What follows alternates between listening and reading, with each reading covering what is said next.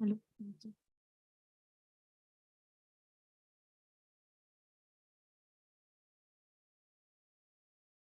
Printouts got it.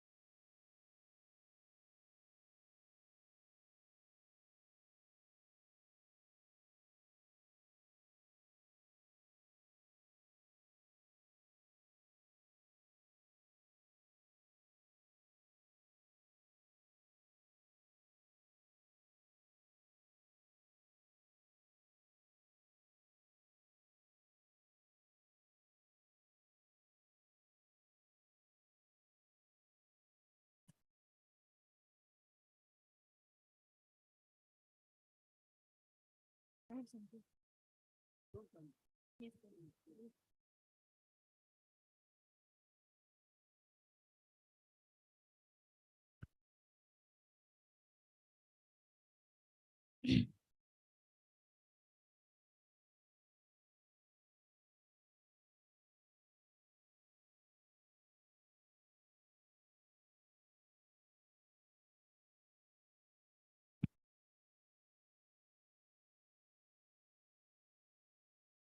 Yes, sir. Shivan.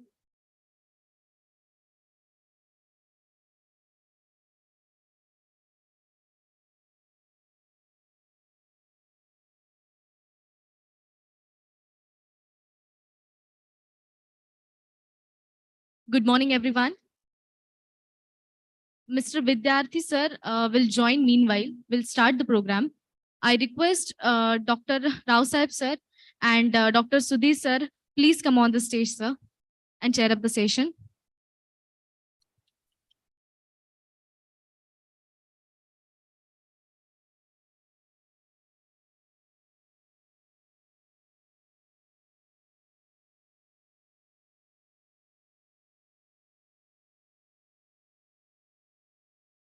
Yes, sir, please.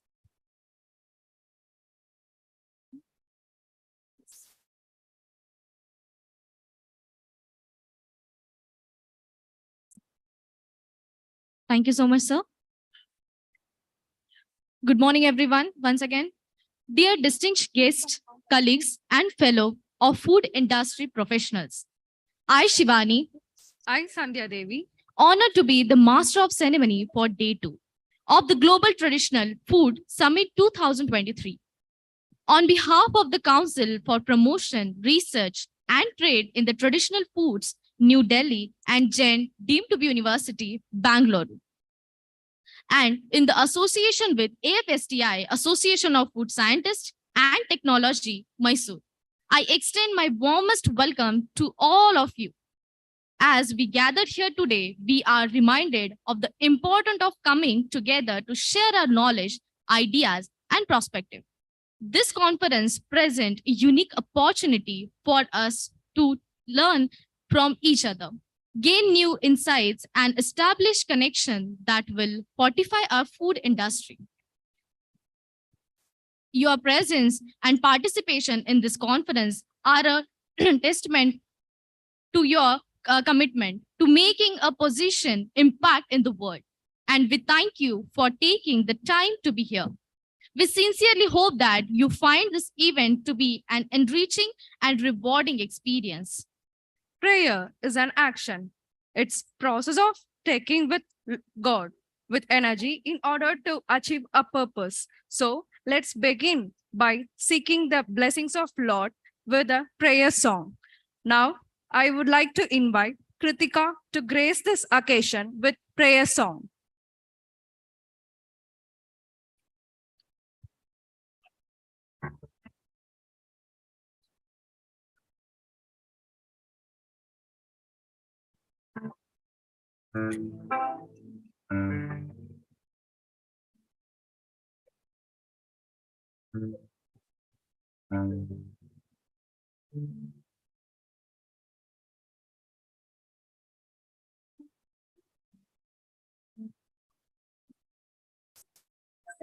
Jesus, Jesus,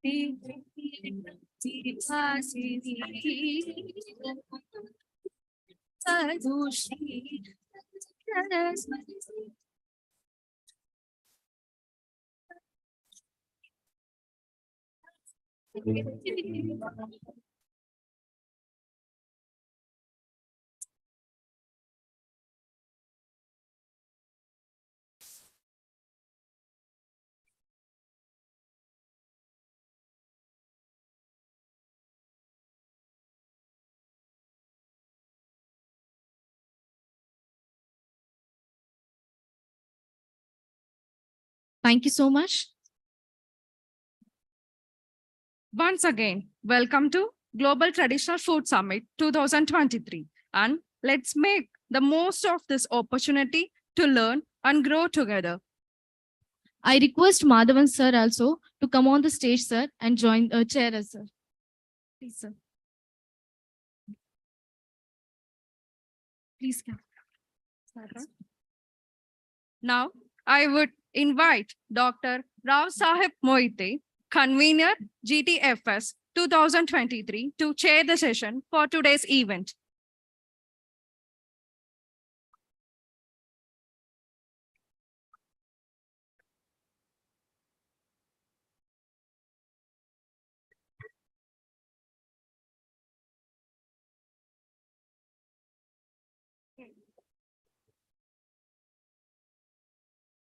Hello. Good morning, everybody. Good morning to the day 2 activities. It gives me immense pleasure to welcome all of you who are with us physically with us today, as well as those who are with us virtually at the Global Traditional Food Summit 2023. The August gathering is The August gathering is comprising of experts, practitioners, industries, researchers, academicians, and policymakers. So this is an excellent platform for sharing knowledge, meeting people with like-minded people, and also developing a network. And today's theme is very, very interesting, very, very contemporary, and also has a lot of interest, especially among the youth. We are talking about startups. Besides startups, we also have another important topic, which is on exports. And there is a lot of potential, especially in the traditional food industry sector, for not only catering to the domestic market, domestic consumers, but also for the exports. Here, we would like to make a special mention and also welcome the dignitaries and special guests who have responded to be with us today in facilitating this program, sharing their knowledge, sharing their experiences. Especially, we like to extend a warm welcome to the chief guest who will be with us very, very shortly, Dr. M. Angamuttu, the chairman of APEDA. And we also have a special address by General Manager of APEDA, that is Vinod Vidyarthiji, is the General Manager APEDA. So he has traveled all the way from Delhi and he'll be with us very, very shortly. And at the same time, I also thank the Jain University staff and officials and also the senior executives and also the students and also the faculty of food engineering who have really made this a grand success so far. And we would like to continue to carry on like this for one more day. And so finally, I also welcome those who have made it convenient to attend and participate through the poster session or make e-posters. So there is going to be evaluation of the e-posters and also the oral presentations. And we'll have some awards also given. And there are a lot of new ideas, a lot of new concepts which are being discussed in many of these posters and also the oral sessions. So it's going to be, I can say in short, it's going to be a treat for many of us. And then let us look forward to today's lectures. I'll just briefly talk about startups in traditional foods. Exports, I don't have to tell a lot about it because yesterday one of our speakers was talking about some I believe it is $2 billion plus worth of Indian sweets are being exported. I don't know if the figures are much higher. I won't be surprised if the figures are much, much higher. And similarly, savories also, it is being exported in a very big way. There was a figure of some 70% of the savories is basically bhujia that is being exported. And this is a very favorite among most of the NRIs and the diaspora all across the world. And exports, Dr. Vidyarthi will be here and then we will hear from him. In the meanwhile, I will just talk a few words about startups. The startups, food startups especially, they have revolutionized what we consume, what we Indians are consuming today. Every day, people are thinking about making better choices, good choices in their food habits. Not only that the foods should be tasty, healthy, and then help them be fit. It should also provide them with a better lifestyle. And also they can save time, especially in this era of two income families.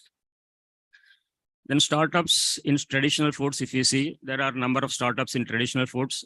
Number of them are there, but I'm going to just mention about few of them, which many of you are familiar with.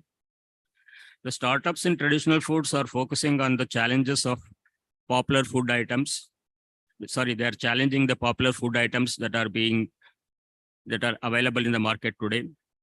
So the startups in traditional foods are challenging popular foods like the Western designed foods, which are available for us everywhere. We go to any mall, we have the startups selling some Italian food or some other food, but the traditional food startups are going to challenge this thing. There is a saying, very interesting and also very, very relevant saying that says, wherever an Indian goes, the taste of India follows. So this is true, and this is a huge market, especially when we consider Indians are spread in so many countries, maybe more than 100 countries today. And where does the journey starts in the traditional food industry? The journey starts by studying the traditional food culture that we cherish, and then make an honest effort to create the history and authenticity and bring the best taste possible to the consumer. So this is what the traditional food industry, startups in traditional food industry are trying to achieve. Then 2-3 examples I said I will give. Of course, there are many more examples. Maybe there are some more recent and also very, very successful examples, but 3 examples, if I can think of. One is called drum roast. Here the biryani and curries are prepared using dum process in clay pots, and it is offered authentically, and they call it as dum durust way. So this is one of the success stories in startup traditional foods. The second example we can talk about is Tandurust. Tandurust is basically was in Bangalore and many other cities. They provide meal plans. They provide breakfast, lunch, and also snacks. They provide upma, oat upma, baked mixed vegetable parathas, peas sandwich. So these are basically, they're competing with the startups that are making available pizzas or some other type of foods. So these people are competing with them. So this is another success story when it comes to traditional food startups in India. The third one is Biryani by Kilo. They are making different types of biryanis and then making it available. And they have this concept of cloud kitchen. So they prepare in the cloud kitchen and make it available. They have varieties like the Hyderabadi biryani, Lucknowi biryani, Kolkata biryani, like that. So these are some of the typical examples of traditional food startups which we can think of in India. What are the challenges? The challenges are basically funding is a problem. They're not getting enough funding. There are a lot of ideas, a lot of startups. They want to come in this sector, but funding is a problem. Revenue generation is a struggle. And then supportive infrastructure is not there.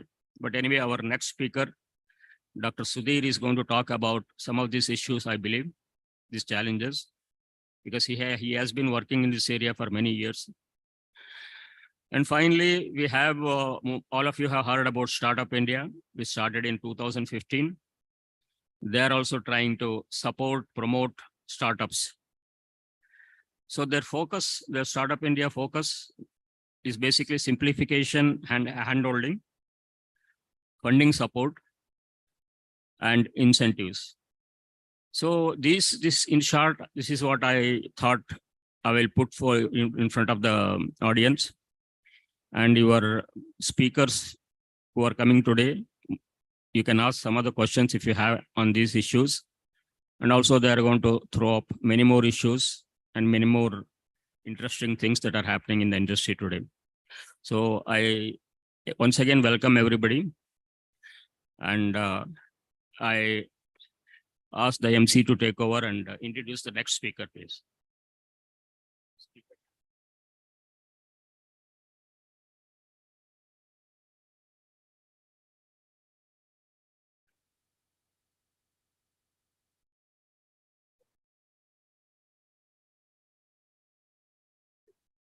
Thank you, sir. Now it's my honor and privilege to introduce our chief guest for the today's event, Dr. M. Angamuthu, sir. He is an accomplished Indian Administrative Services Officer of an Assam, Meghalaya, who has served in several key sectors of public administration throughout his career. With a doctoral degree in agriculture, specialization in horticulture, and master's degree in horticulture, he brings a wealth of knowledge and experience for all of us to learn a lot from him. Dr. Angamuthu has held several significant positions in various departments, including CEO at Guwahati Biotech Park, MD for Guwahati Smart City Limited, and Secretary to the Government of Assam Planning and Development Department. Also, presently, he is the chairman of the Agriculture and Processed Food Products Export Development Authority, APEDA, an apex organization of the Ministry of Commerce and Industry, Government of India. With all due respect, I would like to request him to honor this platform with his insightful address note. I would like to request him to honor this platform with his insightful address by virtually.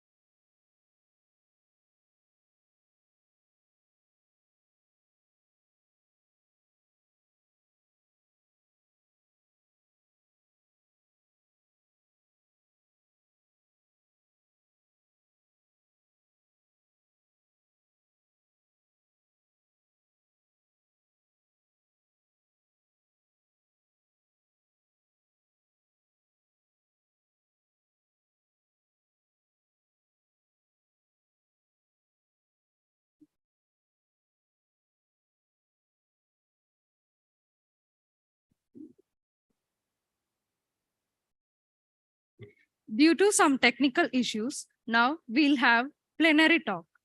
I'm honored to introduce Professor Sudhir KP as distinguished spokesperson for upcoming plenary talk on convergence of innovations and technologies to foster entrepreneurship in traditional foods. With over 2 decades of experience as a scientist, teacher, and extension specialist, Professor Sudhir is a leading figure in field of post-harvest technology. He is earned a PhD in agricultural engineering from IARI New Delhi and completed his postdoctoral from KU Leuven, Belgium. Currently, he is the head of Department of Agricultural Engineering, Raftar Agribusiness Incubator, and Center of Excellence in Post-Harvest Technology at College of Agriculture, Thrissur. KAU, his remarkable achievements, including secure research funding from 300 research papers and bulletins. His exceptional research works on the safety and quality of non-thermal processed fruits and vegetables has earned him the title of ICA National Fellow. His recent accolades includes the Best Teacher Award in Agriculture Higher Education of Kerala Agriculture University, Commendation Medal and Best Reviewer Award of the Indian Society of Agriculture Engineer, New Delhi. I am confident that Professor Sudhir's profound knowledge and expertise in the field will make his talk an enlightening experience for all conference attendees. Now, I would request Professor Sudhir KP to grace the platform.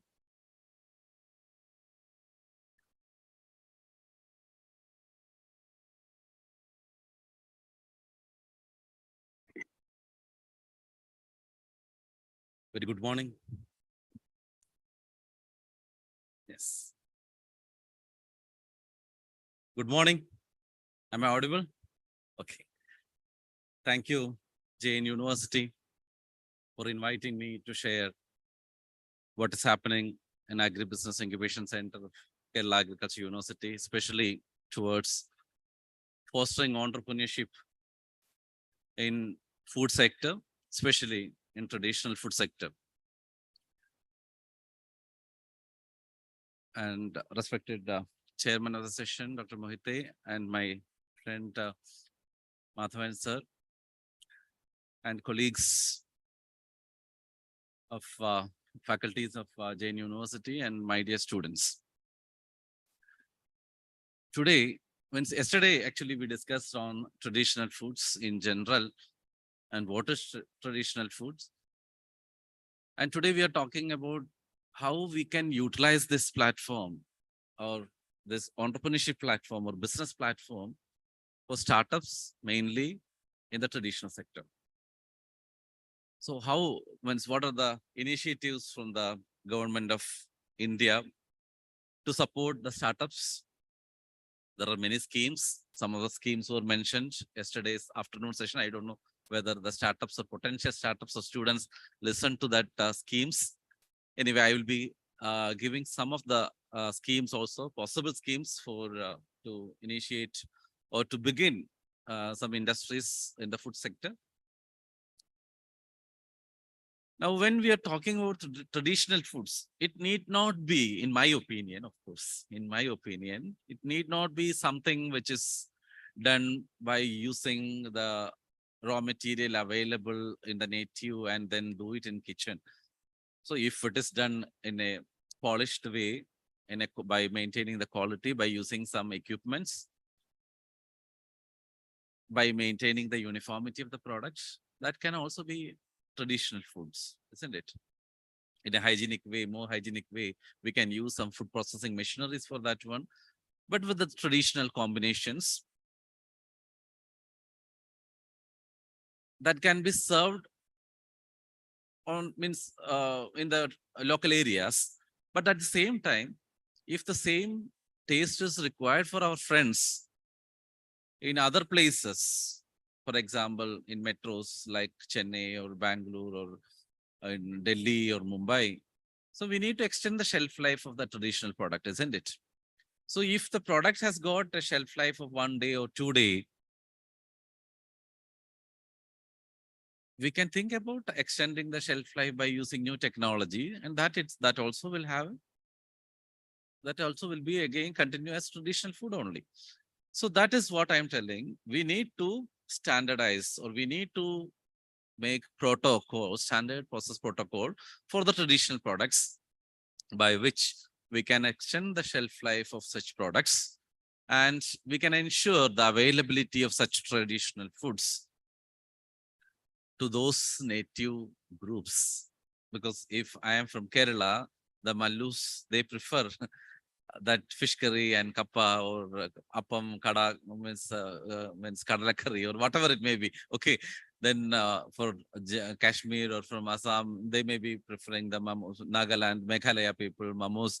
So whatever the traditional food they are used to their tongue, the taste buds. So that is available in fresh form, or that in a ready to eat form, in a well packed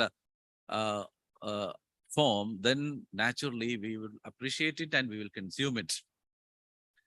So that is what actually we are fostering. Such entrepreneurship we are fostering through startups. So we are promoting startups to take such programs by which we can extend the shelf life of such product, and we can make such traditional products in a more hygienic way. So there are many programs. Okay, that is what we are doing in our Agribusiness Incubation Center of Kerala Agriculture University. So I will be giving some classical examples, that's all, because I cannot give or reveal the most idea, the ideas, how they are converting it, but still, because that is their own IP. But you can think about your own to bring the traditional products from your own area and to represent those products in front of the world. So that is what your focus. Being food technologists, definitely you can think about such traditional products and shelf life of such products. So some of the classic examples, Kerala Agriculture University startups they have done on coconut-based products they have done, jackfruit-based products they have done to extend the shelf life of not only jackfruit, in the traditional products prepared from jackfruit. For example, in Wayanad, one woman startup, they have working on jackfruit-based ghee mix, ready to eat ghee mix they have prepared. Okay, and then coconut milk-based ready to eat form drink they one startup have prepared. Okay, so similarly, n number of products based on banana also, banana flour based products. Okay, so you can also think about such products, millet based products, one meat alternative. Of course, we cannot tell it as a traditional product, but that will become a traditional product later on. Okay, as yesterday it was mentioned that pizza is a traditional food for someone, and for us it may not be the traditional product. So it is someone else traditional product. So there is a many customers actually they're shifting from non-vegetarian into vegetarian. But from childhood onwards, they are used to the texture of the meat. So people are now working, especially food technologists are working for meat alternatives. So 4 or 5 startups, my startups are working on meat alternative based on tender jackfruit, then chickpea, means all the pulses based on the pulses, as well as tender jackfruit combination. They are working for meat alternatives. I mean, excellent meat alternative, we can prepare it. Okay, so that is either by in the traditional knowledge is translating into new products, or you can think about such non vegetarian meat type product based on 3D food printing also. Again, you can use the traditional knowledge for that one. The traditional knowledge, Ayurveda, that combination, many such Ayurvedic formulations with the interventions of new technologies like micro encapsulation, spray drying technology.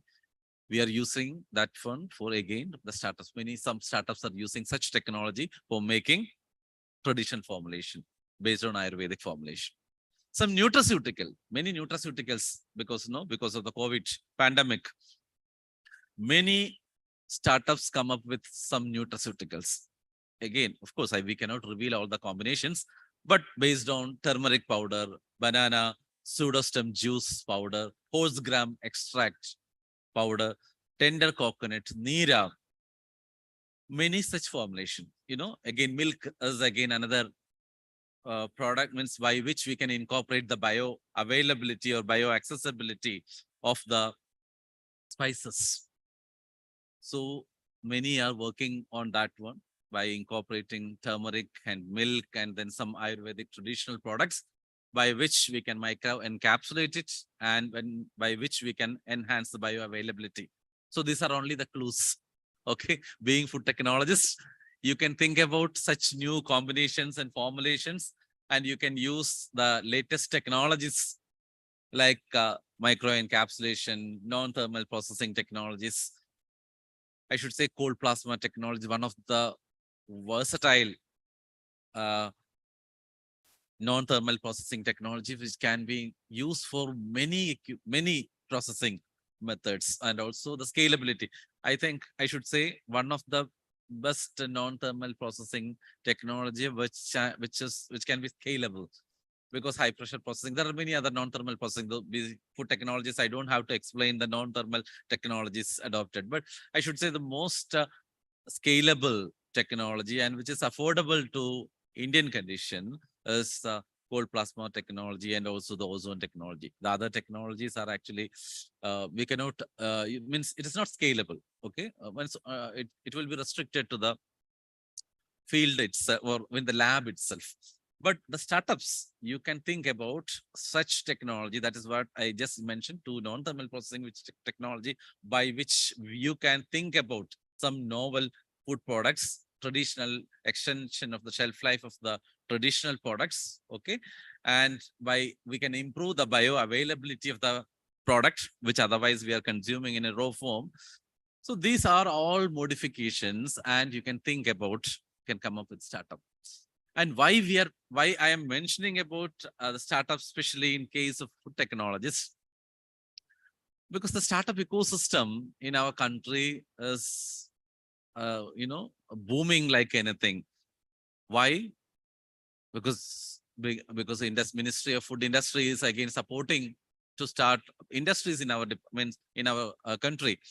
But why startups we are promoting, though the success rate is pretty low in startup ecosystem, we may get some unicorns or some disruptive technology from the startup ecosystem. That is why we are supporting the startup ecosystem, though almost 80% failure occurs in this field. So if something is coming up, so that will be a revolution. Okay, so that is such a disruptive technology. We need to focus and we need to support them. So there is a system to support through Kerala Agriculture University Agribusiness Incubation Center also. We support startups by financial support. We are giving a grant up to 25 lakhs to start an industry. 25 lakhs. So you can also apply for that program. Okay, that program is known as Raftar Agribusiness Incubation Center program. And Raftar means I don't have to explain what is Raftar in Hindi meaning. That means fast movement.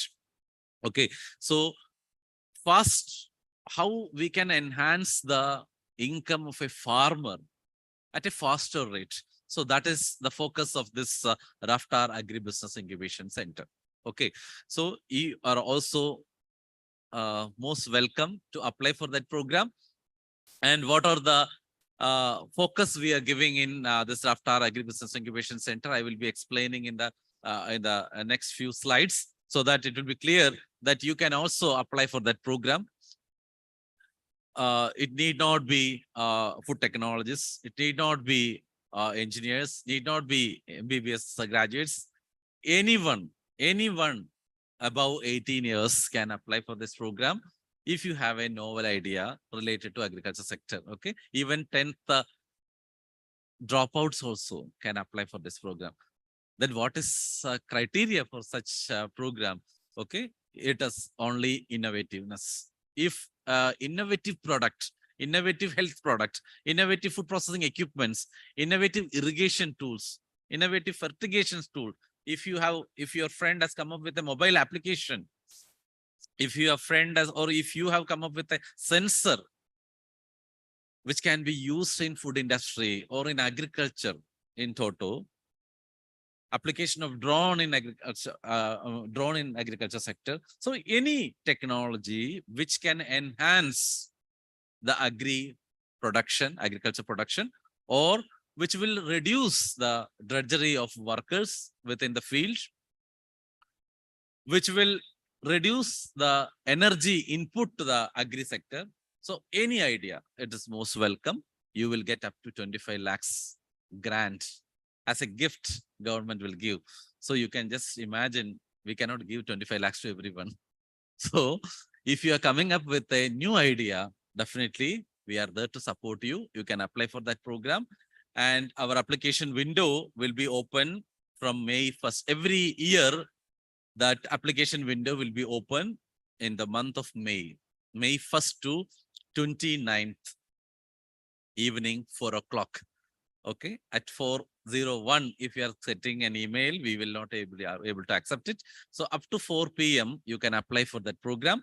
So I am expecting Jain, means many application from the Jain University campus. Need not be food technology people, computer, because most of my startups are from mechanical engineering, electrical engineering, computer engineering, and electronics engineering, because they are working for agri and food sector. They are coming into agri and food sector to solve the problems, to solve the issues of food sector, food and agri sector. I should say the minimum number is from agri and food sector or food technologies. So that is our combinations of food technology and computer engineering, combination of food technology and electronics engineering, that also most welcome. Okay, any sensor or image analysis, okay, or robotics in food sector, you can come up with any idea. Okay, and you can come up with any health mixture for newborn baby or old age group. Okay, you can think about anything which will help the farming sector or food sector. Okay, so can I expect some application from Jain University? No, yes, yes, yes. Okay, at least only one hand. Huh? Yes. Okay, okay. So thank you. So I am expecting. So now we will go to some of the startups based on the traditional sector. So I would like to say the traditional sector. So as I mentioned, coconut based many startups. Okay, some of the startups are making some of the products based on the coconut leaf. Okay, coconut leaf based pen, coconut leaf based straw, coconut milk based ready to eat drink products. Okay, then jackfruit based product, as I mentioned, millet based product. Many are coming with millet based product because this is an international year for millet, isn't it? So millet we are focusing. Why millet? Why we are focusing? Why government of India is focusing towards millets now? Because millet is first is energy packed, power packed. Okay, minerals, mineral rich, fiber rich. But the climate change is happening, and that is the one crop which can resistant against this climate change. Then water requirement is pretty low compared to the wheat and rice. That is another reason why we are focusing on millets. But there are many challenging issues in the millet sector. So which food technology startups can also think about? Main challenge is the shelf life of millet. Main challenge is the rancidity of the millet powder when we are storing it. So and also availability, the availability of nutrition of millets to the bioavailability, how we can improve the bioavailability. So that also again another challenge. So we can think about such means I am expecting some of the startups can come up with in this millet year, by which we can promote millet based tertiary products. Okay, yesterday we were talking about secondary and tertiary products. Some ready to eat products from millet, like extruded products we can think about. So by which the new means the teenagers or the new means our small babies or little ones like the millet products. If we are preparing some products which is acceptable to the teenagers or kids, that will be a revolution. Okay, so that is again, you can think about such products, novel products or tertiary products which can come out of millets in this millet year. So you can think about such products also based on the traditional combinations. So how we can converge this? So what is the need of this convergence of innovation and technology? We have many innovations, we have many technologies. Only thing is that we need to converge this innovation into by using the new technologies for our traditional products. So that is some of the products I have mentioned earlier.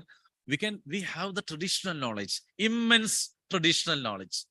Only thing is that we need to convert into that one, into the new tech by using the technologies, right? Like retort pouch packaging technology, cold plasma technology, micro encapsulation. These are some of the technology, extrusion technology, hot extrusion technology, cold extrusion technology, by which we can come with the formulation, the traditional formulation we can translate into the new technology. For example, in Kerala, we used to prepare, uh, traditional formulation of Ettangadi or Anchangadi based on the products for Tiruvadira, in which I think the ladies are celebrating a Tiruvadira program. Okay, so in that actually we are making actually using all the tubers, pulses. So we can make a powder of all these pulses and tubers, and we can transform this one into pastas or noodles or extruded products. So this way we can, the traditional product actually it is taking place into a new products by using the traditional, means but the advancement of new technology like cold extrusion or hot extrusion. So that is another possibility. Retort for packaging technology. For example, kappa and fish curry is one of the main traditional products from Kerala. So that can be retort pouch packet means packed, and that can be readily available by any Malayalis or any Malusa in staying in Bangalore or in Chennai or in Delhi. So that is also possible. So similarly, we can make such based on jack-based products they are making. Okay, jack-based purukku means that is again another food product which is made from jackfruit. Similarly, you can think about any traditional product, ghee from dal, ghee someone is preparing. So that type of traditional curries, vegetable curries or any stew formulation. So which is a traditional know-how of a particular region that that technology can be converted by using retort pouch packaging technology, and we can bring it before the world. So such technology you can think about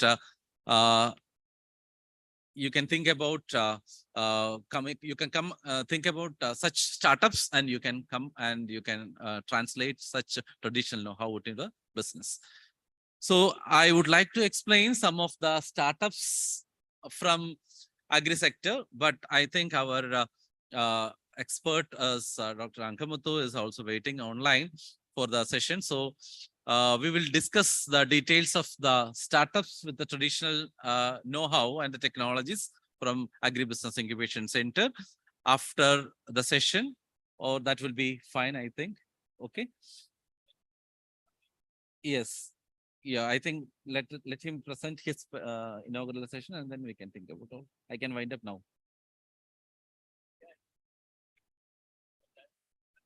Yeah, I will. It's not changing.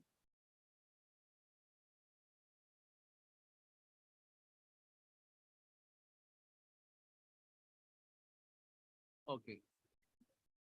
Okay, no problem. Because now time is short, I will. No. Not changing.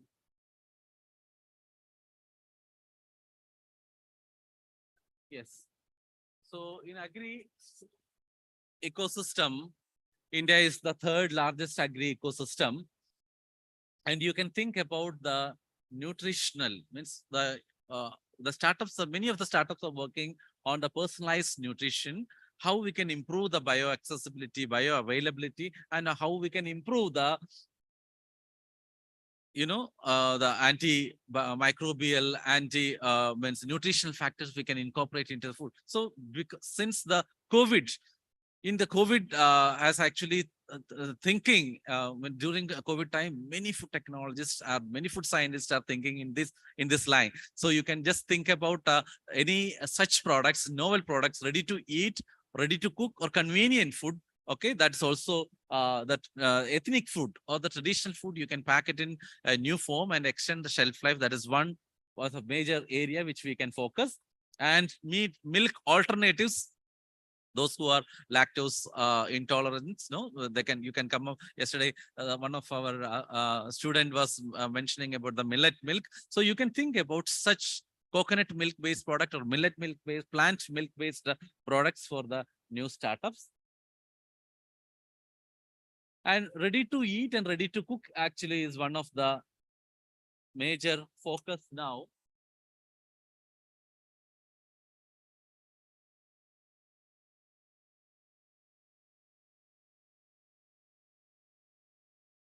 Okay. Yes. Okay.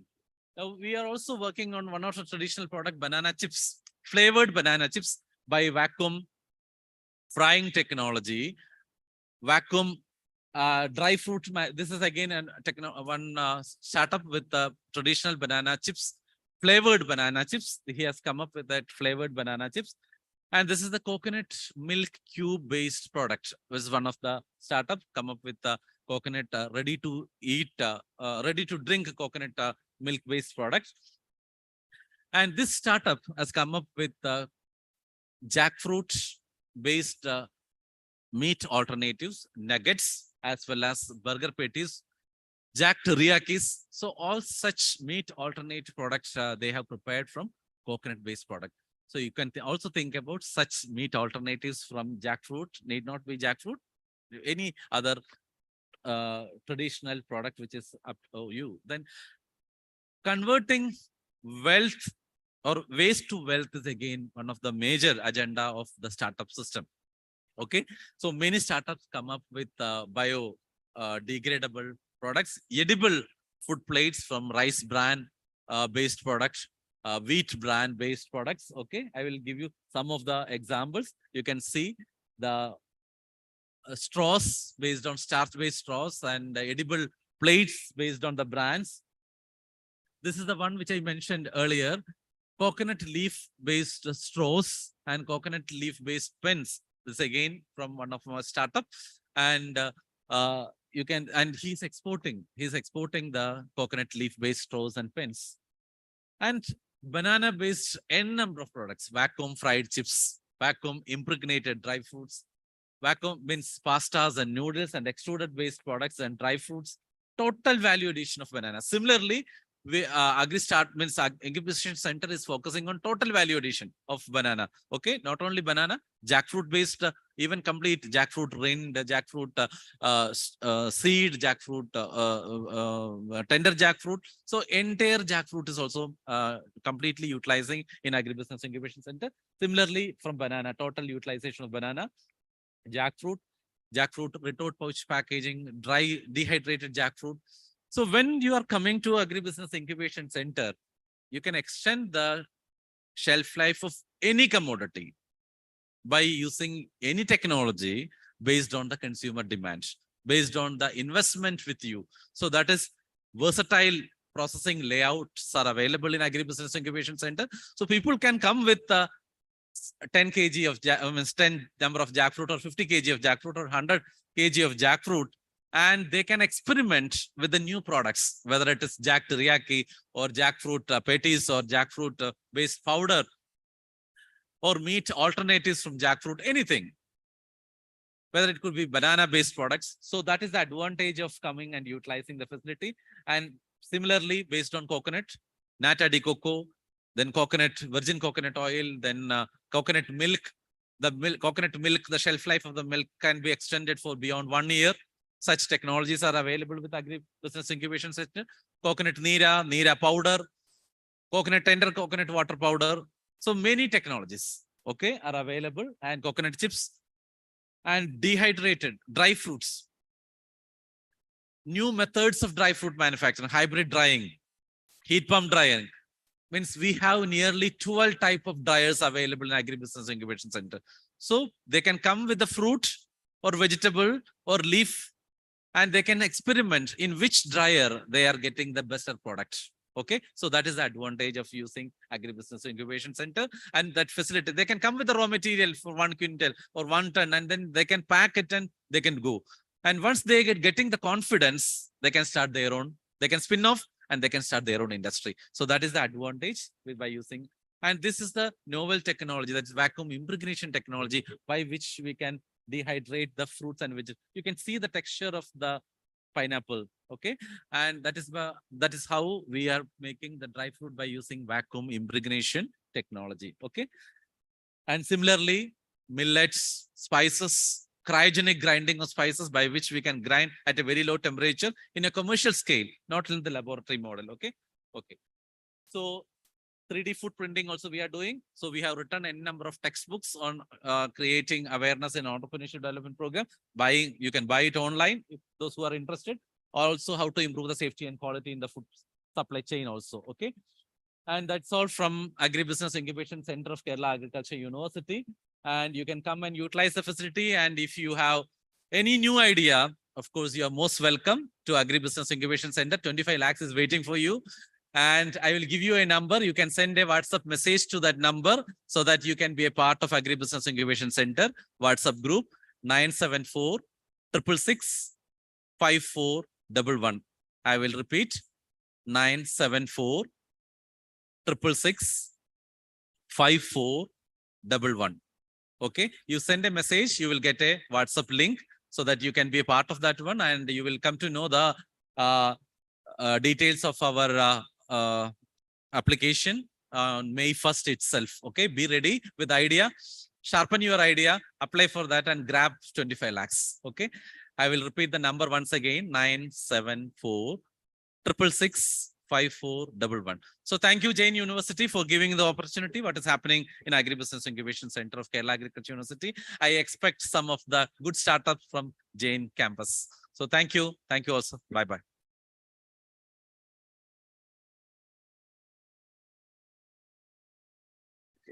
Thank you so much, sir. I really inspired, and I believe everyone share the same feeling that your achievements have reminded all of us that we need to keep moving, and there's a lot more that we can and will add to research achieve, sir. I request Dr. Yogesh, sir, to give a token of appreciation to Professor Sudhir KP, sir.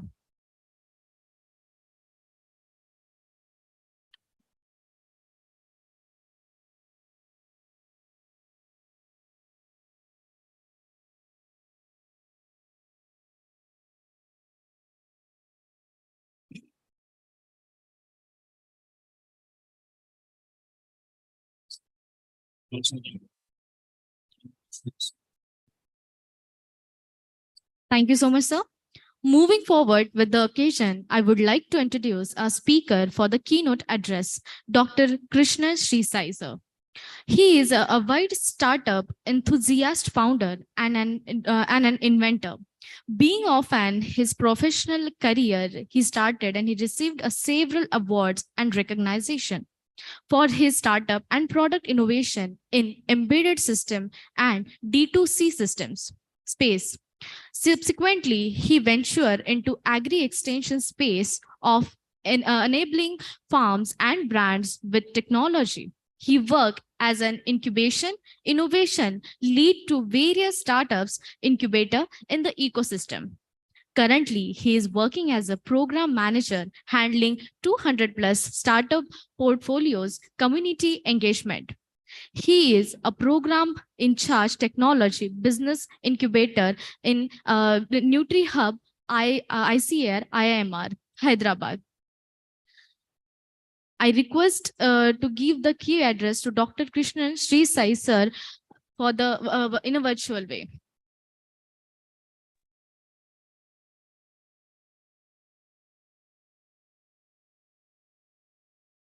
Good morning, ladies and gentlemen. I hope I'm audible.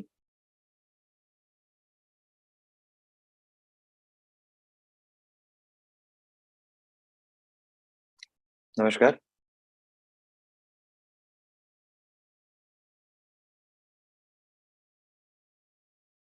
Namaskar. I hope I'm audible.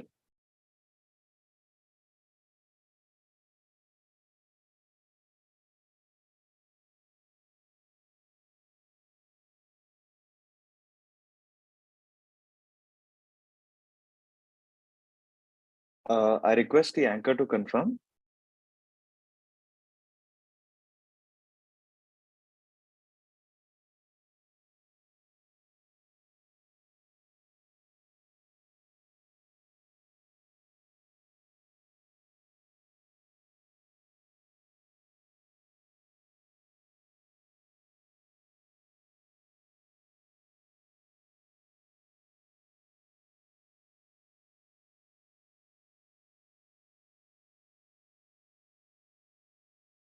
Hello.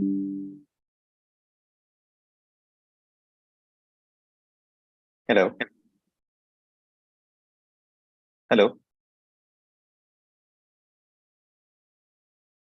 Hello.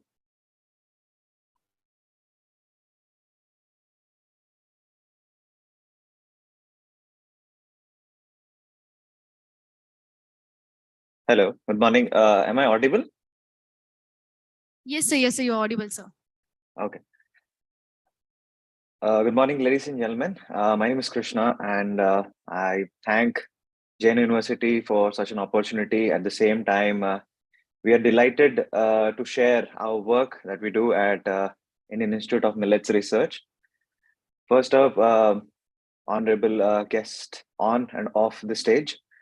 Uh, it's a great opportunity for all of us to come together and discuss on the opportunities.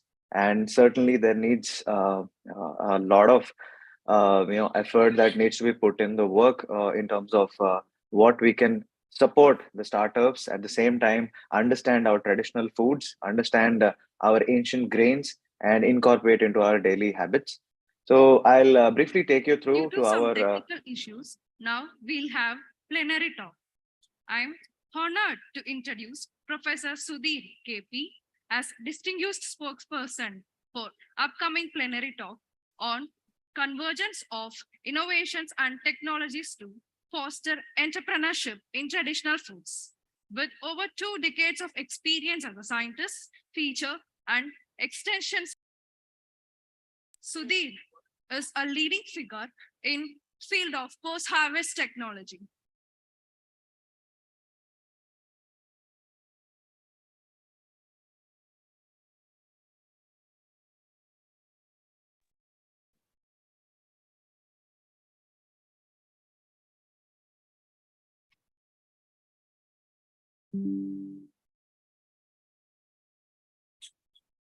yeah. So I'm still audible, right? I had some background noise. So I just want to highlight the International Year of Millets, how Indian Institute of Millets is designated as the Global Center of Excellence on Millets, Sri Anna, and how our practices, the practices will be of global repute, and the entire world's work will be, practiced at IMR campus, and all our experiences and all our know-hows will be taken abroad. So I'll quickly take you through what are millets. Millets are like basically segregated into two types: major and minor millets. So majority of the millets which are grown, almost 95% of its total growth is considered into or are major millets: jowar, bajra, and ragi. Minor millets include foxtail millet, kodo millet, little millet, barnyard millet, proso, brown top, and few of the new introduced or so to say IMR is mandated to work on are buckwheat, amaranth, and teff fonio, these kind of exotic millets. And we call them as nutri cereals. And now, of course, earlier it used to be called as coarse cereals or kadanna. Now it's called as Sri Anna, nutri cereals. And we are very fortunate that the government is taking so much of initiative, so much of effort to bring these grains back into the lifestyles of our consumption. So why millets are called smart foods? It's good for consumer. It's a planet-giving kind of a crop where it's good for the farmers, good for the planet, soil, even the consumers with high nutritive, uh, you know, high nutritional availability. You can see how it is having a mix of potassium, iron, magnesium, phosphorus, zinc, and calcium. And it is a very essential food grain to be included into the diets. And, we believe that millets are the future food, and we need to have a third front where rice and wheat are, consumed as a staple food, and millets have those capabilities to be replaced in our diet. So these are some more benefits of millets: rich in antioxidants, control blood sugar level, help to lower your sugar levels, and these are highly nutritious. So some studies that we have conducted in-house, and some other glycemic index studies are also being taken place in order to understand how it affects the lifestyles or food habits. This is the global millet map and how it is grown. India is, of course, one of the largest growers in terms of area and in terms of production. You can see how the yield is, increasing over the years, and compared to other countries like Niger, Sudan, Nigeria, Mali. So all these countries are also part of the millet growing ecosystem. So here is some of the reasons, or so to say, this is the reasoning on how millet became, the crop that it is currently forgotten. Before Green Revolution, it was grown in plenty. Farmers used to grow it, and it was consumed as a daily part of the, or so to say, it was consumed as a daily grain. And after the Green Revolution period, because of the food security issues, we had to ramp up our production, and rice, wheat, these kind of grains were increased. And of course, some of the policies which were taken up by then governments to ensure the food security. Things like kodo kutki hata, soybean lagao, essentially drifting the entire farming model into profitable and cash crops. So that is the reason why the decline in millets happened. And still to this date, I mean, there has been a revamp in the food habit, and revamp in the grains to be grown in various regions. Majority of the regions being Maharashtra, Karnataka, Rajasthan, even Tamil Nadu, who is coming up to be very active in the space. We have also states like Odisha, Andhra Pradesh, and Telangana, who are also working very hard to bring in new innovative schemes and policies, so that a lot many farmers will be inclined to grow it, and it will show up to be a lucrative incentive towards the business fraternity in terms of startups, MSMEs, buyers, sellers in export market altogether. This is a state-wise scenario, how it has grown. You can see Rajasthan is one of the major growers, and subsequently you can see Maharashtra, Karnataka, Uttar Pradesh, Madhya Pradesh, Tamil Nadu, even Odisha. This is the state-wise perspective on Bajra, Jowar, Ragi, and small millets. We have brought in small millets because it constitutes only 5%, and the majority millets are Bajra, Jowar, and Ragi. This is trends on how it is, grown, area versus production. The domestic consumption of millets, how it is changed over the years, how the year-wise consumption or patterns have been changing. So here you can see there is a growth that is being observed in terms of the domestic consumption. So there is a like tremendous market for Indian consumers as well. So Indian startups can take advantage. So it's basically the millet consumption, the state-wise. See some cities how they're consuming it. There's some studies that I wanted to highlight and show to you. So this is the pattern of utilization of millet. One essential part I wanted to highlight is when we are using a positive grain to be a subsequent solution for our current crop growing habits or consumption habits. It brings a lot of significant changes in the economy of the country, wherein the water water table is again conserved. The crop the total greenhouse emissions is reserved, and of course that gives a third front for us to also ensure the nutritional security. And crops like these are the future food. And of course earlier to me the speaker Dr. Sudhir also explained how these are very much ancient and very native to our own food growing habits. These are country-wise millet exports, how it is happening. As export market is also growing, and we have significant change. I personally in touch with a lot of startups, and the founders are very positive about how the country's initiative in bringing these grains to the world stage. And a lot of startups are also getting benefits, reaping benefits from these initiatives, and a lot of demand has surged up. India's millet-wise exports to the world. This is how you can see, ragi, jowar, bajra, how it is, taken or consumed. Reasons for decline, as I said earlier, also these were some of the reasons. This is kind of how our value chain interventions were taken up, and how the institute has been, mandated to work from sorghum to the current date where it is mandated to work on multiple things at IMR, including NutriHub's work to integrate the entire supply chain, integrate to come in between as a bridge between the forward and backward linkages. I'll talk you through how it has happened. So this is how the backstopping with farmers and then with the other state universities and bringing in the technology, the diversification of the processing technologies, the innovation and how it has given rise to a lot of food products that could be easily consumed. With the NIN, we have worked extensively for the nutritional evaluation and certification. Commercialization is also one essential part where the business owners can take up. Not everybody is a food technologist or an expert, just like how my previous speaker was saying.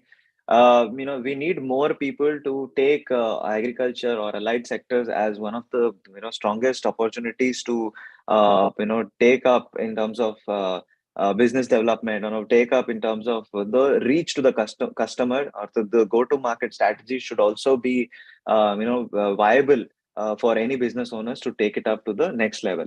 So promotion and popularization, anyway, we tried hard over the years of 7 to 10 years. The intervention of NutriHub, which has been in existence since 4 years, we have done our homework. We have done our hard work in terms of bringing in more recipes. This is here you can see this is Eat Right, EATRITE. This is IMR's own brand.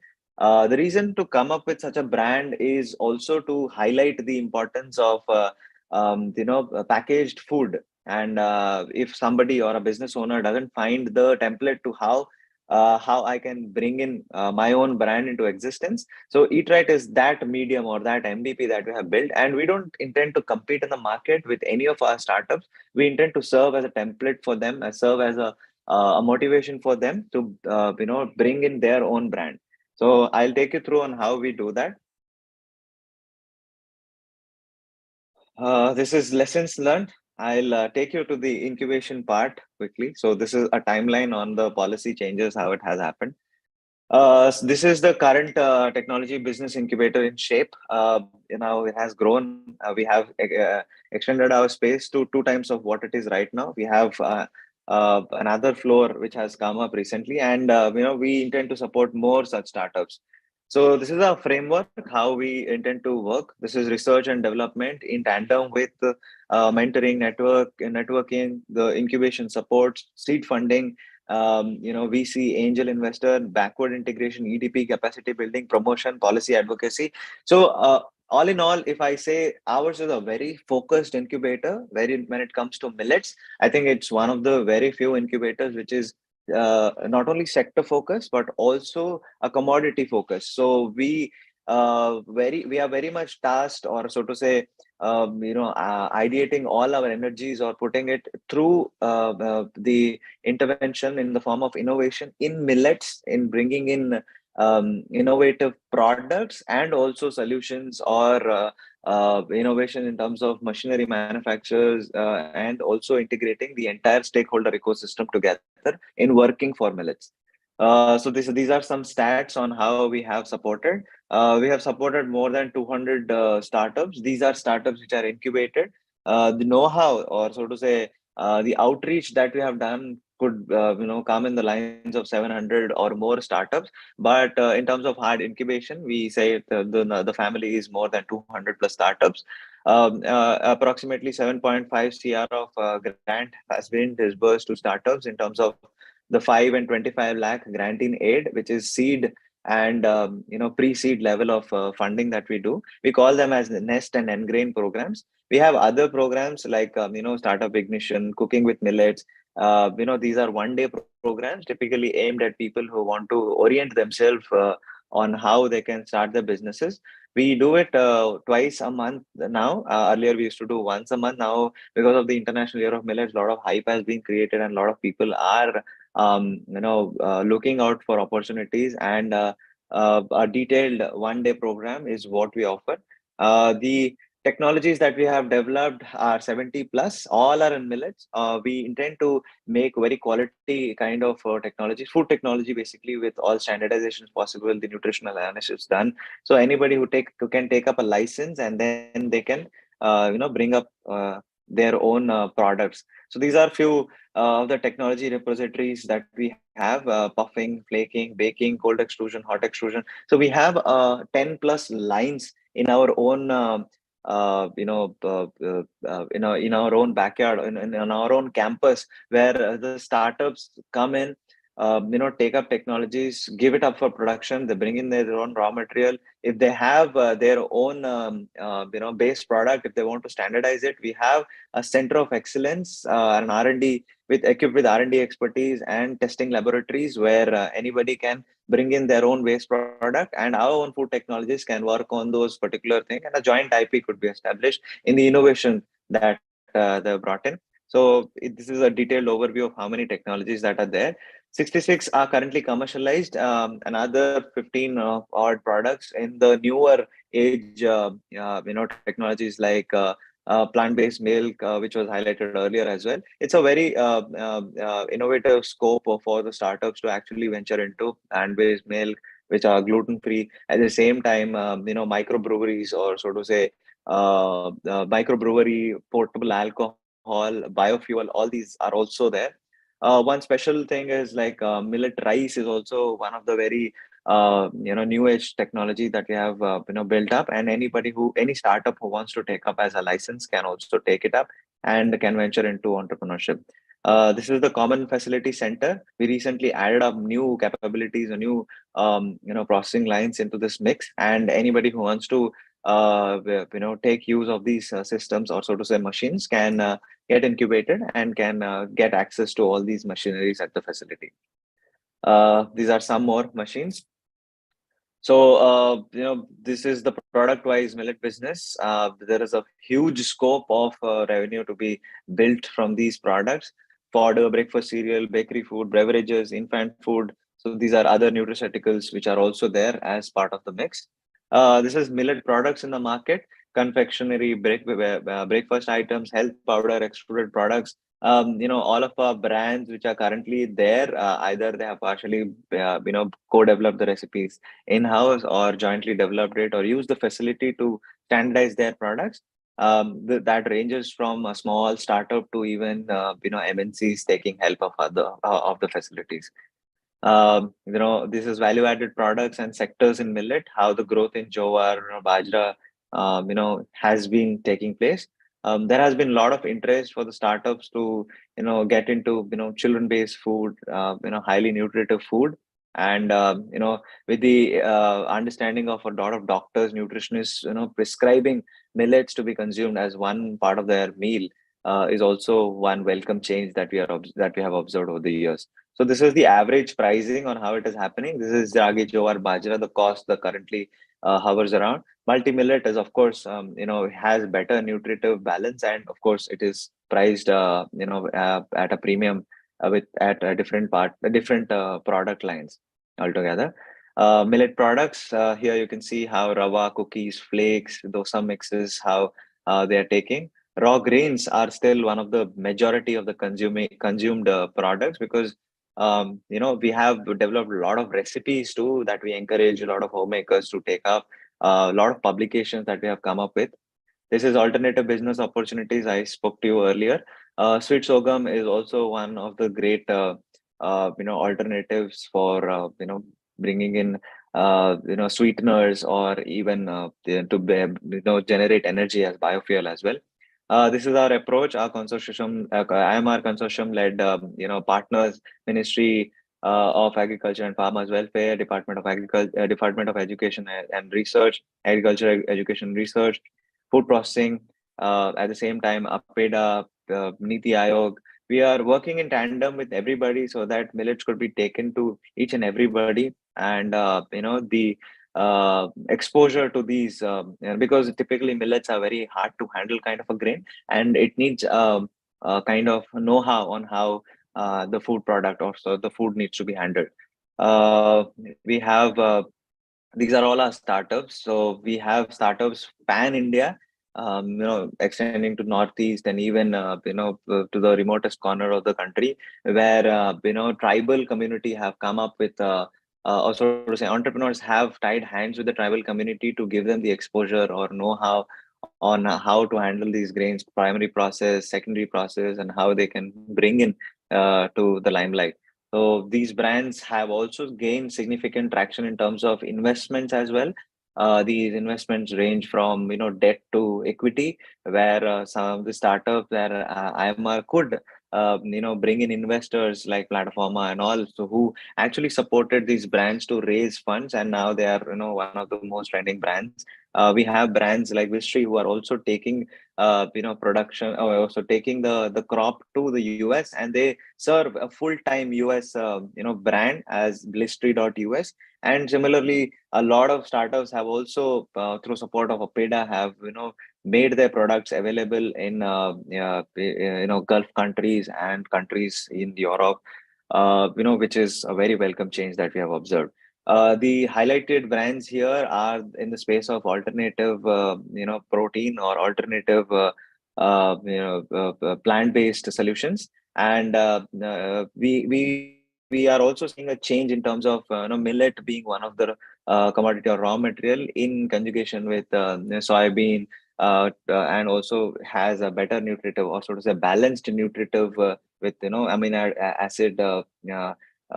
Profile being one of the highest ones, and millets can work in in conjugation with these current commodities to bring in alternative protein as well. These are some of the industry partners that we have.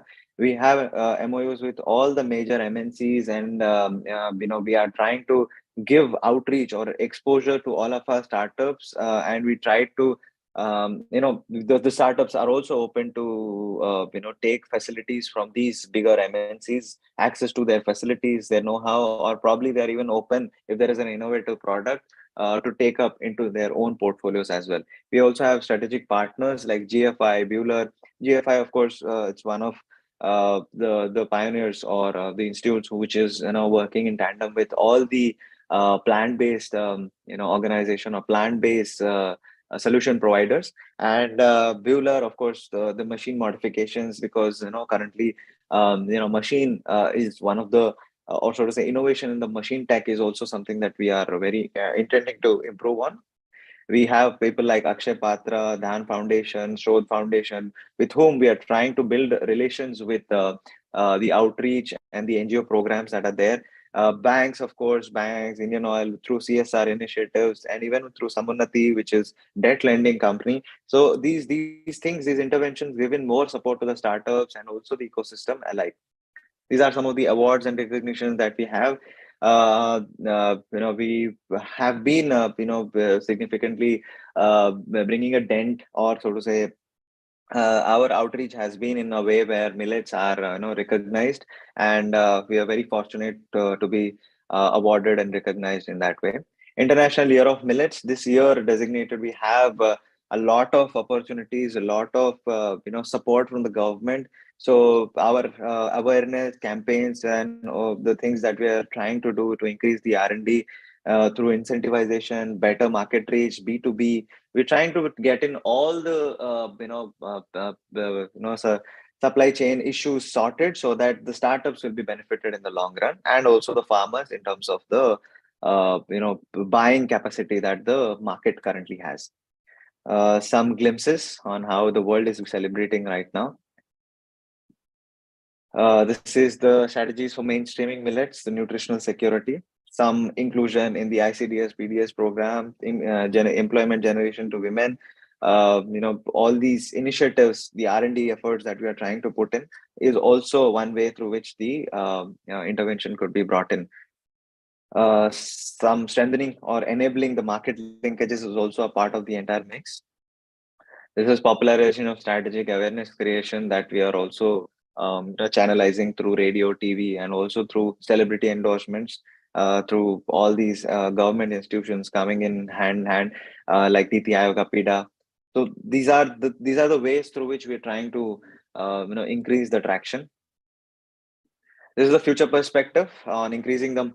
We want to increase the production of millets scaling up of value chains, global cooperation in terms of bringing these, crops to the global level through climate smart agriculture.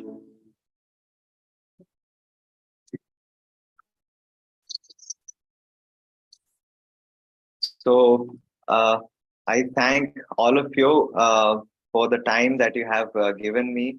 I thank the organizers for letting us share the work that we are doing.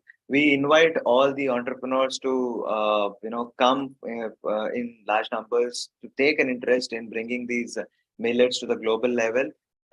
We want all of you to participate in the funding programs, participate in the awareness programs, the promotional activities, the activities which are centered around R&D, innovation, even to the extent of bringing it just during the events and all the policy engagements that we are doing. We want all of your cooperation, and again I thank Jain University for organizing such an event so that a lot number of people could be appraised upon what the current activities or the current trends are happening. Dr. Dakar Rao conveyed his thanks to Jain University as well. Through me, I thank on behalf of IMR and NutriHub to the organizers in particular. Thank you so much for your time.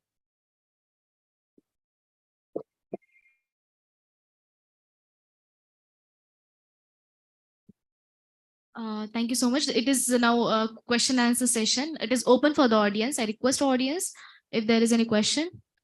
Okay, Mike. Please pass it.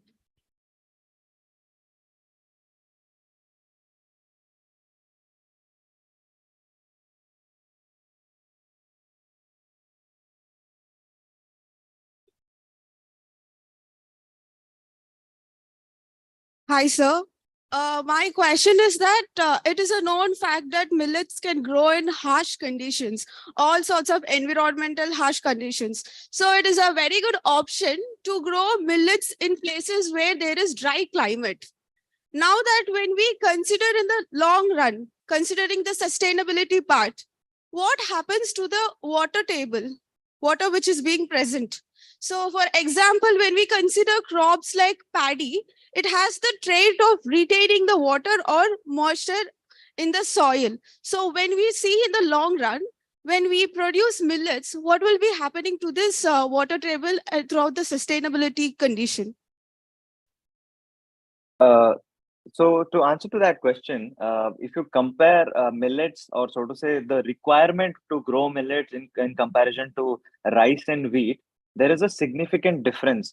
So where millets require 400 liters of water, the compared sugarcane, rice, wheat, all these things require more than 2000 liters of water for the same area to be cultivated. So in that long run, the water table, which is retained, the water which is not used currently, it's a major problem that is being observed across the country, where the water table reduction is happening. And also in a government's perspective, where a lot of irrigation channel, where the water scarce regions could be brought into cultivation, where millets can be the alternative, and lot of land areas which are currently barren or underutilized because of the lack of irrigation could be repurposed into growing millets. And it also is one of the priorities or the essential requirements of the food security, or sort of the climate security perspective for the government as well, because there is a lot of resource that needs to be put in terms of creating dams, water irrigation support, and all those things to support the current wheat, rice growing market. And millet serves that purpose, where with less water also the cultivation could be done. And this also gives us a third front, where we have another grain which is even nutritious and also could be taken into our diet. I hope I answered your question. Yes, sir. Thank you, sir. Thank you so much.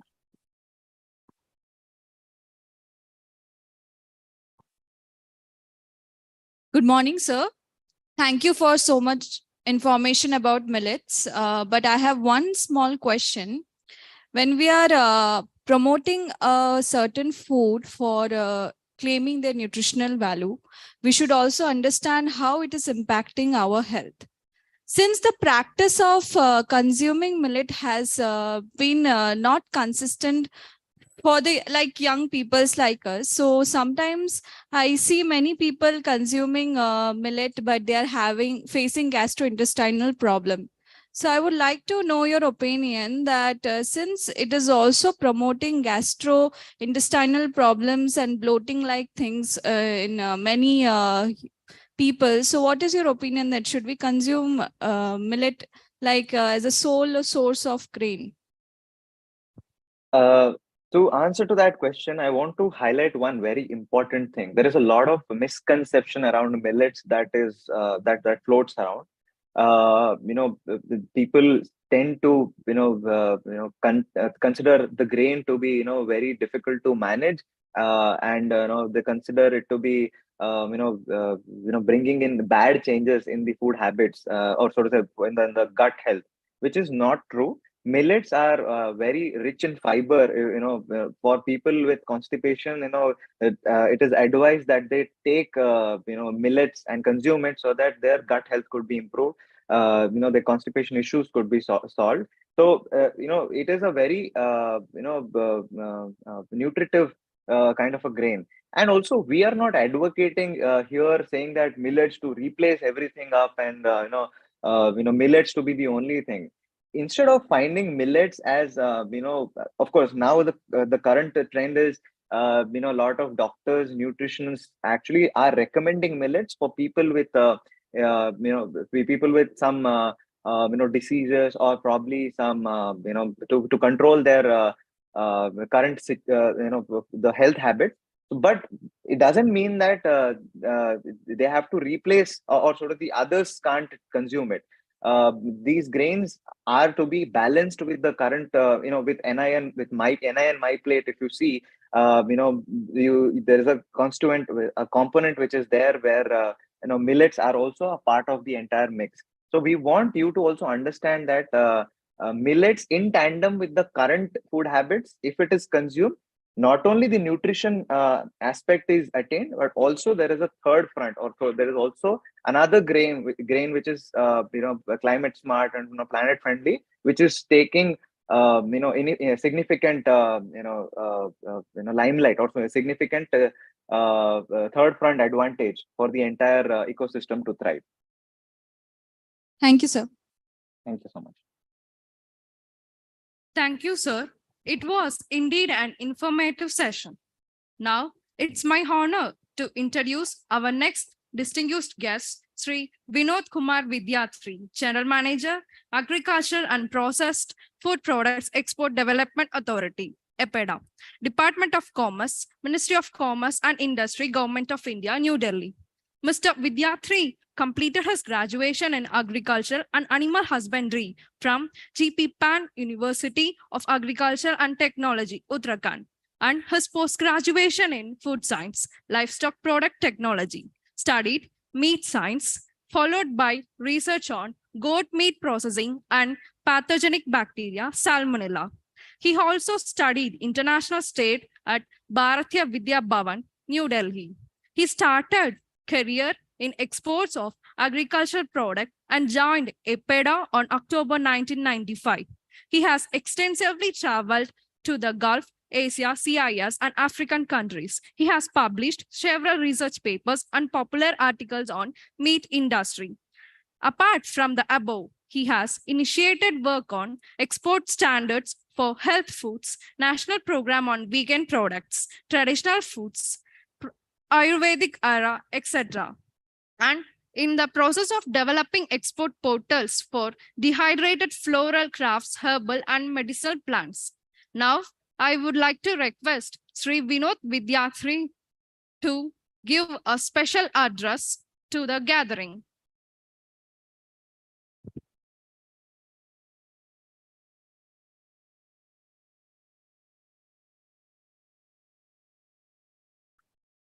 Good morning to everyone. First of all, I want to extend my sincere thanks to Jain University and especially Dr. Surendra Konkotra, who has invited me for this program. As you know, India has a great diversity. We have around 15 agroclimatic zone and 20 ecological zones. And we have all kinds of climate from temperate to tropical. And we have all kinds of soils available in the India. So we can produce maximum fauna and flora available on this planet. Because of this fauna and flora and diversity in the agriculture, we have a good potential for all kinds of foods, for the production, for the marketing, and for the exports also. And in the recent past, you have seen in the COVID period, this is the agriculture who helped Indian economy lot. At that time when all the countries were blocked and not engaged any agriculture practices, at that time around 3.5% was the agriculture GDP in our country. So agriculture is the backbone of our economy. And if we see in the past, the golden period, when world used to call India as a golden sparrow, at that time also our economy around 30% from the world global economy, it was due to because of the agriculture. So agriculture has to play very significant role in country development and the rural employment. So I understand today many startups have joined these programs. So I request all these startups to venture into agriculture processing, or especially the food processing business. It is a good sector, and it is a rising sector in the world and in the country also. At present, in the global, there is around 14% inflation is there. Because of this inflation, every country is demanding food. And in the coming year and now also, India has exported a lot of foods to meet the requirements of this country. And because of the Green Revolution, which was started in 1966 in India, our grain production has been just tripled also, and at present we have a surplus grain production for the exports. But we are lacking behind in the value addition, especially value addition at tertiary level and above. And so far we have not focused so much on byproduct utilization and agriculture waste utilization. And still in country, the agriculture waste is high. Because of that, one hand we are losing a lot of money for the economy. On other hand, if we save this post-harvest losses, we can feed more and more country in the world also. And because of agriculture, we are doing well.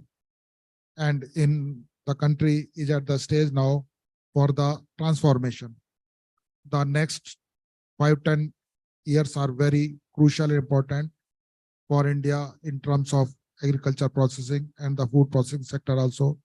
And government has initiated a lot of steps, and lot of schemes has been initiated to facilitate this agriculture export or the food processing exports. So all the students, those who are sitting here and those who have joined the meeting virtually, I suggest them to venture into the agriculture exports. To do the agriculture export, first of all, they have to prepare themselves. How they have to prepare?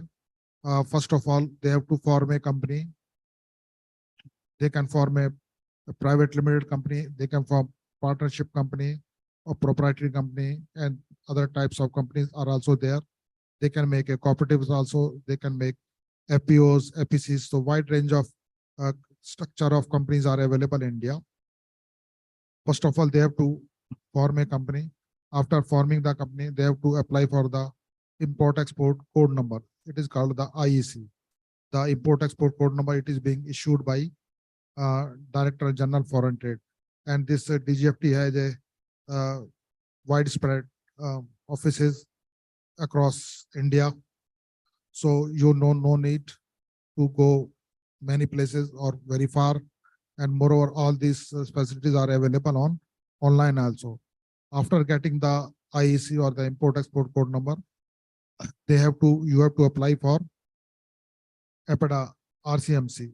That means the registration number membership certificate.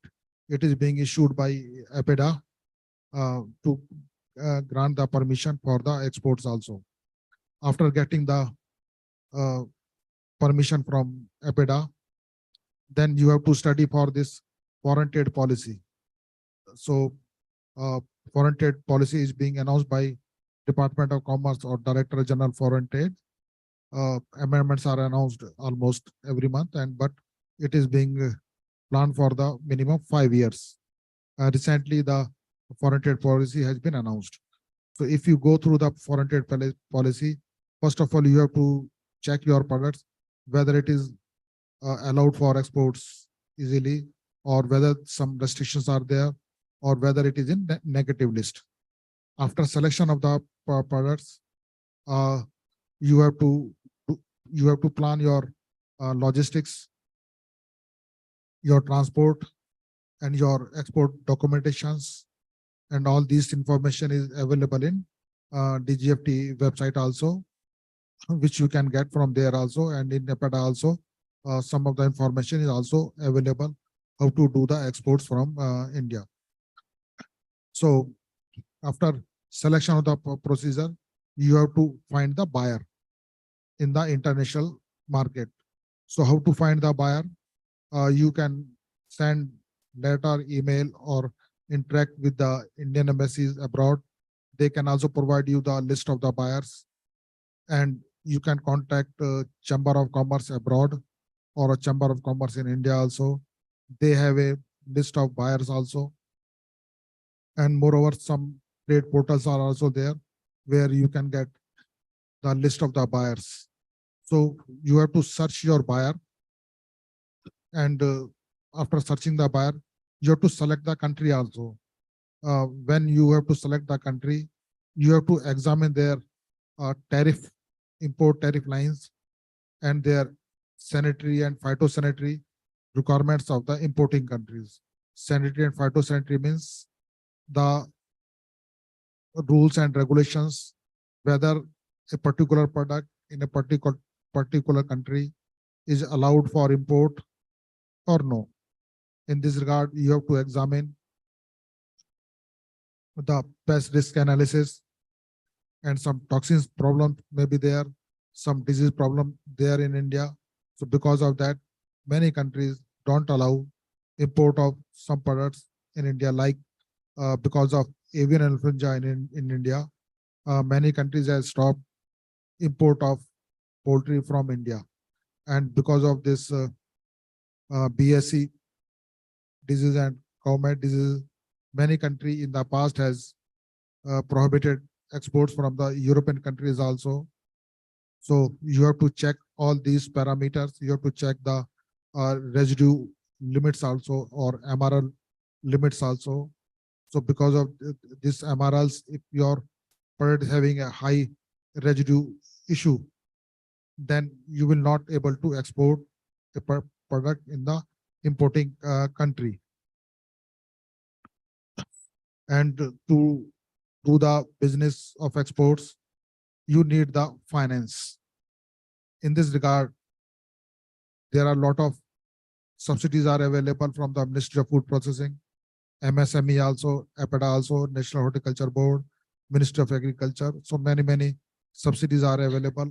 All this information is available on their website also.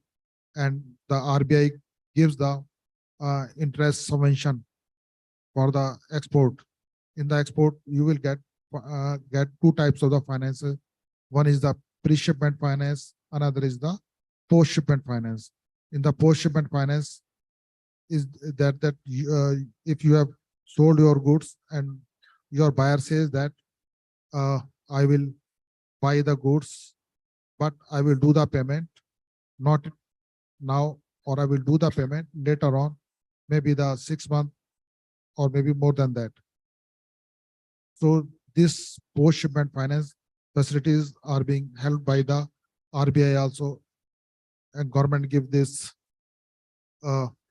interest subvention also and low cost of finance to the agripreneurs and the exporters, those who are engaged in such activities. And you have seen that you are doing a business from an unknown person, unknown country. You don't know much who is this. So you can check the company rating, country rating in the website. There are many organizations and companies are also there. Those who can provide their financial standing of the importer and the country also, their banking system also like this. And India has a one organization is called ECGC, Export Credit Guarantee Corporation. This organization helps you for giving the insurance cover if you are not, if your goods not realized and you don't get the payment, then ECGC give you the money back for which you have insured your goods. So all these detailed information are also available on the ECGC websites. So and let me come to the main question, the traditional foods for which we all are discussing here. So in the export point of view, which I see, there are a lot of challenges in the traditional foods business, especially still we do not have a scientific literature, technical information about our traditional foods. Though we have a wide range of varieties of processed foods, their processing techniques is available in India, because it is being said that after every few kilometers, the water is changed, food style is changed. So we have a many varieties of foods are available. All these foods are the traditional, and all the foods are being authenticated by time. But we do not have a literature of all these food products, how these are being processed, when we have started production of these products, what are the ingredients used, which technology, which processing types we used. So I request all the students and the universities, we have to come together. We have to make a portal where we can invite all our stakeholders, like our village people, our exporters, our startup, government stakeholders. Wherever we get the information about any products, we should compile this information so we can get this traditional food registered in the importing countries. Otherwise, they will take the benefit of our great agriculture or food heritage, as happened in the basmati, because in the past basmati rice belongs to India and little bit of the Pakistan also. But USA has filed a case in the international courts and claiming that the basmati belongs to us. In the name of basmati, they have introduced another name like taxamati in place of the basmati. So all kinds of such problems we have to face in the international market. So first of all, we have to register this process and products as a trademark, as a IPR in India. Thereafter, we have to register all these things in the international market or where we are exporting our products also. And still we do not have the HS codes. Maybe the HS codes, This is the harmonized system code, which all the world goods are being traded at 6-digit HS codes, and in further domestically we use 8-digit HS codes. On the 8-digit HS codes, the GST is being also synchronized accordingly. But other countries like South Korea, Japan, USA, and some other developed countries, they have developed the HS code up to 10 digits or the 12 digits also. And EPIDA is also in process for developing the HS codes for the traditional foods, Ayurvedic Ahar, natural products, GI products, or many unattended products which are not being surfaced so far. So we have formed a committee, and along with the DGFT, we are working on this. So I request all the students, because all the students are from different places.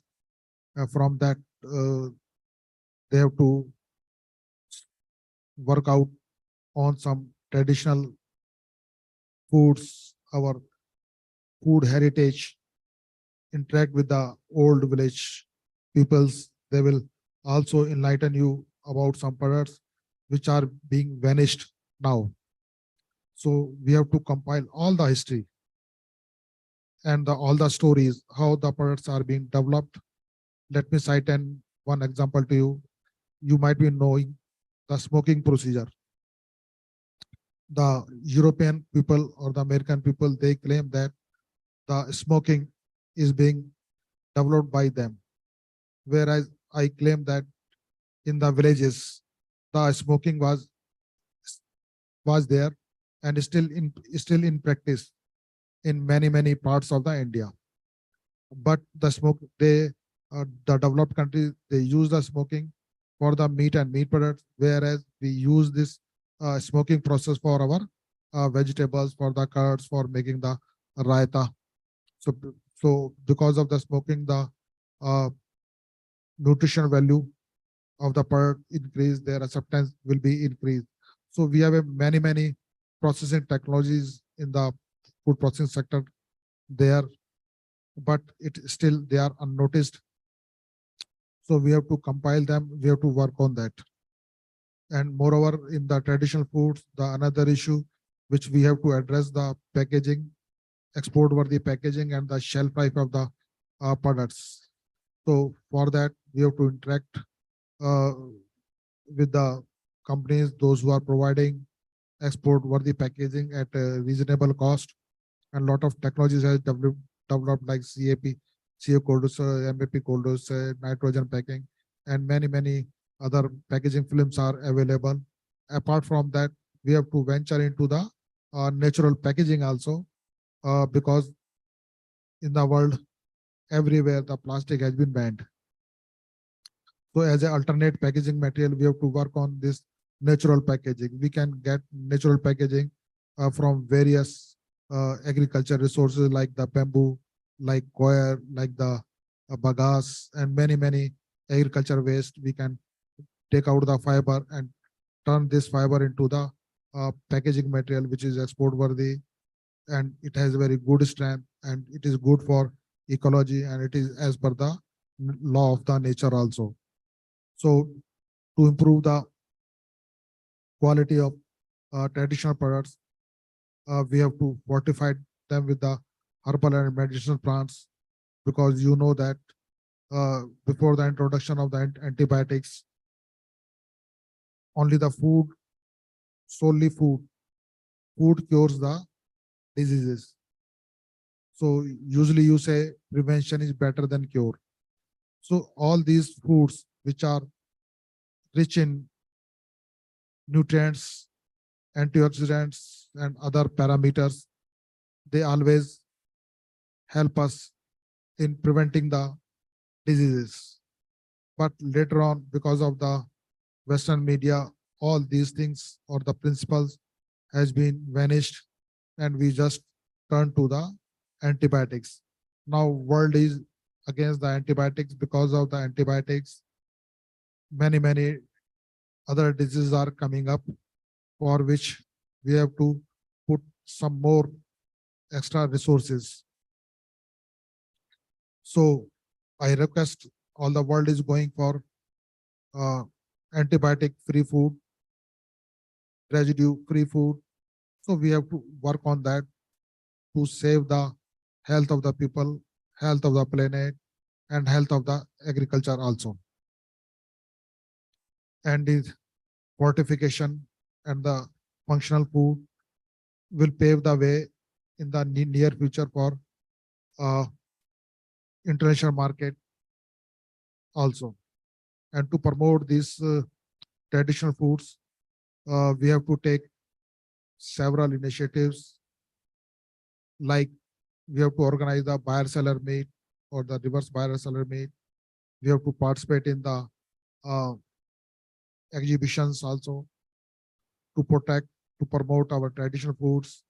We have to sign trade agreements like India is doing very fast now.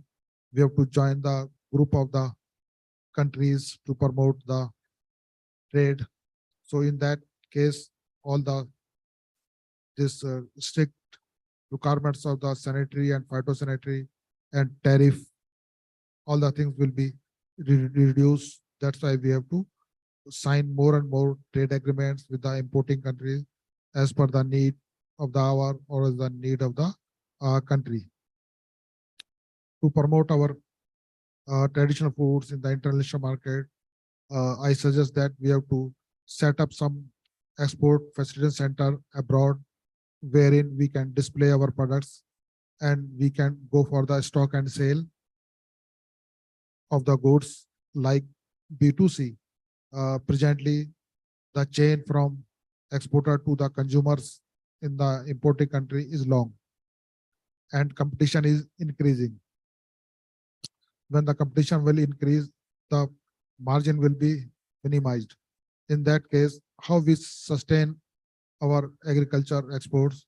So in that case, we have to eliminate the middleman as possible as, and we have to sell our goods in the importing country to the consumers also, or to their retail chains also. And these retail chains can play a very important role, because all over the world, most of the developed countries, they have a supermarket, hypermarket, where you can get all kinds of foods across the world. You can get all the varieties.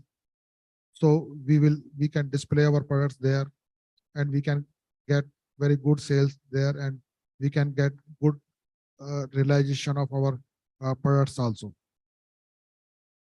And to promote our traditional foods, we have to place our hoardings, our products at the international airports, where a lot of visitors comes every day.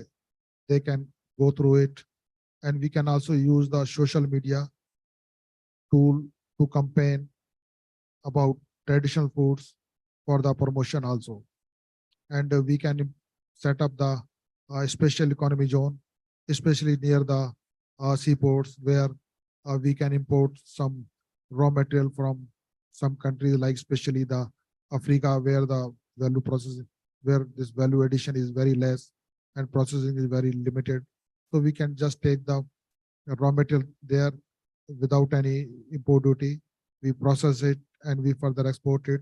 So we can generate more and more employment, and we can get more and more foreign value exchange to the India. So in this trade agreements, we have to work out a system where we can give these liberal rules of the origin, especially because we import some goods in as a raw material or in wholly obtained form. When we process it, so its nature and its value is added. So in that case, some countries allowed that only 35% is import goods, import ingredients allowed, but some countries do not accept it. So we have to set a line which are comfortable to our agriculture processor or food processors for this setting the rules of origins also. And moreover, another thing, which is still unnoticed in this country. We have not worked more on the traditional beverages. If we see our village culture, when there is some festival is there, they used to serve some natural beverages. Most of the things has been disappeared, but we have to reorient them. We have to get the information and we can promote them. All these beverages has a good potential for the exports. They have a good health values because they are being consumed in our society since very long.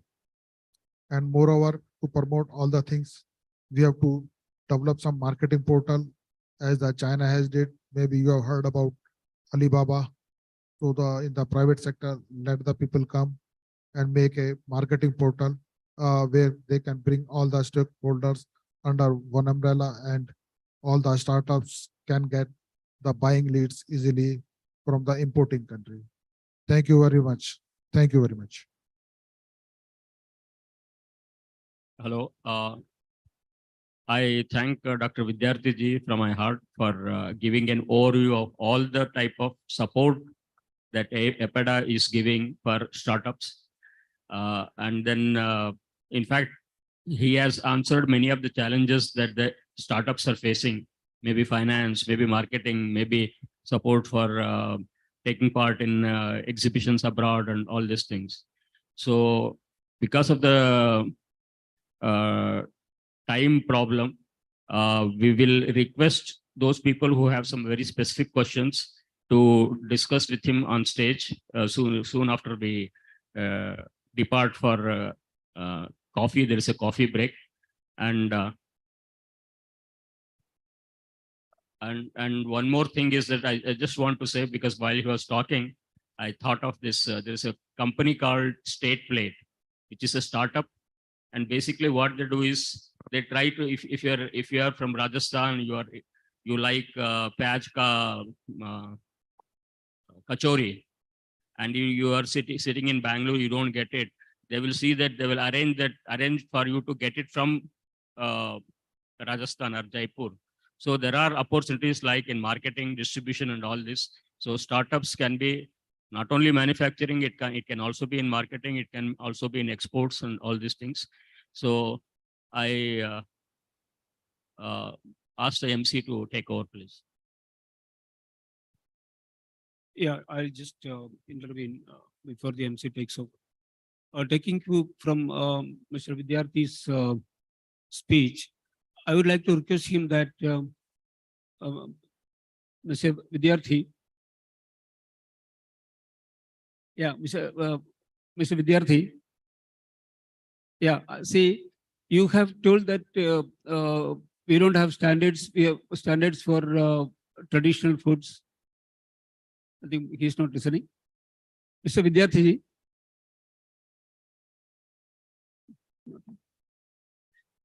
See, the FSSAI is in the process of creating 10-digit HSA code for traditional foods and all. So I would like to request EPIDA to let our Council for Promotion, Research and Trade in Traditional Foods, CPRTTF, to be associated with EPIDA in helping creating such standards and export codes, HS codes, etc. We have people like Dr. Gurungrakta, and of course I myself was also in FSSAI. We can be associated with EPIDA in creating such an umbrella. So I request him to consider that request from our side.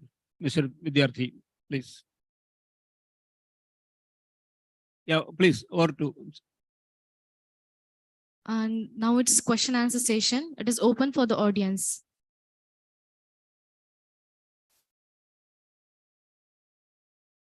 Okay.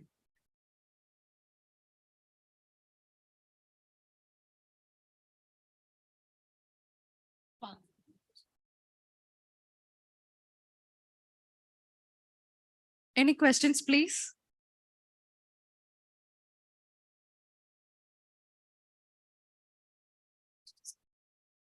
Okay, question. What are all the question? We'll collect it. Sir will be here that time. You can personally meet him and ask him. Okay. So we'll moving. Thank you, sir. You have inspired us a lot.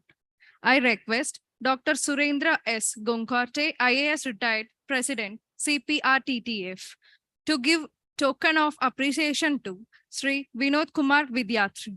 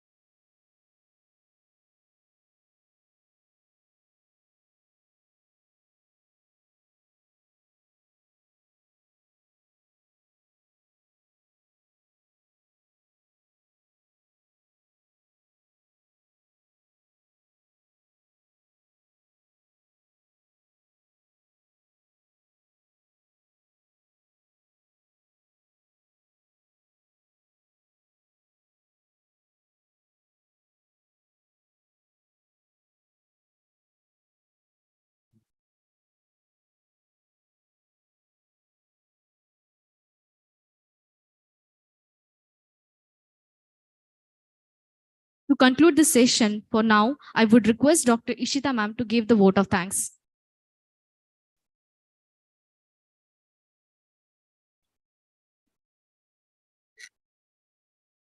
A warm and graceful morning to our valuable guests, dignities on the dais and after dais, organizing committee members, guests and participants, and all my dear students, as well as all are here gathered online and offline.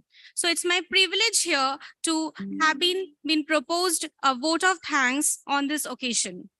So I, Dr. Rishita, on behalf of all the organizing committee, extend my most sincere thanks to Almighty. I express my sincere gratitude to Mr. Vinod Vidyarthi Sir, General Manager, APEDA, Ministry of Commerce, Government of India, New Delhi. Thank you, sir, for coming all the way long and grace us for this occasion. We are fortunate enough to have Dr. Krishna Sri Shai, sir, and Mr. Sudhi sir on our dais.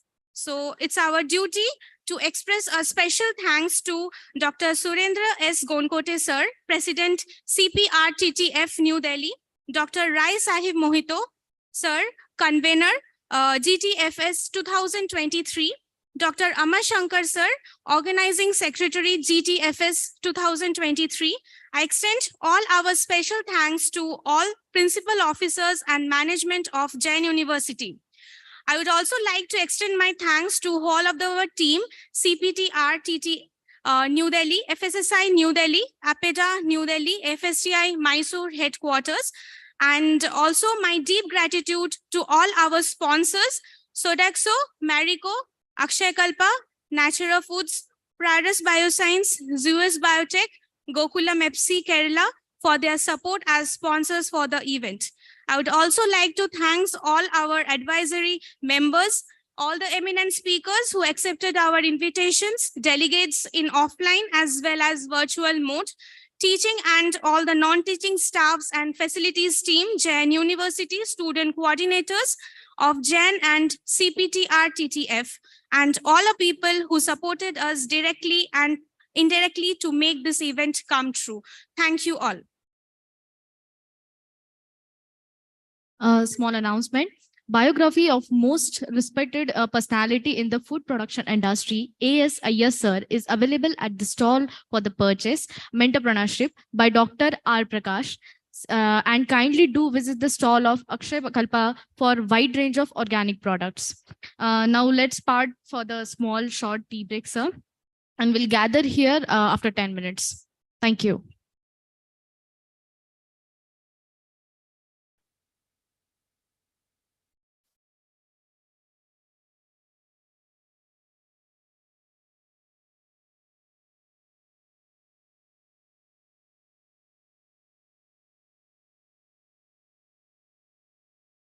Hello, the coffee break is announced now. You have to go down. There is a coffee and snacks is there. You have to come back within 15 minutes because we are already running late and we got a lot of things lined up in the afternoon session. Thank you.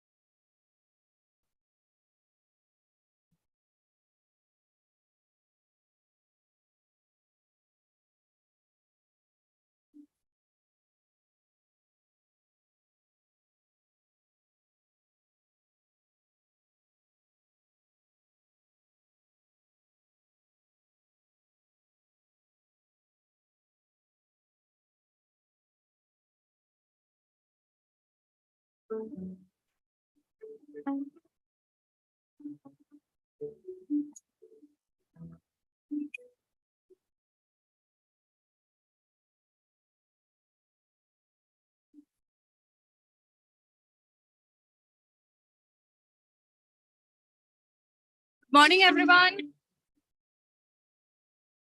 I hope you have all of you refreshed your minds. So now we will be starting our oral presentation session.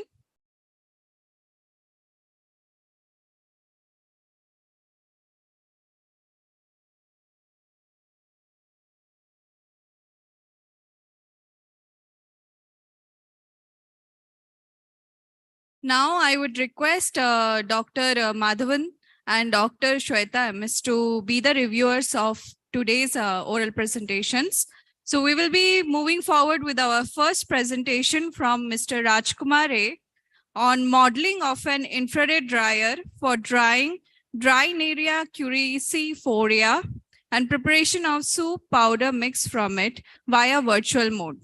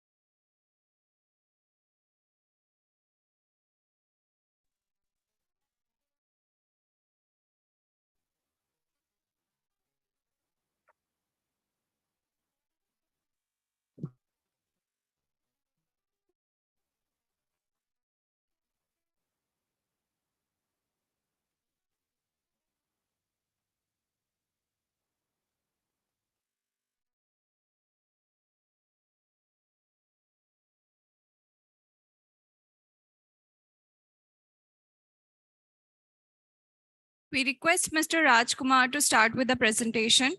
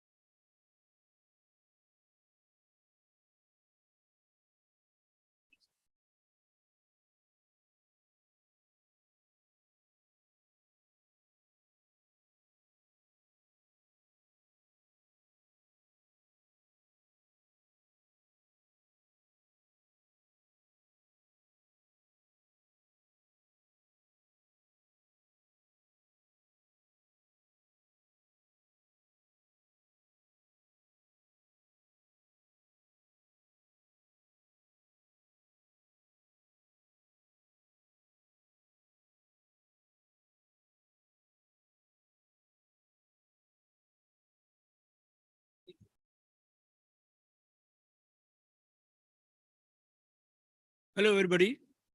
So we are starting the second session of today with the oral presentation. And after one or two presentations, we'll have a small change and we'll go back to plenary session also. So as per the given schedule, we'll go ahead now. Yes, you can announce who's presentation. You can announce.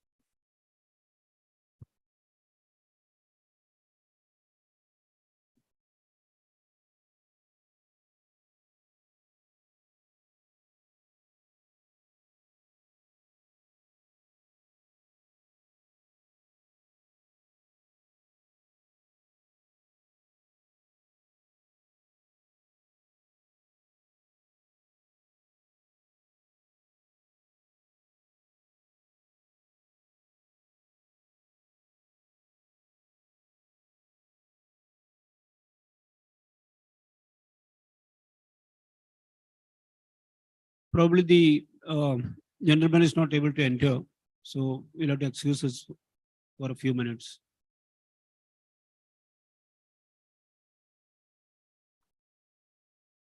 Due to some technical glitches, now we'll be moving forward with second plenary talk of today's event. The reign of knowledge and inspiration doesn't end here. Now, I would like to introduce our last honorable spokesperson, Dr. Amit Kumar Rai, via online platform for the plenary talk on the topic traditionally fermented foods of Sikkim Himalaya as a source of bioactive peptides, productions and characterization. Dr. Amit Kumar Rai is a highly respected scientist and researcher, currently working as a scientist at Food and Nutritional Biotechnology Division of the National Agri-Food Biotechnology Institute. He has a wealth of experience in microbial bioprocessing technology, fermentation technology, waste management, food bioactives, and bioactive peptides. His current project focuses on understanding the impact of microbial transformation during food fermentation on health. Dr. Amit completed his PhD in biotechnology from CSIR, Central Food Technological Research Institute, Mysore, India, in 2012, and has received numerous awards and fellowships for his experiential work in the field. He is also a journal and academic editor, serving as a reviewer editor for Frontiers in Bioengineering and Biotechnology, and as an editor for Indian Food Industry. Therefore, I request Dr. Amit Kumar Roy to enlighten us with this knowledge in the virtual platform. Thank you for the nice introduction. I hope my slides are visible and I am loud. I'm clear. Yes, sir. Okay. So thank you for inviting me and giving me this opportunity to talk about the work which we are doing in our laboratory. And currently, I'm working at NABI, National Agri-Food Biotechnology Institute at Mohali. It's a DBT institute, and earlier, just 3 months back, I was working at IBSD, Institute of Bioresource and Sustainable Development, which is in the Northeast. And both are actually DBT institute. So I'll be presenting the work which I did in the last few years at IBSD, especially on the traditionally fermented food of the region. Many of you will not be aware, or people who have visited Northeast, they will be knowing the diversity of the fermented food which is consumed in that region. So what we do, we worked on some of the protein-rich food for production of bioactive peptides. So that's why the title of my today's talk is on traditionally fermented food of Sikkim Himalayan region as a source of bioactive peptide production and characterization. My slides are not moving. Okay, so you can see there are 8 states actually. Sikkim is one of the smallest state, which is just near to West Bengal and between Nepal and Bhutan. But it comes under the biodiversity hotspot and rich in different type of fermented foods is consumed, and even the microbial diversity of some of the region, like high altitude hot springs, high altitude soil, etc. So in our lab, generally we focus on 2 different aspects. One is the production of functional food and nutraceutical inspired from traditional knowledge, especially the traditional fermented food of the region, and especially the Himalayan region. And the second is the aspect which people are working on high altitude microbes for production of value added products. Today, I will be talking on the first part, the production of functional food and nutraceutical inspired from traditional fermented food. So to to introduce you to some of the foods which is consumed in Northeast India, especially the Sikkim Himalayan region. This, if many people who would have visited Sikkim, because it's also a very good place to visit as a tourist.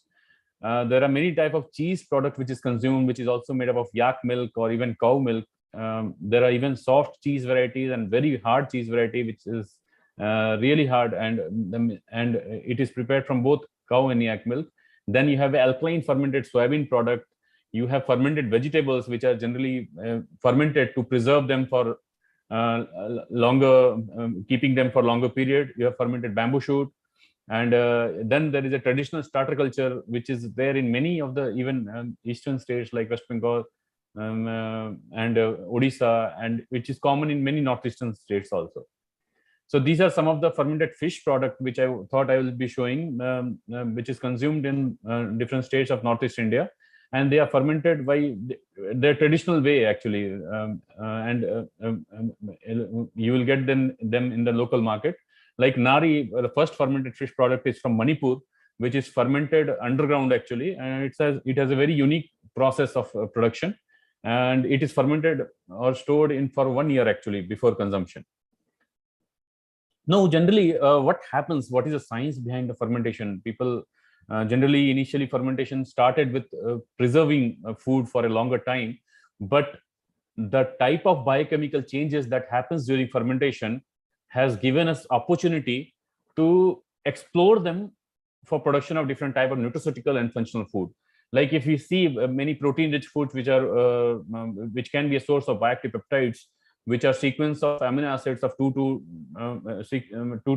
20 amino acid chain, and depending on the sequence of amino acid and amino acid composition, it will have different type of health benefits.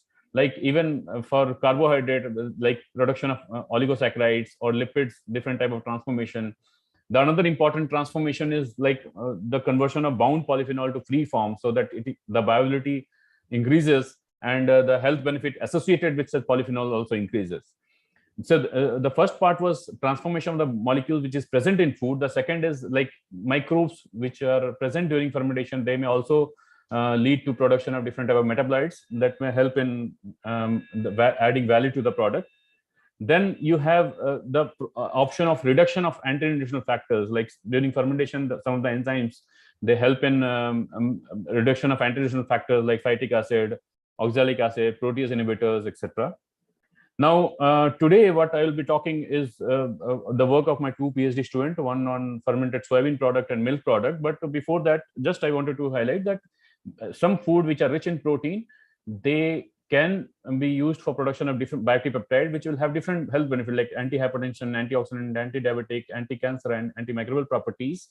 And the starter culture, like different type of starter culture are used, like lactic acid bacteria, bacillus, and filamentous fungi, which produces specific proteases, and that helps in digestion of protein for production of bioactive peptides. So the challenge in bioactive peptides is like it's a protein. So generally people think that it may get digested. Like if you have studied activity in vitro, and sometimes it may not have the activity in vivo because of the action of digestive enzymes which is there in our stomach and small intestine. But the thing is, there are possibility that peptides, some of the peptides are even prone to this digestion depending on the sequence, because these enzymes act at a specific sequence of amino acid. So they are generally called as true inhibitors. Sometimes there is a possibility that when we are showing that peptide is having activity, that activity may get reduced after fermentation. So that one possibility is there. But second possibility is also there, that some of the protein can or peptide molecule can get digested in the by pepsin and chymotrypsin, and the activity may increase. So all three possibilities there. So this definitely, due to this possibility, we have to select proper starter culture which gives you peptide which can act as a pro inhibitor or even as a true inhibitor. Pro inhibitor I call to inhibitor, which or activity probiotic peptide, which activity increases after gastrointestinal digestion. Now, these are the two food which we basically worked on characterization of bioactive peptide. One is churpi, which is produced in the Sikkim Himalayan region. Whenever you come to Sikkim, you will be able to taste it. The second is kinema, which is fermented using bacillus strains, and it is an alkaline fermented food. So here we studied both peptide and isoflavone transformation, but today I'll be focusing only on peptide production.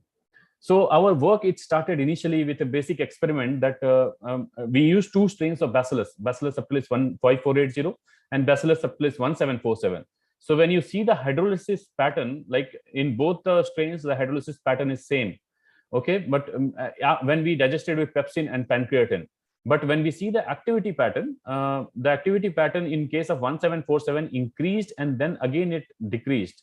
And then in case of 5480, it decreased and then again it increased. I hope my cursor is can be viewed. It is wherever I'm showing it is, you can see that. So that this gives us an opportunity that we should explore different strains and we should isolate them from different season, because these are traditionally fermented food product. So what we did, we isolated strains from different seasons for a period of 2 years, and we screened around more than 400 strains for production of different enzymes like proteases, beta-glucosadases, and amylases as a fermentative property, and apart from fermentation, for production of bioactive peptides. So we also did the metagenome analysis to find out that what are the microbes which are present during fermentation. So one drawback with traditional fermentation, if they are unhygienic, prepared by an unhygienic method, then it can be a source of different pathogens like Bacillus cereus or Proteus mirabilis, and like some of these are even in the high priority list of WHO for antibiotic. So, but apart from these pathogenic microbes, the beneficial microbes are Bacillus subtilis, amyloliquefaciens, licheniformis, pumilus. So what we have to do is, like, we have to select the beneficial ones from this group and apply them for production of product which will give you a desired taste. Apart from that, improved functional property. Again, it depends on which trait we are selecting actually. So what we did, we again isolated and screened them. You can see this is the plate where the mucilage can be seen. So this bacillus, they produce mucilage, and after fermentation, it gives a texture. This is a product of Sikkim Himalaya, which is kinema, which is even similar to natto in Japan. If you had heard, it's again a functional food, and some of the food in Korea. So some of these research were published in reputed journals. Then when we selected the strains, like these two strains were selected, basically Bacillus KN2B and KN2M. So these are both are Bacillus strains. We thought, okay, let's compare them with the strains which are used in Japan and Korea and other countries where similar foods are consumed, with the whole genome analysis. And then we found that one of the strain, Bacillus K2M, was similar to Bacillus subtilis natto strain, which is there in Japan, much closer to them. To that strain, and another strain which was closer to Bacillus PJ7, which is from a traditional fermented food of Korea. So we did a further analysis. I'm not going here in details to explore some of the properties which are common in such strains, like functional properties, and which are uniqueness in our strains. So what we did, because see, our hypothesis was different strain. If you see why we went for different season, we wanted to select best strain from different season for selection of production of bioactive peptide. So here the 4 best strains which we selected was Bacillus subtilis 2B and 2M, as I said earlier. And apart from that, we also explored, because Bacillus amylo and licheniformis were also dominant strain in different season. We thought, okay, let's take a representative strain from Bacillus subtilis, sorry, amylo and licheniformis, and see their property of production of bioactive peptide. So what was our main observation was that even when you see this is Bacillus BS2M and BS2B, these are 2 different strains of Bacillus subtilis only, but still they are able to produce unique peptides. Like when we did the complete peptidome, like 203 peptides are unique in Bacillus 2B and 159 peptides are unique in 2M. So that shows that if we are using different strains, they may help in production of unique peptides and unique set of peptides, I must say. And these peptides may help in, depending on the structure and function, they will be giving different type of functional property that we need to study actually. So, and apart from then, when you go for different species altogether, that you may also find uniqueness in higher level, like 1,240 peptides in case of licheniformis. So this again, here the best peptide, again, after exploring 300 peptides using different computational tool and some of the molecular tools, we selected some of the peptides which are best among 3,000. The analysis and all, I'm not going in detail due to a time constraint, but these are the 2 sequences which we got, and this got published in Food Research International. Later, we also explored the interactions of these peptides with human myeloperoxidase enzyme, which is responsible for oxidative stress. And we found that one peptide among them was able to bind the 4 out of 5 critical amino acid residues, which are responsible for the binding. And we again are into validation of these peptides in vitro and in vivo models. So later, we are also exploring different type of multifunctional peptides, like peptides which can have more than one property. Like from the peptidome of kinema, we found some of the peptides, the 2 sequences which I'm showing here in the table, that the same peptide may also have AC inhibition and also have DPP4 inhibition. Like AC inhibition is responsible for hypertension, reducing hypertension, and DPP4 inhibition, one of the method for exploring peptides for anti-diabetic property. So if a food is rich in such peptides or a set of peptides which has these 2 properties, then this can help in prevention of some of the metabolic diseases. So again, it depends on the sequence of peptides and several other factors. Then we also explored the starter culture for production of rice bean hydrolysate with different type of peptide. We again went for characterization of some unique peptides here, and we got some 4 or 5 novel peptides which can help in reducing hypertension. So later, we also thought, okay, let's explore the microbes which is present in the traditionally fermented food for substrate having similar biochemical environment. So in that case, we explored them for like soybean meal. It also again has isoflavone and similar protein composition, or other soybean varieties. So here we also characterize the protein and peptide, and we found different sequences of peptide which can be applied as a nutraceutical and also as a functional food. Now, second aspect till here was a work of one of the PhD students. The second aspect was on designer cheese. Like we also always focus on designer dress, like designer sarees and all. But food can be designed with unique functional property depending on the enzyme it produces and even the metabolite it produces. So, and these some of the functional property globally in India also, but globally it has gone through clinical trials. Like there is a product in Japan which has two peptides, VPP and IPP, and these two peptides are responsible for reducing hypertension. So that particular product has gone through animal model and clinical trials and now in the market, and it's doing $1 million business. So like what we have to do, we cannot adopt their traditional product. We have to improve our traditional product and give them functional properties so that it can be popular in our region actually. So like that, focusing on that, we went for cheese, churpi cheese. This is actually, I'm showing you the traditional way of preparation. But when we went for microbial analysis, we found that different type of yeast and lactic acid bacteria were present. So among them, lactic acid bacteria, if you see, Enterococcus durans and Lactobacillus delbrueckii was there. But we went for Lactobacillus delbrueckii because Enterococcus was again in the WHO list as a second or third critical for antibiotic resistance. And we also selected some of the yeast. But what interestingly, if you see, there are some pathogenic yeast also present during traditional fermented food, milk fermentation. Generally, we say that milk, because it is acidic, it is free of pathogens. But there are possibility of having pathogenic yeast because they can grow even at acidic environment. So here, when we did the microbiological analysis and even peptidome analysis of different season, when we collected from this particular food also from different season, we found that this even in different season, the precursor protein of this peptide changes. So peptide which is formed during fermentation changes. So this shows that microbes which are there, they target different, because the microbial composition is different in different season, they target different protein which results in different type of bioactive peptides. So this again, when you can see the Venn diagram, there are only few peptides which are common in different seasons. So the difference in microbial composition, if the food is consumed, prepared using traditional method, because the microbes, they come from environment, and even at strain level, if they are different, they result in different type of peptide.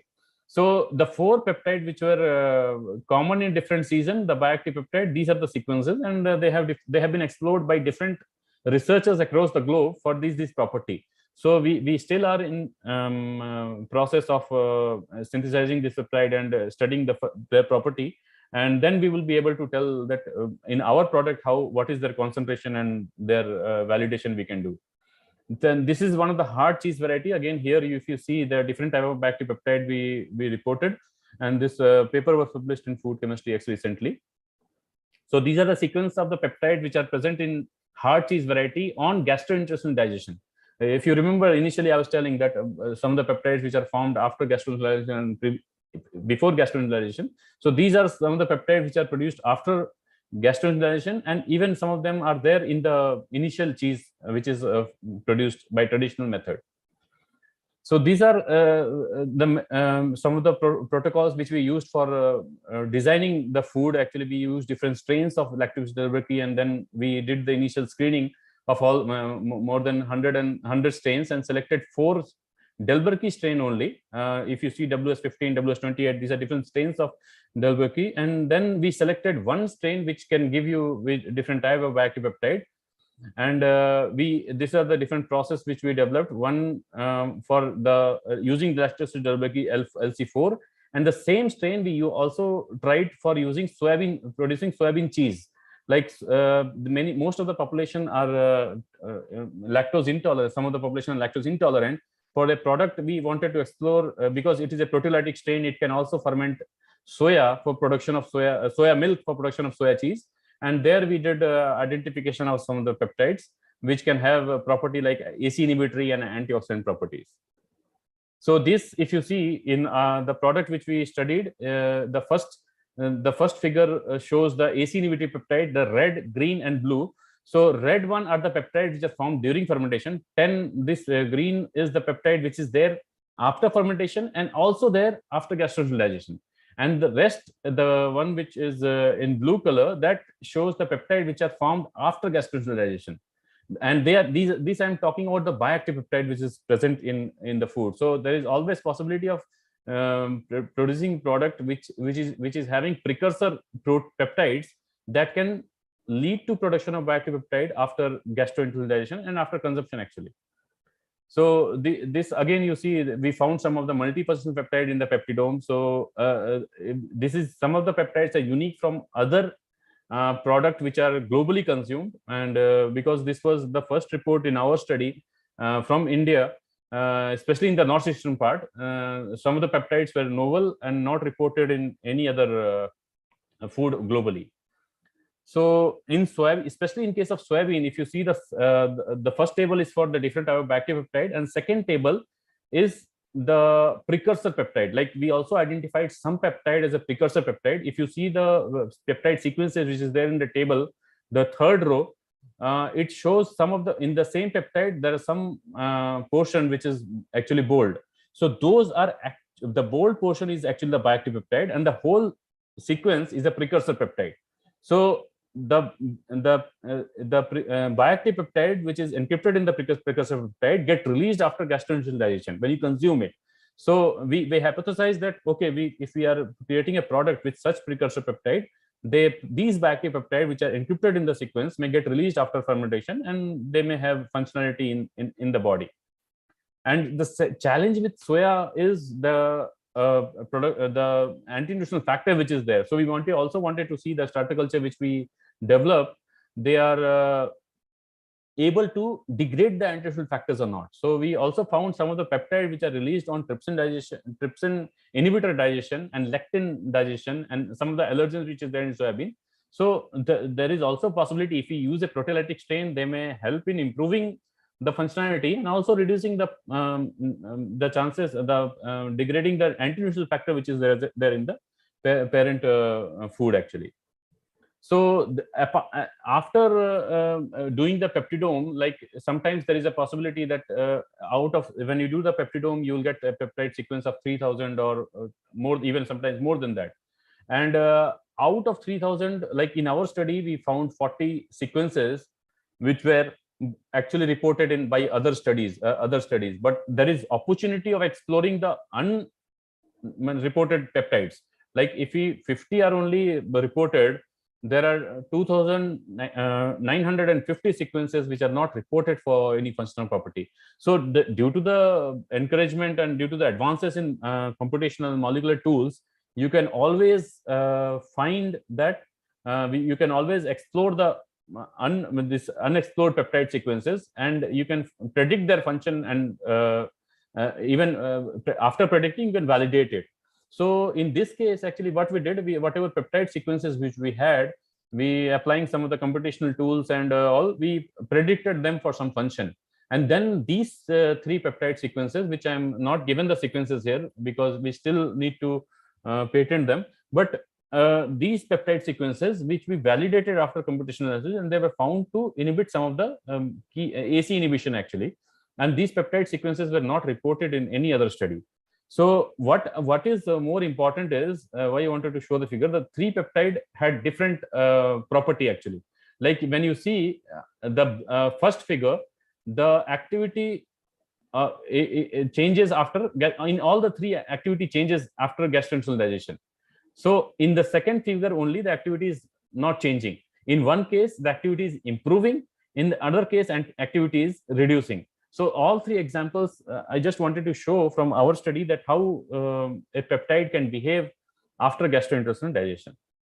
So these are some of the novel peptides which we reported from different products like soybean kinema, alkaline fermented product, or soya cheese, or even hard cheese variety. And these are published in our research publications like Food Chemistry and Food Chemistry X.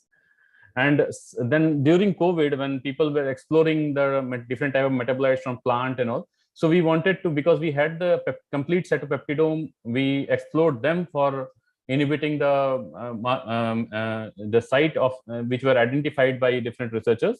And here again, we found some of the peptide sequences which can be explored as a nutraceutical and functional food. But this study was based on computational analysis, which we, because I moved to a different institute, then I failed to take this study forward, which I will be taking definitely sure in my future studies.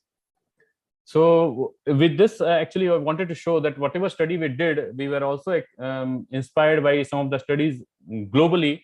And there are products which in many other countries, like I already mentioned Calpis in Japan and Evolus, and like this different cheese variety, or even like a food additive, or even like a nutraceutical capsule having peptide.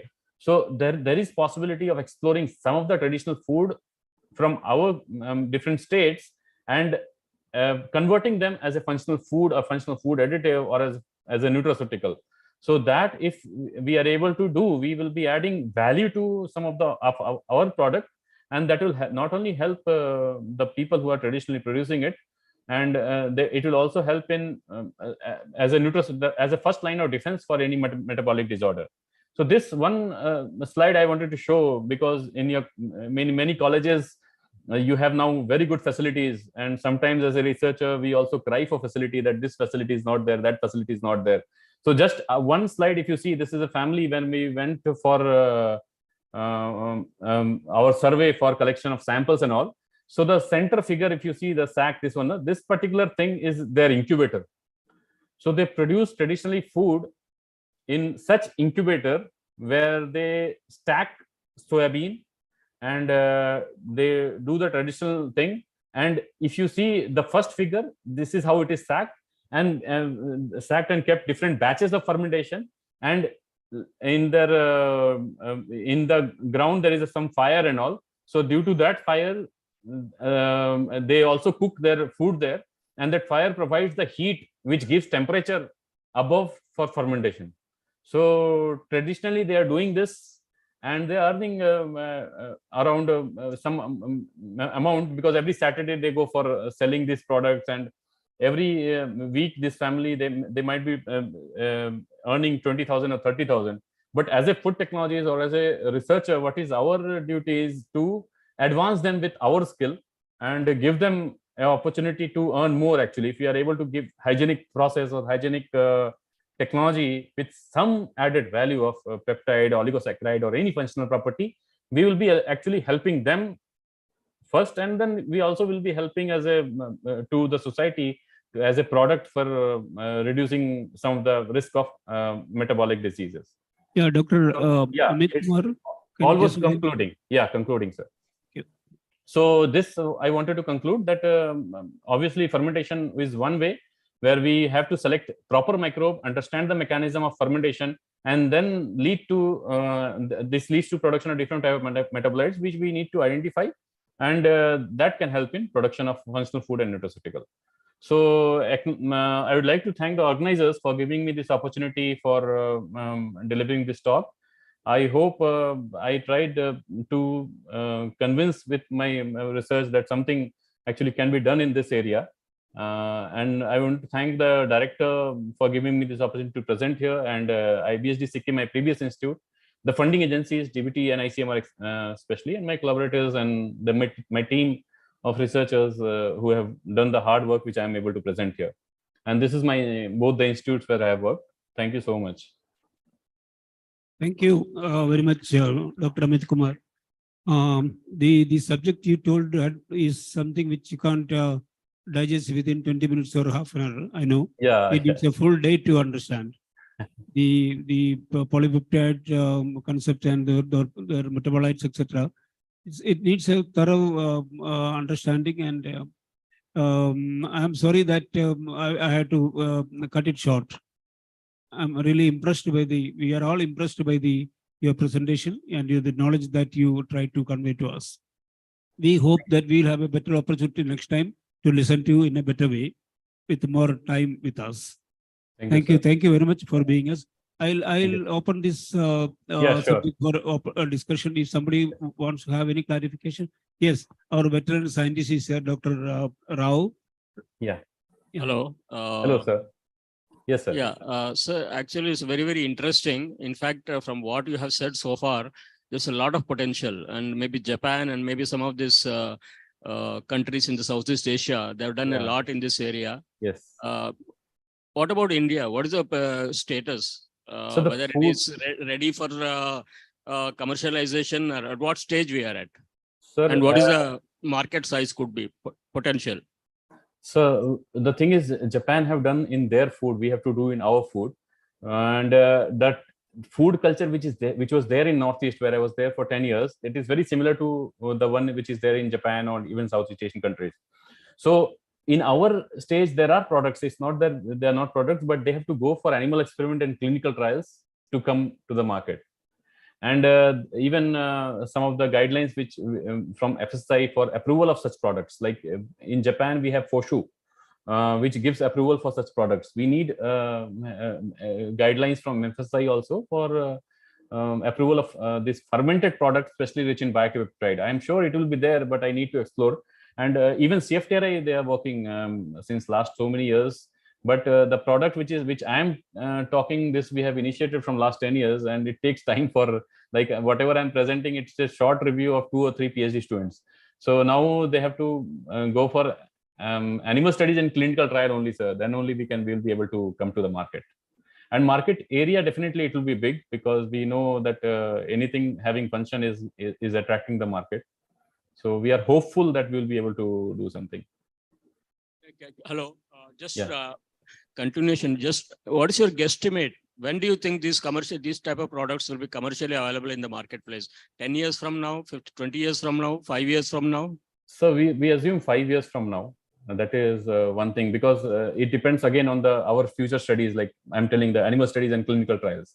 We have product ready. We have identified molecule. In vitro studies are done. So now only thing is that these two, if we are able to do, then we will be able to come to the market. Yeah. Oh, just one last thing. Is there any patent? Are you patenting, or is there Yes, some? sir. Yes, sir. We are activity? patenting some of the peptide sequences, and even the process we have filed a patent. Okay. Okay. Thank you. Yeah. Thank you, sir. Thank you. Yeah, thank you, Dr. Amit Kumar. Thank you, sir. We hope to meet sometime later again. Sure, sir. I'll be glad to on visit behalf, Jain on University. behalf of Jain University, though I'm not authorized personally, I invite you to come over here and enlighten the students regarding your inventions here. I love to do, sir. Yeah, Thank you so thank much. you very much. Thank you very Thank you. much, Doctor. Yeah, thank you. Yeah, please. So I think without much ado, we would start our oral presentation round. So next, I would like to invite Mr. Machawarapu Darshit Kumar for his presentation on shelf life enhancement of sugarcane juice using ultrasonication method. And I would request all the online participants who are presenting today to stick to the time limitations, which is 8 minutes for presentation and 2 minutes for discussion. With this, I would like to request Mr. Machawarapu to share his screen and start his presentation. Thank you.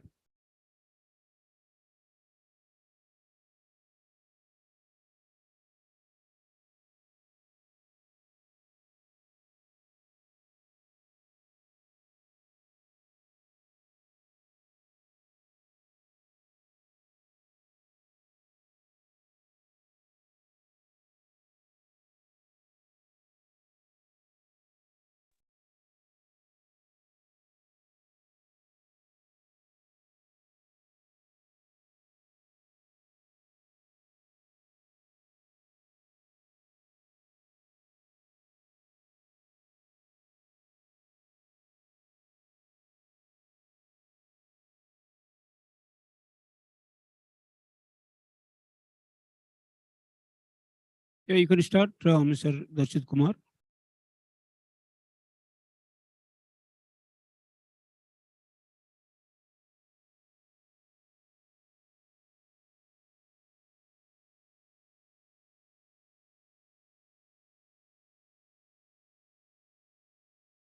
Hello. Sir, please kindly unmute so that we can, yes, thank you so much.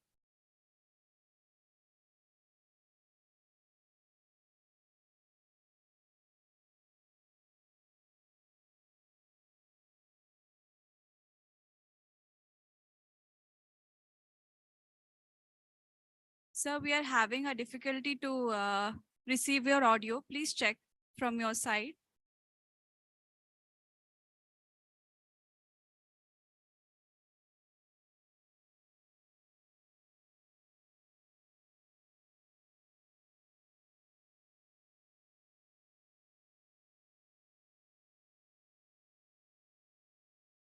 Mr. Darshit Kumar, we are not able to hear you.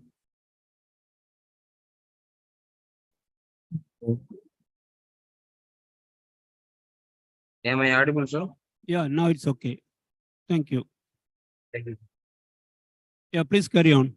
And Sorry please for stick the to the timing. inconvenience. Good afternoon, all. Myself, I am Darshit Kumar. I am studying BTech Final Year Food Technology in Hindustan College of Engineering Technology. My project is on shelf life enhancement of sugarcane juice using ultrasonication method.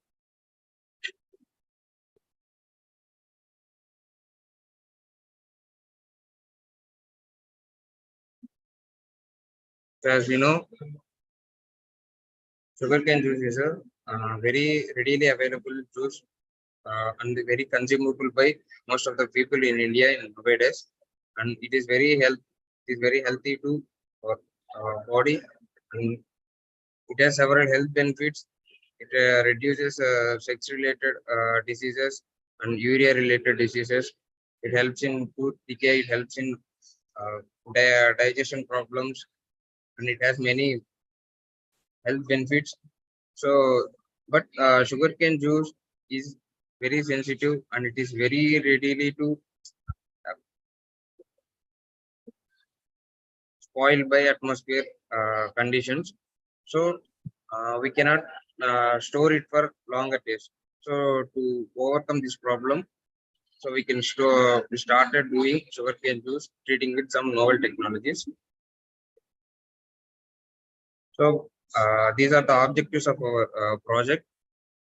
To extend sugarcane shelf life juice using non-thermal method or thermal method. And then these are the research gap we have found is most of the treatments were done for using apple, grape, orange, pomegranate. So sugarcane juice is less. And then earlier studies, we found that using thermal preservation methods, microbial load may reduce more, but it affects more in sensory and nutritional quality of the product.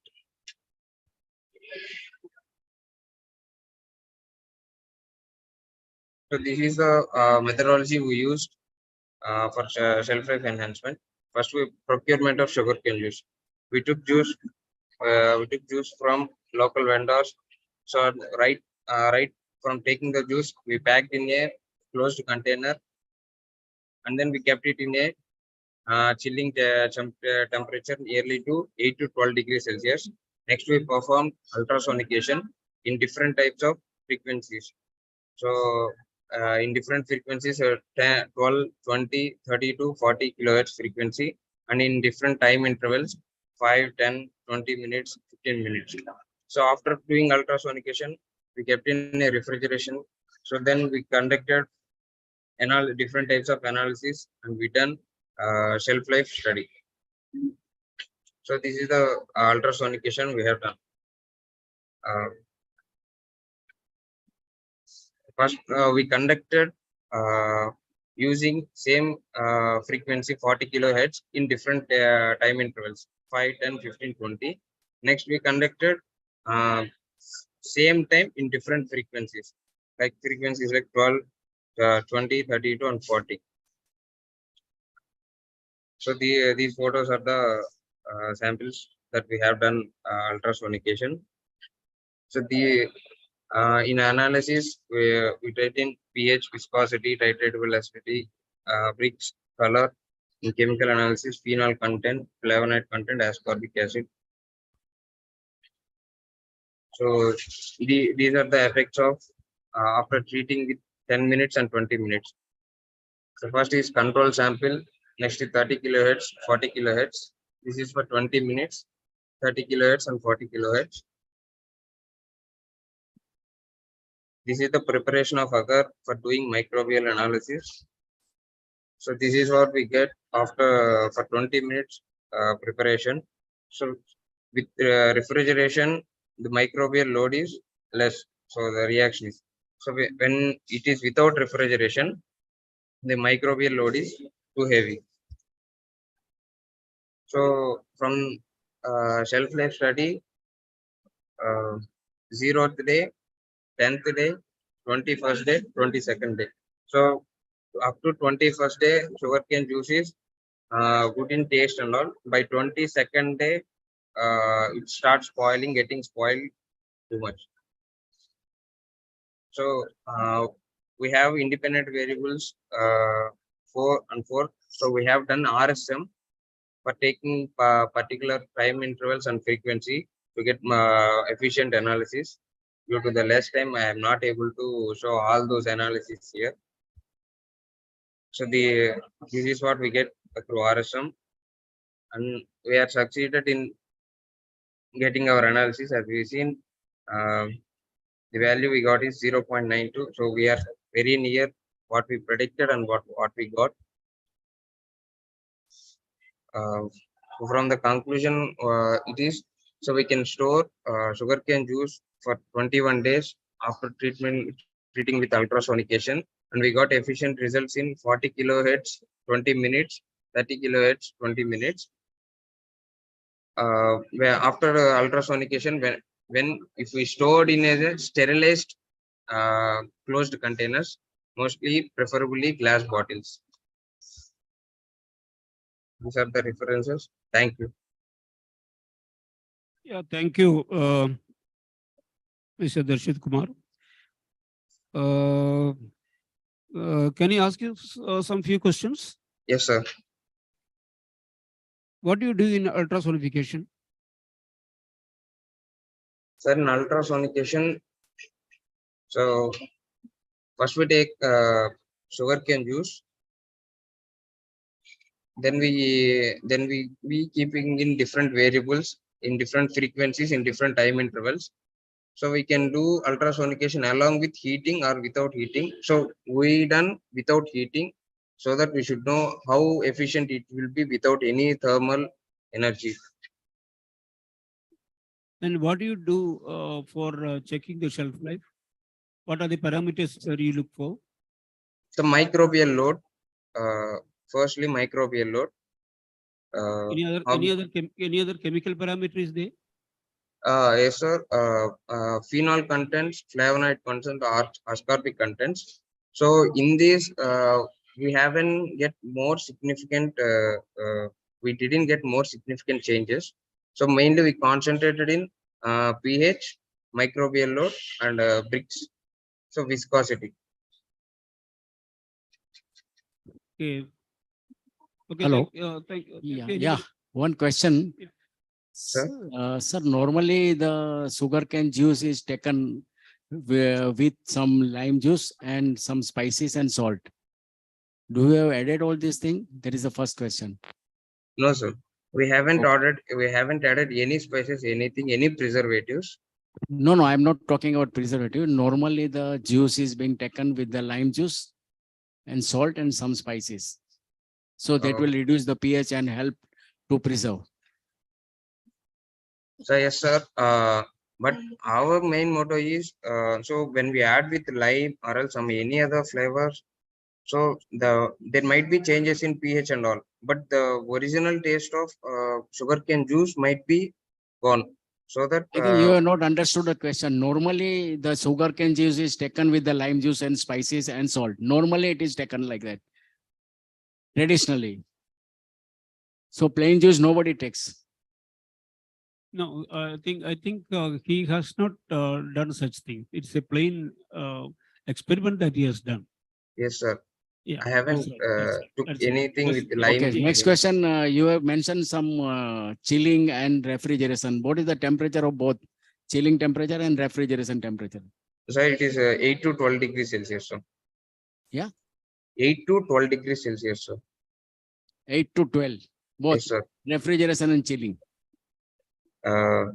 Sir, approximately So both are in. you had mentioned in the process, there was first process of chilling the juice and then going for the process and then refrigeration. So both the temperatures are not mentioned.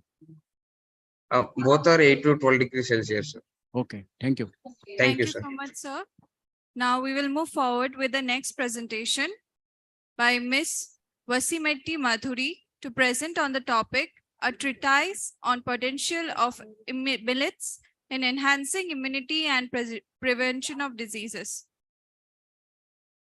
Ma'am, kindly share your screen.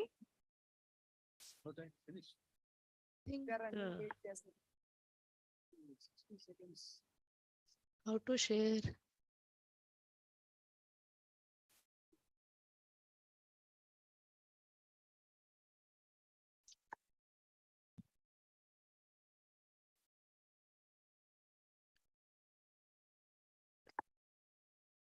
Ma'am.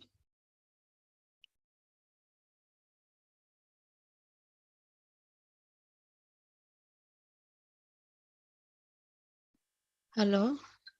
Yes. Actually, ma'am, we are not able to see your. Yeah. Yes. Is it okay? Actually, Audio it is is. fine. Actually, it is coming in the cell phone, madam. My screen I am doing in. Okay, you can, yeah, we are able to see you. We are able to hear you also. Carry on. Okay, Can you just. share your screen? Yeah, that is what I am trying, sir, because I am in a laptop, sir. Laptop, I was unable to share my screen. In the cell phone, I think you are seeing me. You have some people to share? Just 1 minute.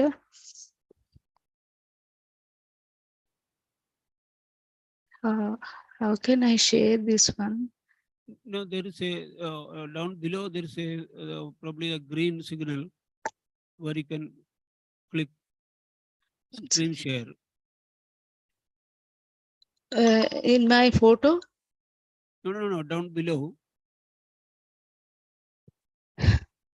Hello?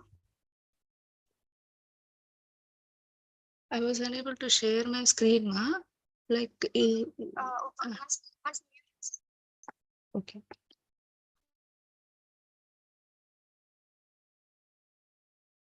You will take time, means we can postpone your presentation for some time.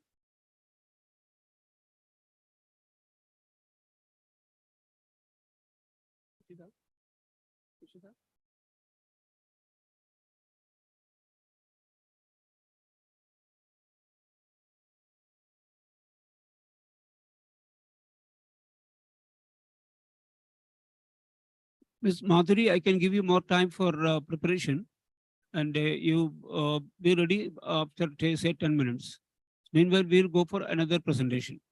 Okay. I think I have shared the screen. It's not coming. No problem. No, it is not coming. Anyway, it's not coming. Okay, sir. Yeah, you please take 10 more minutes. I think.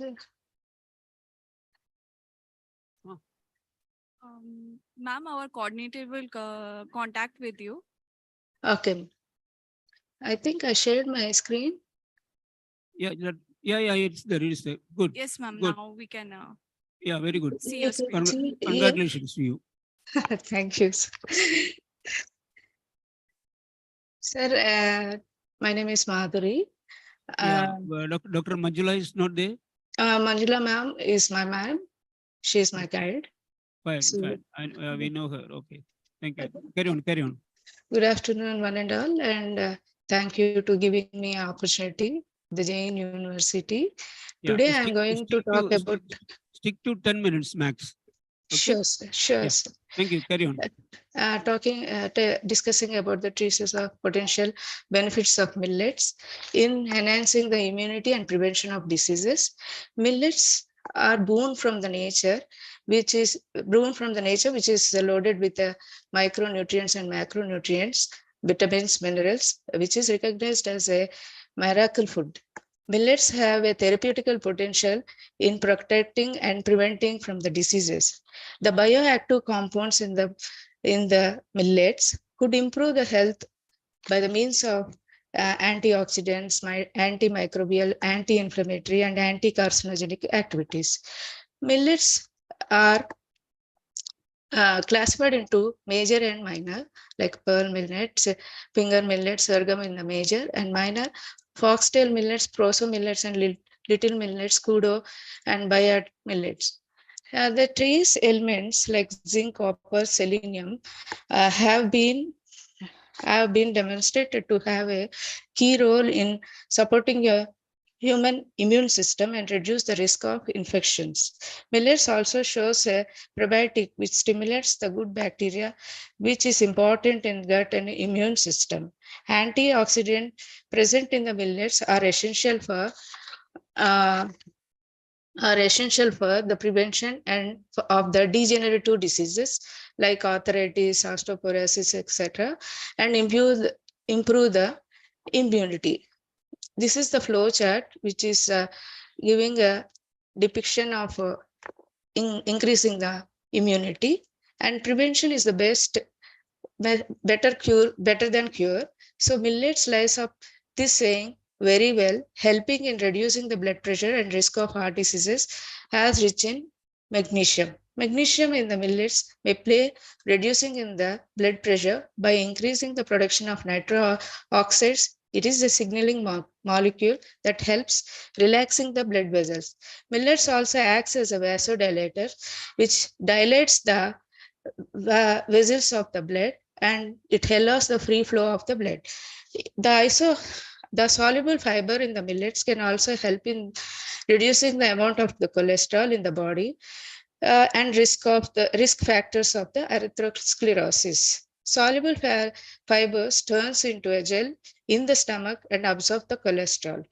Millets has a polyphenol, being a major anti-diabetic and antioxidant component is aldose reductase inhibitor, which helps in treating the complications of the diabetes, and it also inhibiting enzyme subsequently to the caterogenesis may therapeutic approach for the restoring the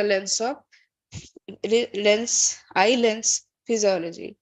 Okay, millets are rich in fiber, which possess a low glycemic index and reduce the postprandial diabetic blood glucose levels, and heals the dermal wounds as they are good therapeutic potential and anti-inflammatory agent, promote wound healing due to the presence of active alkaloids, terpenes, and flavonoids. Millets have anti-carcinogenic property, can act against the human melanin cells as well as melogenic activity. The niacin present in the millets are good for the skin. They are also rich in phenyl. Phytate and thionine, which are anti-nutrients. Inhibitor affects the growth of human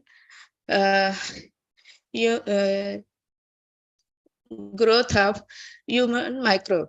Colon cancers and the breast cancer, the lignin which present in the millet decreases the growth and self-distortions of cancer cells. Many antioxidants present in the millets have impacts on neutralizing the free radicals which cause the cancer and cleans up the body. Fiber content in the millets help in eliminating disorders like constipation, excess gas, bloating, and cramps.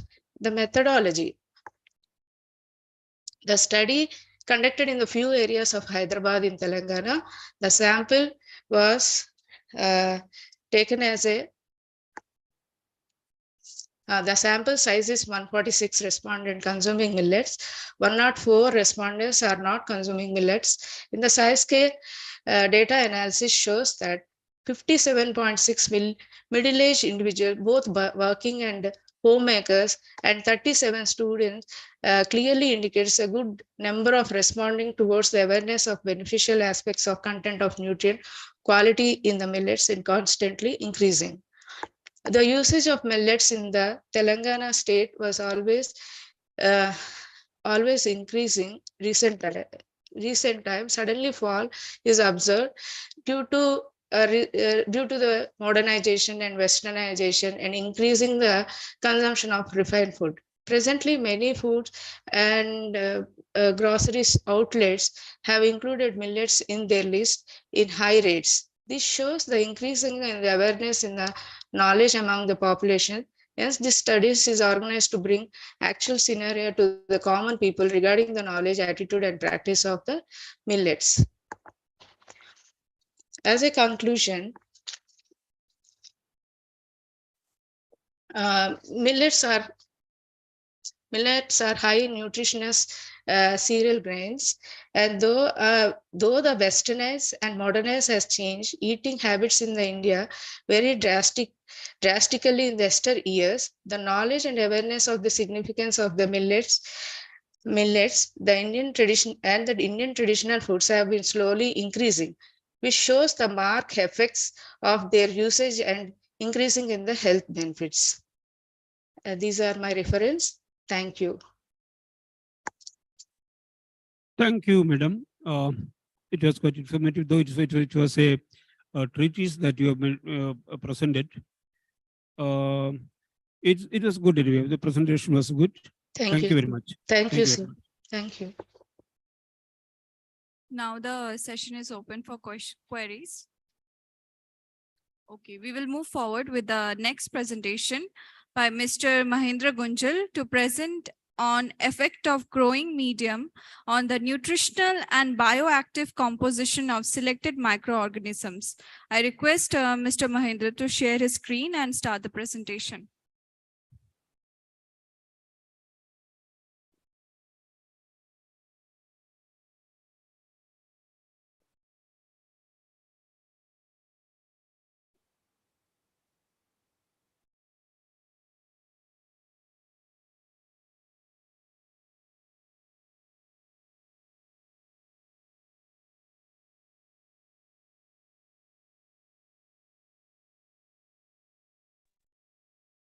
Hello. Screen is visible to everyone. Sir, your audio is not clear. Hello. Yes, sir, we can hear you. Okay. Shall I start, ma'am?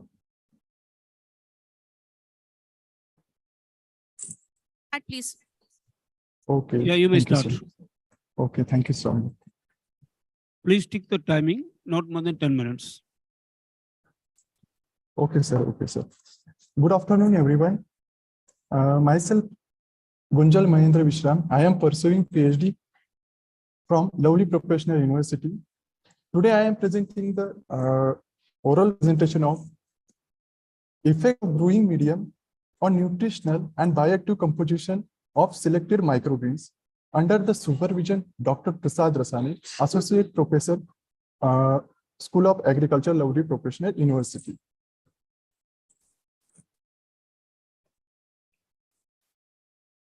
The today's oral presentation flow is abstract, introduction, review of literature, materials and methodology, result discussion, and conclusion and references. The aim of this research work is to determine the effect of various growing medium, such as soil and coco peat, on proximate chemical composition and antioxidant activities of selected microgreens varieties. Introduction. Microgreens have become increasingly popular as new forms of specialized vegetable and functional food over the last few decades. And microgreens are the immature sensitive greens that are harvested first through leaf stage and marketed in stem, cotyledons, and first through leaves. Microgreens cultivation was started late 1980, and their interest has widely increased due to its nutritional value and health benefits. For the microgreens cultivation, different seeds are used in that vegetable, herbs, grains, cereal, legumes, and beans. And for that cultivation, indoor, outdoor regulated environments used, including soil and soilless growing medium. It depends on production size. Now, why microgreens we consume? Here, microgreens contains the higher level of antioxidant phytonutrients in that ascorbic acid, beta carotene, alpha tocopherol, phyloquinone, phenolic compounds, minerals than mature greens and seeds. Biochemical activities and health benefits of microgreens. Previous slide I shows to you, but microgreens contain higher level of bioactive compounds, and these bioactive compounds possesses the different activities in that anti-obesity, antioxidant activity, antibacterial activity, anti-inflammatory activity, anti-carcinogenic activity. Those reported from several research studies. Next, here, how to utilize microgreens in our daily diet. Microgreens can be consumed with sandwiches, wraps, salads, burgers, in beverage category, in the form of smoothie, juices, soup, flavor water, and in cuisines, chutney, stuffs, roti, dal, mixed vegetable tikki, poha, so on. But here, take precaution when we are using microgreens in our daily diet. Don't use the high treatment processing for the microgreens because it contains sensitive bioactive compounds, majorly ascorbic acids. So during heating, chances of losses this compound. So use mild heat treatment for the microgreen processing.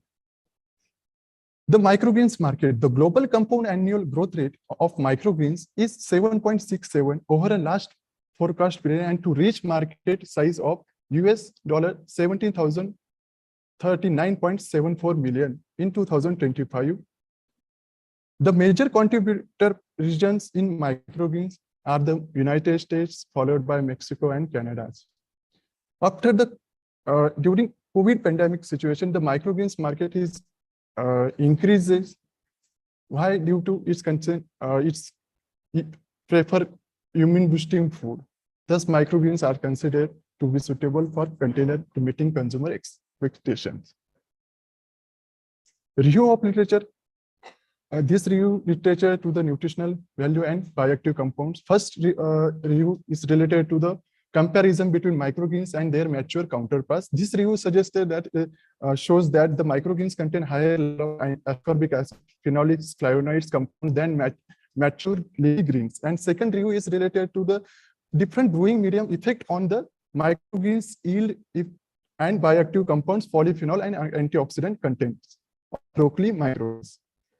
Next is the effect of different processing, different quality of microgreens. For the cultivation and the processing, different processing steps are involved. In that, seed treatment is first stage, after that soaking, after that use of growing medium, and when we cultivated, use of foliar spray, illumination system, control condition, and after post harvest condition like storage condition, packaging material. These are the processing methods effect on the quality of microgreens, also the microbial load of microgreens quality.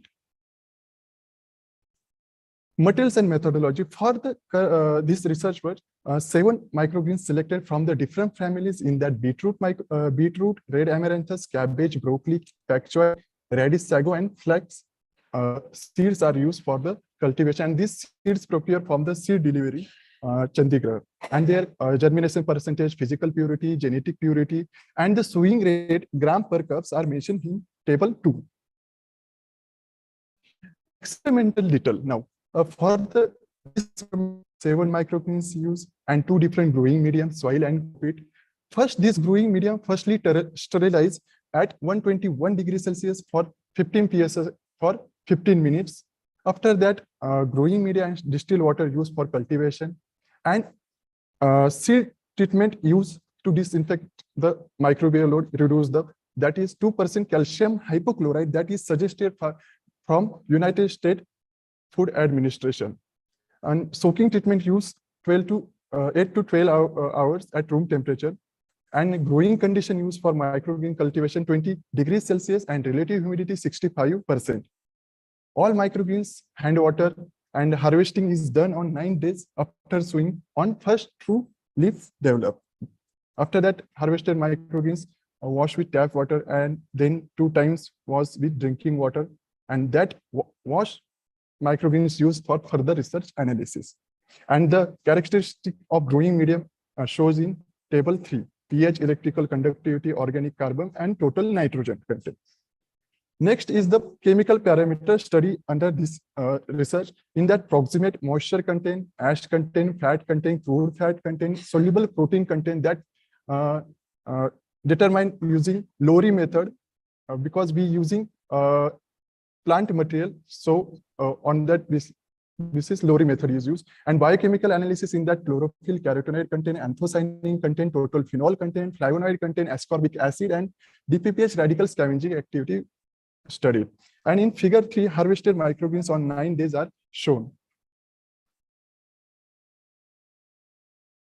Statistical analysis done by SPSS software, and Turkey test was conducted to see how the groups differ from each other, and results are presented in mean standard deviation error. Yeah, Mr. Gunjal, your time is going to be over. Please conclude. Yes. Here presented different microgreens in 2 growing medium. In moisture content, higher moisture content observed in broccoli microgreens, and in least moisture content observed in cabbage microgreens. These results are similar to the published literature data. Ash content, microgreens contain higher amount of ash content, and highest ash content found in beetroot. Microgreens grow in cocoa-peat medium, and lowest observed in soil-based growing medium on flaxseed microgreens. As a result, microgreens may regard as an excellent source of minerals in human diet to fulfill dietary requirements. Next is fat content. Microgreens contain negligible amount of fat content compared to the leafy greens vegetable. Highest fat content found in flaxseed microgreens, that is 8.10 in soil-based growing medium, and least observed in pak choi microgreens grow in soil-based medium. Can you please come to the conclusion part, please? What do you conclude? Sir, give me 2 to 5 minutes because. No, come to the conclusion part. Okay. Here fiber content is mentioned, microgreens. Then protein content, highest protein content observed in radish sago microgreens grown in cocoa-peat medium. After that, biochemical, highest chlorophyll content observed in flaxseed microgreens grown in cocoa-peat medium. And carotenoid contents highest observed in beetroot microgreens grown in soil-based growing medium.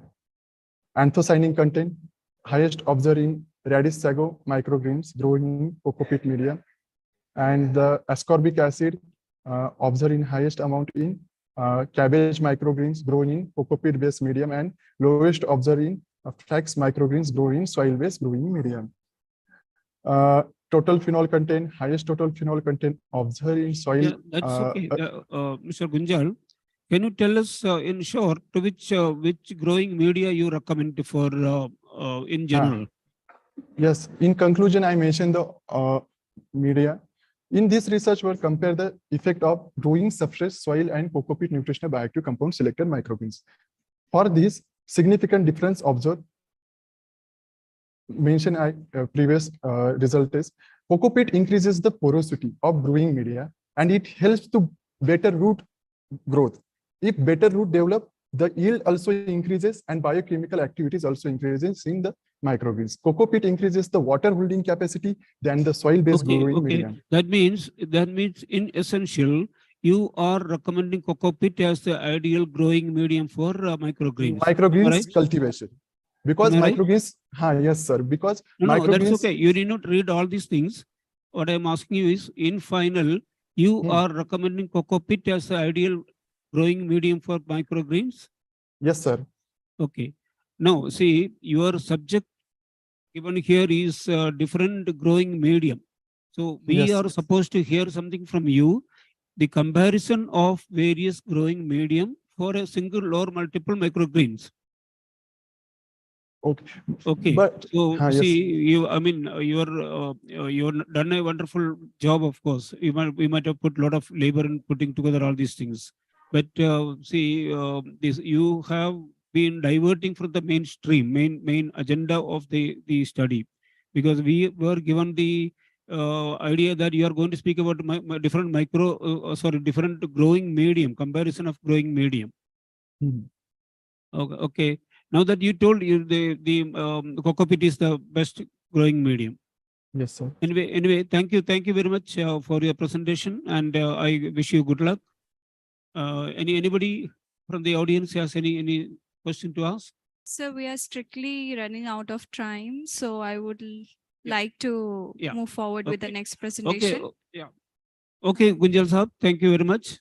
Thank you so much, sir. All the best to you. Giving me the Bye, bye, opportunity bye, to bye. present this today's Thank you conference. so much, sir. Thank you so much. Now we will be moving forward with our last presentation by Ms. Deepa Kannur on the topic Intervention Study on Traditional Food and Coping Strategies among Menopausal Women. Ms. Deepa, please kindly share your screen and start the presentation.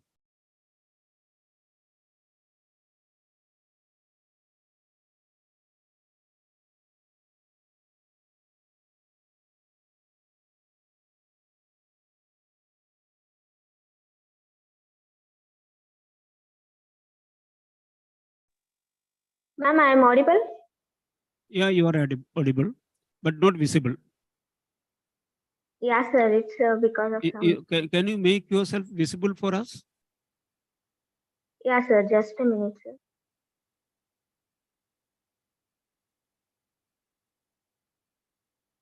Ma'am, please start sharing your screen. Yeah, I'm sharing. Is it visible, the slides? No, not yet.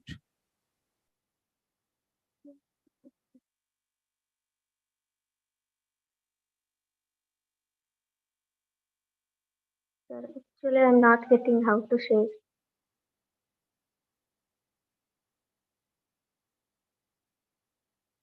Sir, just a Please minute. kindly check once.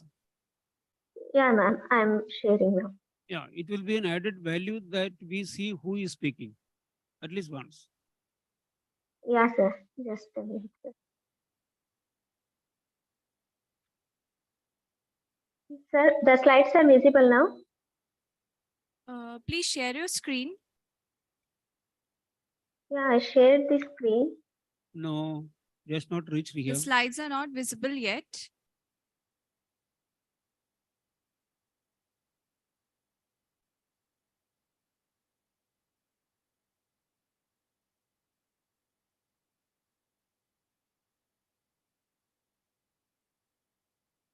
Just a minute, ma'am. I'm sharing, but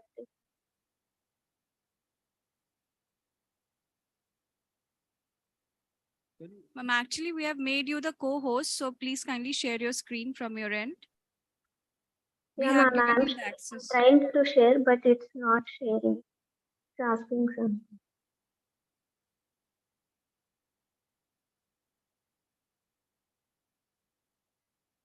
You are with a laptop, no? No, sir. I am with mobile phone because I am Oh. so that I made to attempt to present online. Is it visible, the slides? No. Can we go?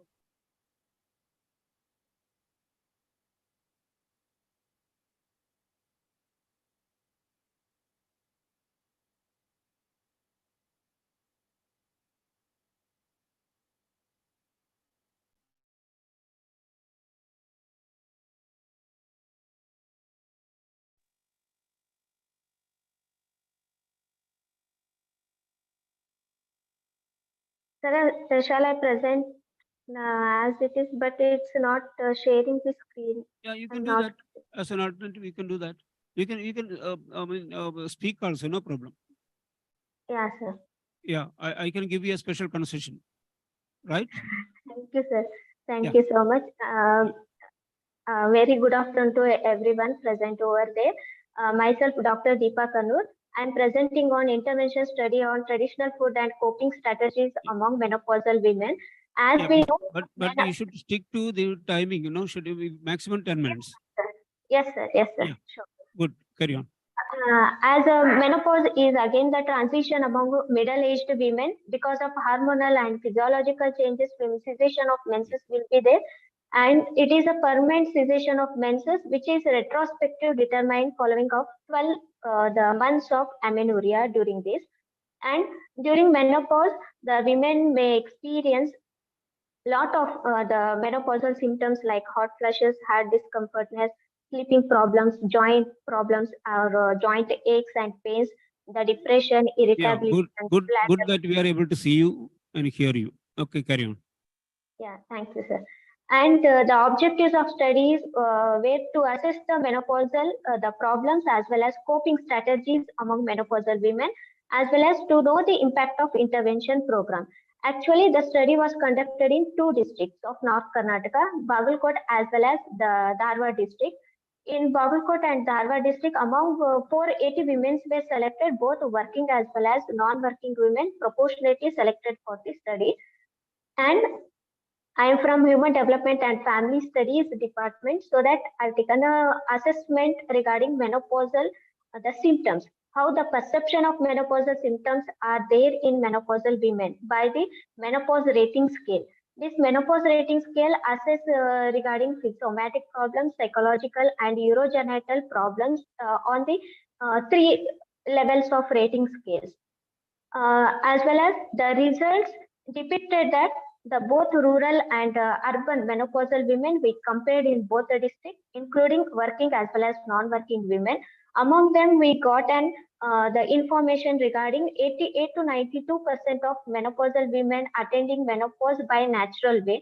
Other the 7 to 10% of middle-aged women were attending menopause by the surgical way, or it again we are calling as a hysterectomy, removal of any the reproductive organ of the menopausal women because of any the blockages of urogenital area, or else the fallopian tubes or uterus, the infections. In that condition, the 7 to again the around 11% of women were undergoing hysterectomy. So the menopause, with regard to somatic problems, majority of the menopausal women were reported sleeping problems, joint as well as muscular discomfortness will be there, and the psychological problems like irritability, anxiety, and physical and mental exhaustion are major reported psychological problems, as well as urogenital problems also is there, but not in the extent of psychological and the like somatic problems. Only the 10 to 15% of women were reported urogenital problems like dryness of bladder, as well as the infections, as well as sexual problems.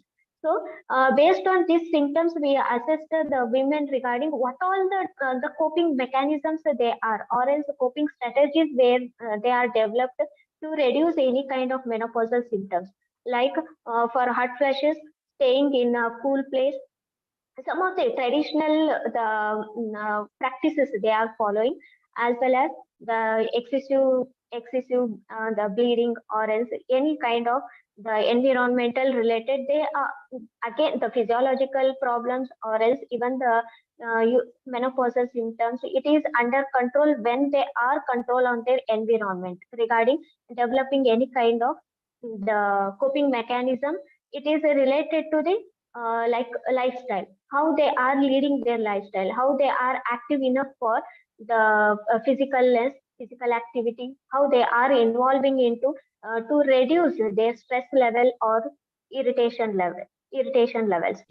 So traditional foods they are taking like a garden cress seed, like they are using as a paisam, as well as in the form of laddu, coconut with a coconut laddus, as well as buttermilk. They are adding pinch of king as without adding salt. They are drinking to reduce the the dryness of it is again the calcium bridge to reduce the joint pains or joint muscle exhaustion.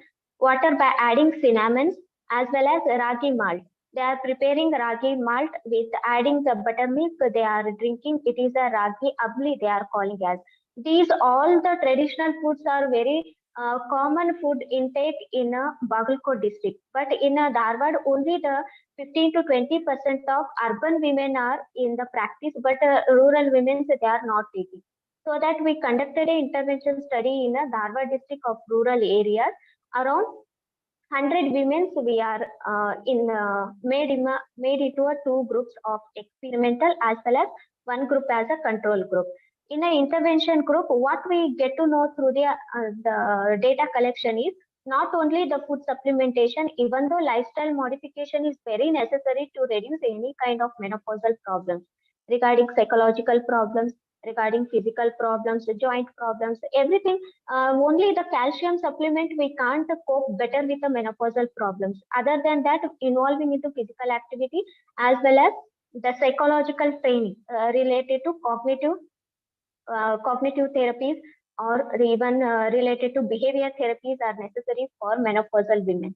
So that we, for the intervention, 3 months of intervention will given for menopausal women regarding the yoga therapy as well as related to the cognitive behavior therapy also, and awareness program regarding nutrition requirement during menopausal period. What kind of nutrition they need to take and how much they need to take, how they, in the form of what they need to take. And again, the food supplementation we given as a soya snack, curry leaf chutney powders, as well as flaxseed laddu. Whatever we learned as a data collection point of view in Bagalkot areas, these are the traditional food they are consuming to reduce the menopausal problems. However, they are these foods were introduced in Dharwad, the rural area women to get aware regarding supplementation, also helping for menopausal women to reduce the menopausal symptoms. However, we received a result like the whatever the experimental group, 2 groups, there are significant reduction of menopausal problems is there, as well as the in control group we are not given, we are not observed any kind of the significant reduction in menopausal problems. So my conclusion is the way how we are leading a life with regard to maintaining lifestyle management, it is a very much important rather than only the supplementation of nutrition. So menopausal women need awareness regarding supplementation of food as well as lifestyle modification.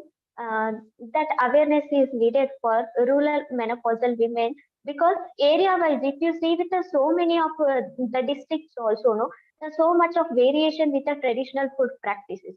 However, which is whoever the rural areas or rural menopausal women not having the ideas or awareness, it is a right time to enlighten the population of middle-aged women. Because if we see with the prevalence also, menopausal women's population is increasing. The women leading a life or the population of after 40 years, it is the prevalence of population is very high compared to other age counterparts. So my view is lifestyle management is necessary, including a traditional food for a menopausal women. Thank you. Yeah, okay, thank you very much, ma'am. I think you have done a wonderful thing. You have rediscovered the traditional knowledge of our ancient society in India. Well done. But my suggestion is that according to your observations, can you make or can you suggest a formulation to be made by anybody? Something like a mixture of all the things you told, something like a bottled XYZ menu for people, women whom we respect, of course, expecting menopause. Can you suggest something like that? That will be a added advantage of your research as well as a service to the nation at large. Yes, sir, sure. Even I developed one intervention model for menopausal or middle-aged women, how they need to prepare and how they face a menopausal the transition, and after attainment, how they need to lead a life regarding the lifestyle modification. How do we get this information from you? Sir, I developed the intervention model in Kannada as well as the English language, and even it is published. And wherever I am going, and even intervention group, control group, everywhere I given the module. But you have not come here. Yeah, sir, because of meeting the emergency meetings, I need to Okay, attend. no, my question is, how do we get your knowledge? If you want, I will pass it my intervention models for all You the. you can pass your the information if you have a website or any link or something like that to our administration, who will circulate Yes, that sir, thing sure. amongst us. It is very Yes, useful. I'm really thankful to you for having spent your time with us, and we are really grateful to you. Thank you very much. Thank you, sir. Thank you. Thank you. Thank you, ma'am. With the permission of review committee, we would like to take forward few more presentations.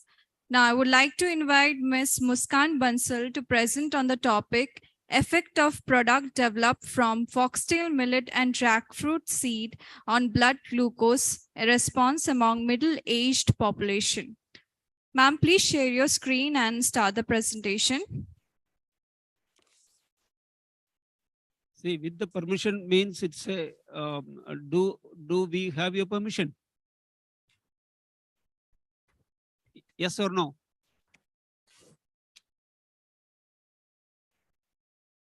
No, in Indian traditional knowledge, silence is yes. Okay, I'm taking your silence as yes. Thank you. Good morning, everyone. Can you see my screen? Yeah, good morning, Muskan Bansalji. Good morning. We can see the screen. Good morning, everyone. My name is Muskan Bansal. I am a student of Nutrition and Dietetics from Manav Rachna Institute of Research and Studies. The topic of my presentation is the effect of a product developed from foxtail millet and jackfruit seed on blood glucose response among middle-aged population. Diabetes. And please stick to 10 minutes max. Yes. Thank you. Diabetes is a type of degenerative disease, and the number of patients suffering from diabetes has been increasing day by day. Foxtail millet is an excellent source of biologically active compounds that includes proteins, dietary fibers, minerals, tocols, phenolic compounds, etc. There are several health benefits of foxtail millet, which includes its hypoglycemia prevention, hypertension prevention. It also helps in cancer prevention, and it also has an antioxidant potential. Talking about the mechanism by which foxtail millet and jackfruit seeds helps in lowering the blood glucose is that the phenolic acid that is present in foxtail millet prevents the postprandial hyperglycemia by blocking the access to the active sites of the enzyme, and the dietary fiber that is present in foxtail millet as well as the jackfruit seed reduces the level of glucose absorption, and the fiber increases the viscosity of the small intestine and prevents the diffusion of glucose. And fiber also binds the glucose and decreases its concentration in the small intestine. The resistant starch that is present in jackfruit seed have a slower digestion process as compared to the foods containing only rapidly digestible starch. And the consumption of resistant starch or jackfruit seed consequently leads to the slow release of glucose into the bloodstreams. And jackfruit seeds are underutilized and less acknowledged by people. And the incorporation of jackfruit seeds in different products help in improving the texture, color, sensory properties of various products.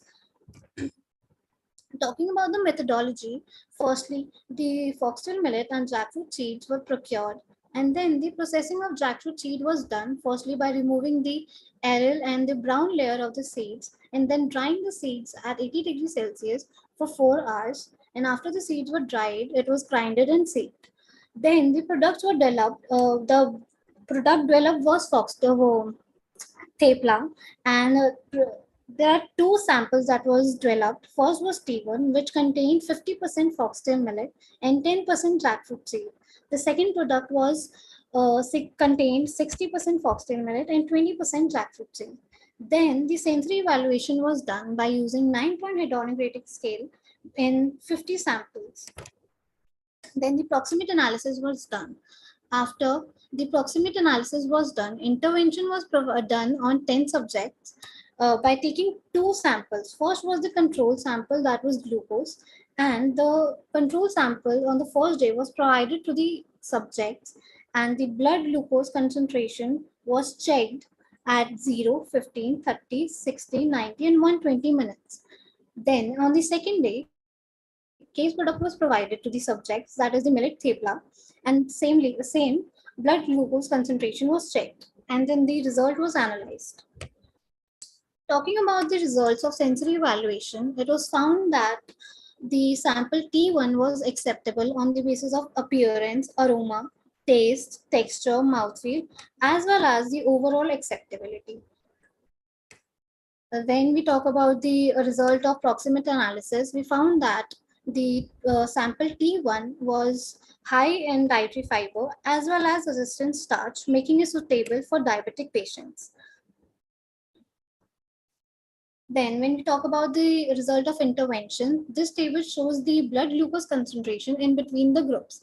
Here we can see that at 0 minute, the blood glucose of case product was similar to the blood glucose of case product. And there was no statistically significant difference between them. And at 15 minutes, 30 minutes, 90 minutes, and 120 minutes, there was a statistically significant difference seen between both. But at 60 minutes, we can see that there is no statistically significant difference, but we can see that the blood glucose of control product was much higher as compared to the case product. This table showed the blood glucose concentration within the group, which shows that there was a difference between within the group also.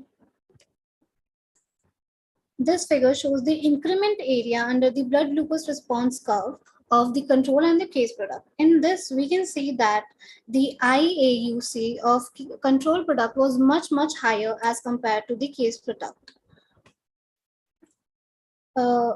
We can see here the IAUC of control product was 4110 and of case product was 1799. Then the glycemic index of the case product was tested, and it was found out that the glycemic index of case product was 43.77, which falls in the category of low glycemic index food, which makes it ideal for diabetic patients. And when the glycemic load was calculated, it came out to be further less, that is 32.82, which is the most ideal for diabetic patients. So we can clearly conclude that the thepla formulated with foxtail millet 50% and jackfruit seed 10% can be used for diabetic patients due to its low glycemic load. Thank you. Thank you very much, ma'am. It was good. Can you show me your table number 7 once again? Oh, yes, sir.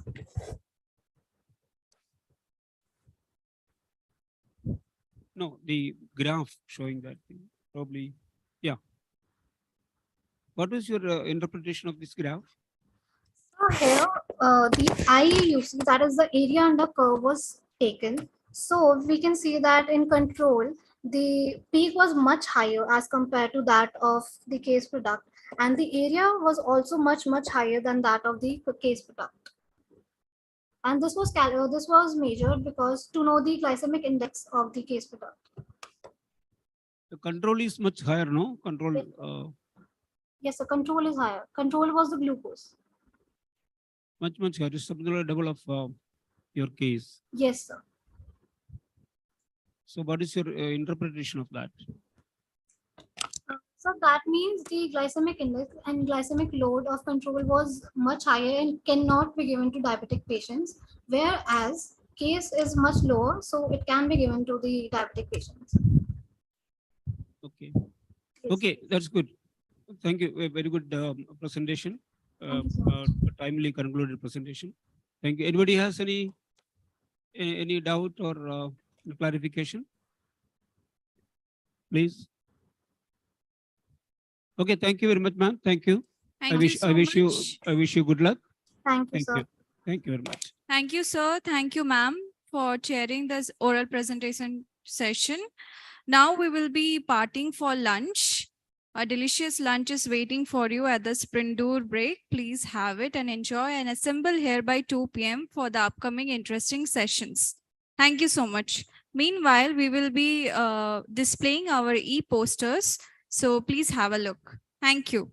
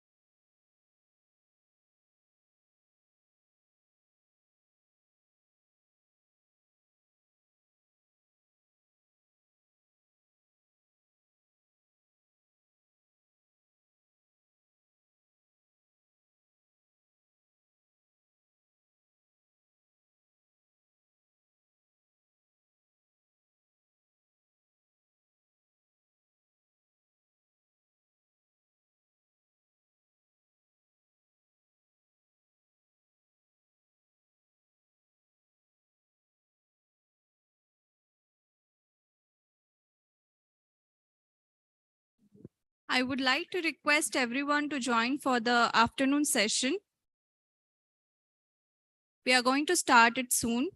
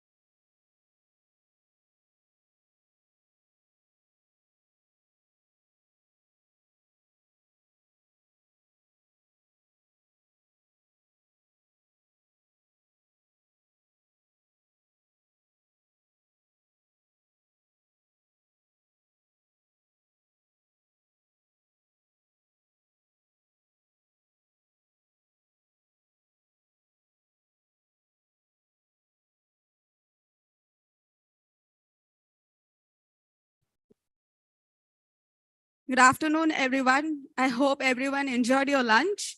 I kindly request Dr. Madhavan and Dr. Amar Shankar sir to chair and co-chair this session respectively.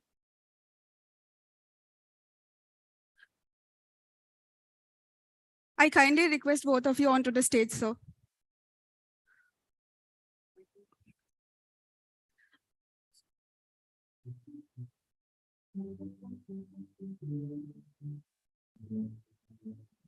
I kindly request Dr. Ishita ma'am to give bouquet to the chair and co-chair of today's session.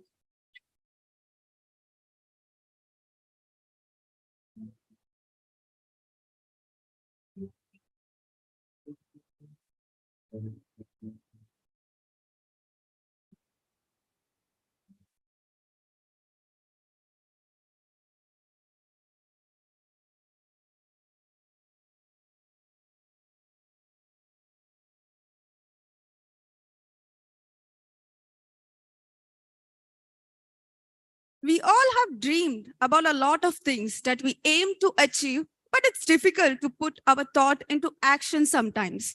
And sometimes, with constant persistence, we achieve that finally. But the one thing that keeps our dreams alive and gives us the energy to pursue it is positive mindset and hope. So let's get some positive inspirations and motivation through some real-time success stories. Now, I please welcome Ms. Nidhi Singh, co-founder of Samosa Singh Bengaluru, onto the stage.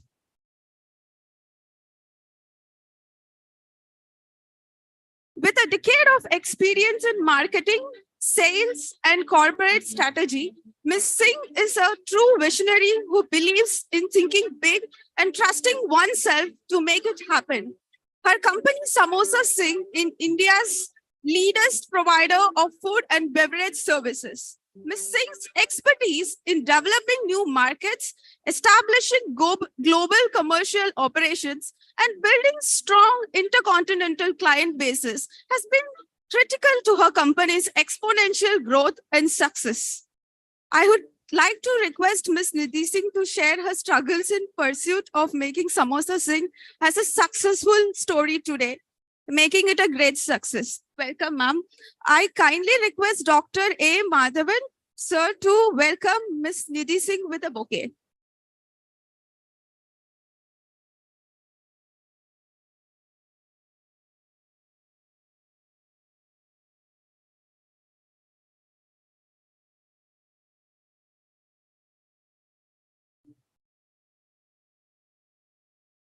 I request Ms. Nidhi Singh, ma'am, to share her successful story with all of us today.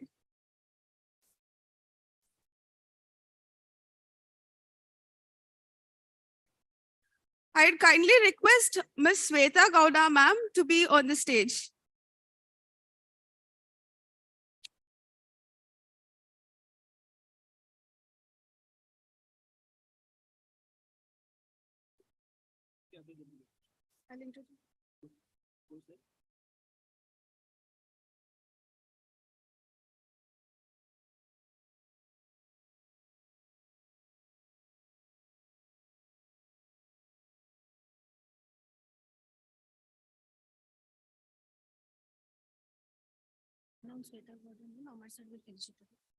I kindly request Mr. Satyendra Prabhu sir to be on the stage.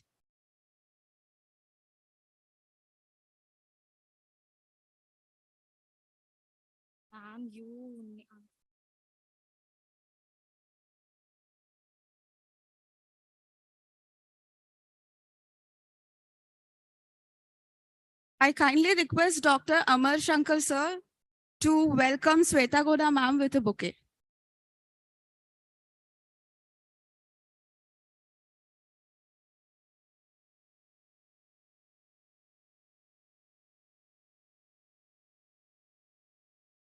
I request Dr. Amar Shankar sir to welcome Mr. Satyendra Prabhu sir with a bouquet.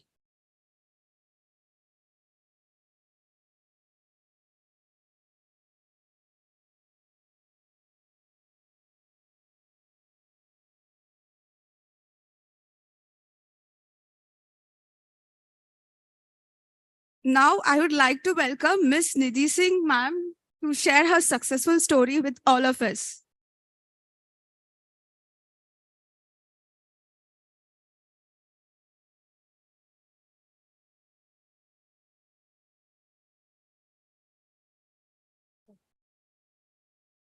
Hello, everyone.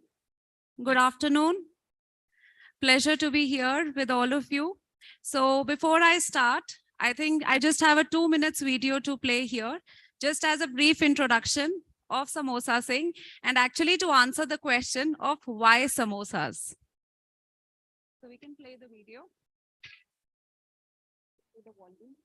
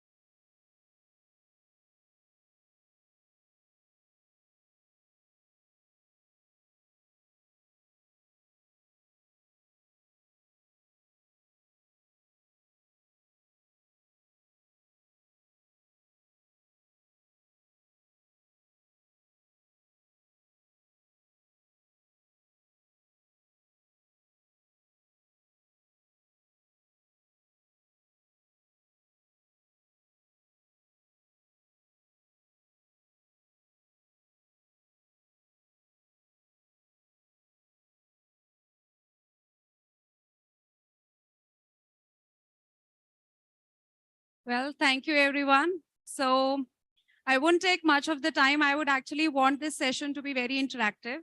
So what I'll do is I'll quickly start with a very brief introduction about me and what made us start Samosa Singh.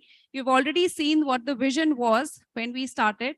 So first of all, to break the shackles, I'm really glad to be here to be addressing a food technology or a scientific field, because I myself am a scientist, and it feels great to actually again meet with everybody who share the same thinking, the alignment and everything. So yes, Shikhar and I, we are both biotechnologists by training.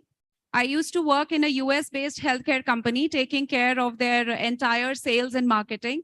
I worked there for almost a decade before I quit the job to full-time support Shikhar in his journey of building Samosa Singh. Shikhar, on the other hand, has always pursued the research and development wing of biotech. He was working as a principal scientist, research and development in India's largest biotech company, Biocon. So we both understand science. And people think that science or scientific knowledge is only related to actually the very elite or the niche kind of products. But to be honest, a product as simple as samosas or anything what we make at home, it could be as simple as, idli or chapati or whatever. Science is involved everywhere, right? The fermentation, all the kinds of processes and etc. that is involved in it. So we never left science. In fact, we have incorporated our learnings, our understandings into building Samosa Singh. So we were both in Bangalore. Our jobs brought us here, doing really well. Absolutely no qualms about the jobs that we were doing. It's just that we saw a huge unmet need in the market when it came to samosas. There were so many organized players for products like pizza, burger, even biryani. But for a basic product or the Indian street food, which is samosas, there was nothing much organized. And this is one product which people everywhere love it. They don't need an introduction. They knew that there is a great market out there. And we just thought we need to do something about it. This idea came long time back, and he shared this idea with me. I obviously laughed at him, and I told him, ours was a very tough intercaste marriage. And I told him, my dad is still going to get convinced if I tell him that, the boy I want to get married is a scientist. But the minute I tell him that you're planning to open a samosa shop, he'll never get me married to a halwai. So don't even think about it and just focus on your studies and do that. And that's when the first idea came, and I completely washed it away. But this samosa thing never left us. We got married, moved to the city, did really well. But the discussion around samosas kept coming back. And over the period of time, even I realized it's a great idea, nothing wrong in it, and it could do really well. So one fine day when I was like 100% sure that he'll never be happy in his life if, he doesn't start a samosa venture, I told him, okay, fine, do it. I'm there with you. Let's just start it. And the next thing I know, before even I could think about it, he put down his papers. And that was long before starting Samosa Singh. He quit the job almost 10 months prior to that, just with the idea, just with the vision. The name Samosa Singh was also not there. And we got the company incorporated. The company has a very generic name of Kadai and everything, which is Walk-in Stove Food Works Private Limited. We got it incorporated because we wanted to be sure of everything. And that's it. That's how it started. He continued working the R&D. I continued working in my job for 1 year, because obviously we had to take a little calculative risk, because we had to hire the cooks, the team to do the R&D. We rented out a very small kitchen and we started working from there. Now, because we were scientists, we knew one thing very clear, that if we want to make a brand around samosas, it can never be about just the taste, because the product has so many different versions or variations. A Punjabi samosa tastes very different than a Bengali singara, right? Or a Uttar Pradesh ka, the different kind of a samosa that they have. So every city or every state has their own version of samosas. And in fact, cities like Delhi, there people have different versions across different streets as well. So in order to create a brand around samosas, we can never say that, our samosas are the tastiest of all, because even in this auditorium, the taste profile will vary from person to person. Someone would like mutter in their samosa, someone will not like it. Someone would want their aloo to be mashed, other one would want it little big. So we knew that if we have to create the brand around samosas, it needs to be built on a similar lines of what McDonald's has done for burgers or what Domino's has done for pizza, which is basically consistency or the standardization of the product. So no matter you try Domino's or McD in a city as big as Bengaluru, or you try it in a very, very small city where I belong to, let's say Karnal or Ambala, you get the same kind of experience, right? When you enter into the brand, customer know what to expect out of it, the consistency, the quality, the standardization. And that's what we worked on. So from day one, we knew that our manufacturing has to be central. And that is why before starting Samosa Singh, we did a huge amount of R&D. We did not rush into opening our outlets. We continued building the samosa that could be standardized, the samosa that could stay crispy, the product that can be transported pan-India with the freshness and fried just against the order, using certain scientific techniques like blast freezing, etc., without adding any preservatives. We continued working on this. And while Shikhar was working on his R&D, I continued to study the market because that's where my marketing experience comes into play. I understood that there are samosas everywhere, be it airlines like Air India, Air Asia, multiplexes like PVR, Cinepolis, Inox, everywhere. They're selling samosas. But their pain point was they would take it from a vendor in the morning. By evening, especially in this weather, it would get spoiled. So there was a challenge there and customers would not like it that much as well. So I understood what is the bottleneck and we continued pitching it to all these big clients.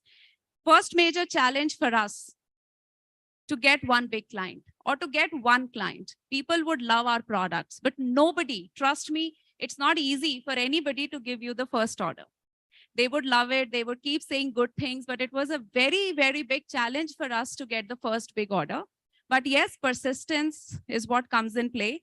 We worked really hard. We got the first client. Our first big client was Bosch, followed by PVR. Then we got Air Asia, then Air India, then Inox followed. And of course, then after that, it was everywhere.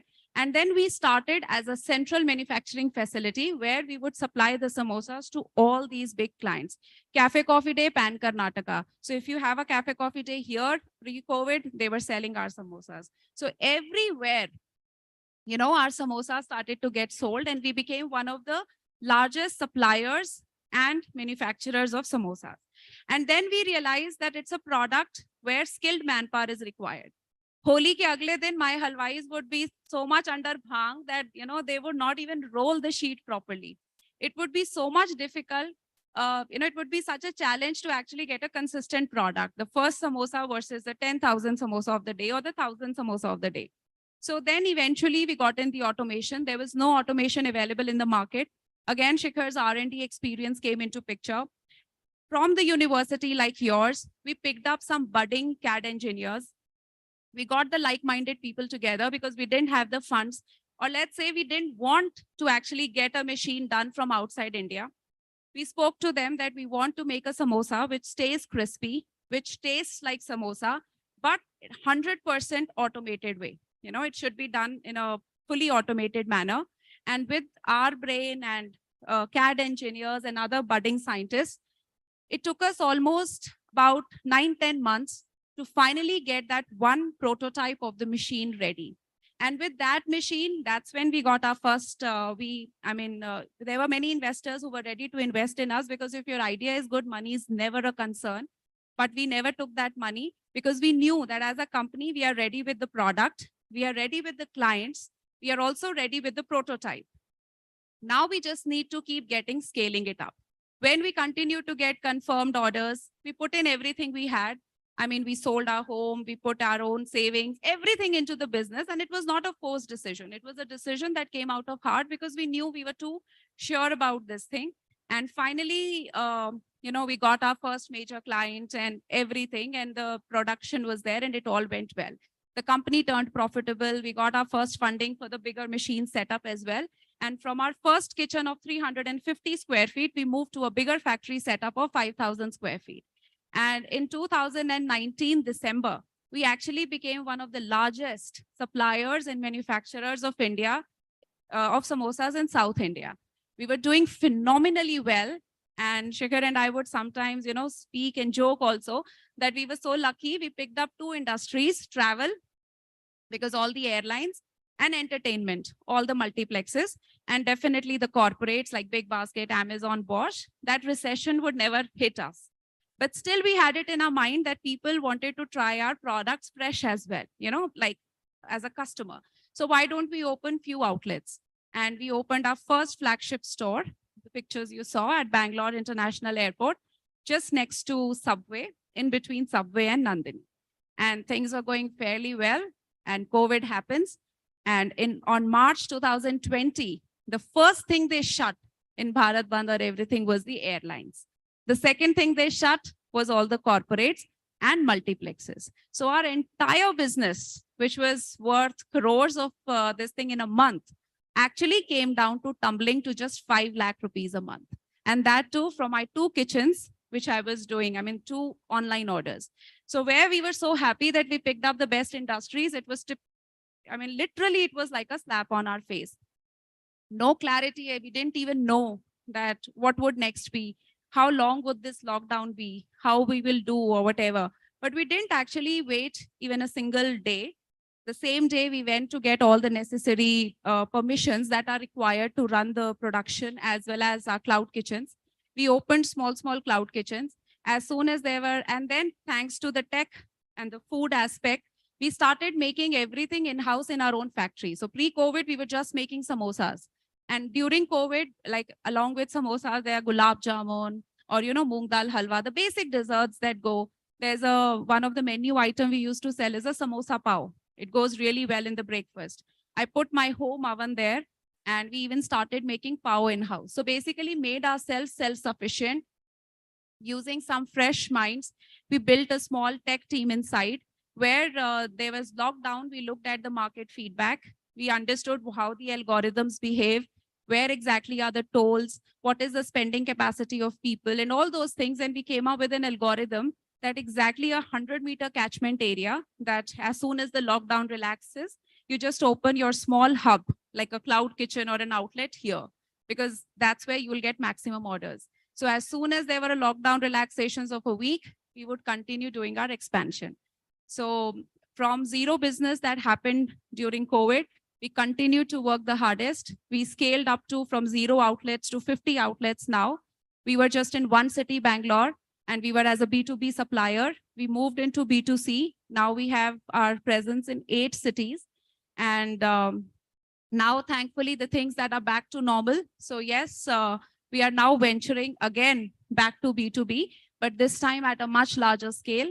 We are now starting our exports very soon. And actually that makes Samosa Singh one of the first companies just dealing in samosas to actually tie up with a very, very big D2C brand in North America and Middle East to be able to supply them lakhs of samosas per month.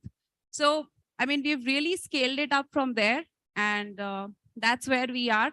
So yes, we started from 0, took it to a level, then again 0, and now yes, again trading up, but stronger, that as a company, we have our presence both in B2B as well as B2C. So happy to address any questions and make it a very interactive session.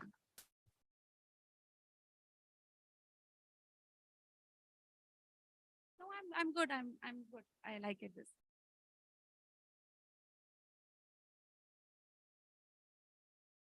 Yeah, ma'am, a very simple question. As a startup, what are financial aids that you got from the government, state aid? Yeah, from the government, central government as well as state government. See, first of all, we applied ourselves as an MSME. So as MSME and having a women entrepreneur on board, there are certain benefits. Like there are certain localized banks that they say that they get benefits, but again, sir, no strings attached. I never got any benefits as such because there are certain collaterals involved. There's nothing called as collateral free. And when I was starting our business, I think one of the mistakes we did was that we never, because that's a lesson I would tell everybody, keep your personal and professional accounts or finances a little separate.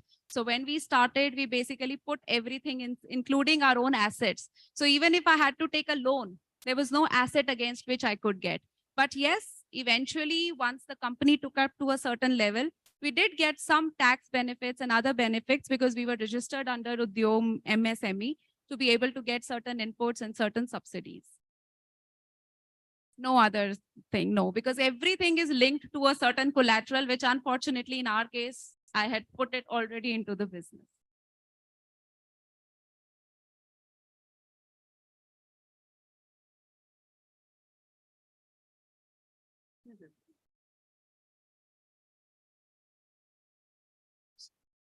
Thank you, Nitish, for the inspirational story and how you people have traveled all the way. So there are a lot of students with us who are dreaming about being an entrepreneur, but equally they have been worried that how is this, and your story is like a motivation for them. So what is that one line success mantra what you can tell to our students?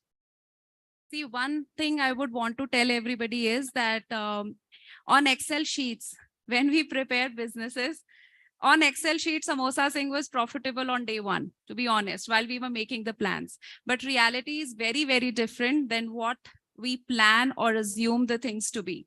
So my first recommendation or one thing is that if you have an idea need not be very fancy. Pick up a very simple idea, go for it. Don't have any qualms or doubts about it. If you are convinced, honestly, just jump for it, because eventually it's you who are going to make it happen. There are going to be people, I mean, we were doubted at every single step until and unless Samosa Singh was reached to a level. I mean, here we are in a closed room, so I can tell my dad would actually feel shy. He's a criminal lawyer, and in all our family, he always wanted me to be a lawyer. I didn't want that. So he would always feel ashamed to actually tell anybody that my daughter and son-in-law are actually, he won't know entrepreneurs, he won't even say, but for him selling samosas. So it took him a lot of time, I would say years, to accept it. And it's very obvious. So my recommendation is that there are going to be certain tough days, but stick on to it. Nothing comes easy. If you really want to get what just 1% people aim to do that, so just be ready to actually even have those many challenges. But then it's very important to actually hold on to the hope during the challenging days. It comes and goes. Nothing stays like that forever. Yeah, anybody has any, okay. Oh, a lot of questions are there. Yeah. Yes, one by one from here. Ma'am, thank you for the motivation. I have one query. That is, samosa doesn't have a long extended shelf life. So when going to the market now, you have extended the shelf life, but for exports, it will require a lot more shelf life. So what is the shelf life you are planning, or the technologies you are planning to improvise on the samosas? See, we don't, there's no extension of the shelf life. So the samosa, once it's cooked, it needs to be consumed the same day. Very simple. The same time or the same 6 hours, otherwise it gets spoiled. Yes. That is still the case. So all my production happens centrally. In our own manufacturing, we have a blast freezers. We have multiple blast freezers and IQF, which I'm sure I don't even have to explain because everybody knows that the temperature immediately comes down. And it's the same technique that is used in Godrej, Mutter, and all those pineapple cakes, etc. So therefore, the freshness and everything stays retained. And there is absolutely, you should come at our facility. It's one of the, it's now even ISO standard, and it's one of the best in class infrastructure. So we don't actually have any breakage in the cold chain. So as soon as the order comes or the customer comes, the samosas are fried right there. And after frying the samosas, it needs to be consumed the same day like any other product. But by the time it reaches, it stays in that cold chain. So similarly, if you're exporting it to Middle East or you're exporting it to Qatar or North America, Canada, wherever, it takes months to get there, but it's all in those, you know, the chambers. So it's a very standard process. Yeah, please. Good afternoon, ma'am. Good afternoon. My question is, how are you managing both B2B and B2C? Because both are required different production and different sanitization. Yes. So how are you managing both of them together? See, earlier we started as a B2B. The manufacturing is the same. It definitely requires a different set of team, different set of skill set. But one of the additional benefits that you can say that as a founding team, Shikhar and I have are complementary skill sets. So while he's the backbone of the company, I'm actually the front face of the company. So it becomes easier. So when it's about B2B clients, I get the clients. It's my responsibility to get that done. How it's done, it's his headache. So if there is if I get a client of, let's say, I'll just give you a very simple example. Again, a simple thing. While we were struggling during COVID, we opened our first B2C counter at the airport. And at airport, they said, if you want this space next to Subway, you can't fry. You can just bake the samosas, but you can't fry. But samosas, yeah, they need to be fried, right? I mean, what's a samosa if it's just baked? We figured out an IoT-based fryer, with some techniques that low smoke. As soon as you put the button, the samosa comes out, and some of it were baked and everything. But before baking, we would brush it with butter. So, that aroma would come, which would attract people and everything. But we figured out a way and we started doing it. Accidentally, Haldiram's Bikaji family, they actually visit, they see our store, they get excited about the name, and they try our kachori. We have a pyaz kachori. Now, pyaz kachori is one product which tends to absorb a little much oil. I think you all know why, because of the moisture content and everything. But again, because of our little bit of R&D, what we keep doing, we actually figured out a very dry version of the same. So when he added, he said, "Yaar, hamari kachori to bahut oily hoti hai. How come this is not like that? Apni sir se baat karao." He told the staff. They called us, and then I came to know that he's the founding member of Bikaji and Haldiram's family. I mean, I obviously invited him over and we met. When they saw our facility, they said the same thing. They said, we have been doing the production line since years, since actually it's generations now. What we have done is actually not even almost 1/10 of what they have, but involving science in it, tech in it, which actually shortened the process without compromising on the taste. And they absolutely loved it. They gave us an offer that we want samosa sing. Basically, we would want that. But obviously, at that time, we had just picked it up to that level. I mean, why would we were not willing to actually let go samosa sing. So we said, no, we don't want that, but let's figure out a way to work together. And yes, because of that, Bikaji actually is now, I won't say on the board of Samosa Singh, but yes, he has actually invested in the company. And more than that, we have figured out a way to work together, and we have built up a much bigger facility, which earlier belonged to Future Group in Tumkur. And that facility has a much bigger and higher level of IQF and other things. So today, if I have an order of 4 lakh samosas a day as well, I know I have a capability and a partner along with Samosa Singh to be able to do that. So yes, B2B and B2C are two different games. When you are into an entrepreneurial ship, don't try to do everything on your own. Figure out smart partnerships, because there's no point in reinventing the wheel. I think COVID has taught each one of us that, right? PVR and Inox, how they were rivals and now they've become one. So do believe in the, leveraging the partnerships. You want to get there much quickly. Hello. Which oil you use for frying the samosa, and which oil you feel it the best for samosa? Hanji, which oil I use, and second? Which oil you use for frying the samosa, and which oil you feel that it is best for samosa? See, for frying, if you want the frying to be best, it needs to be a denser oil.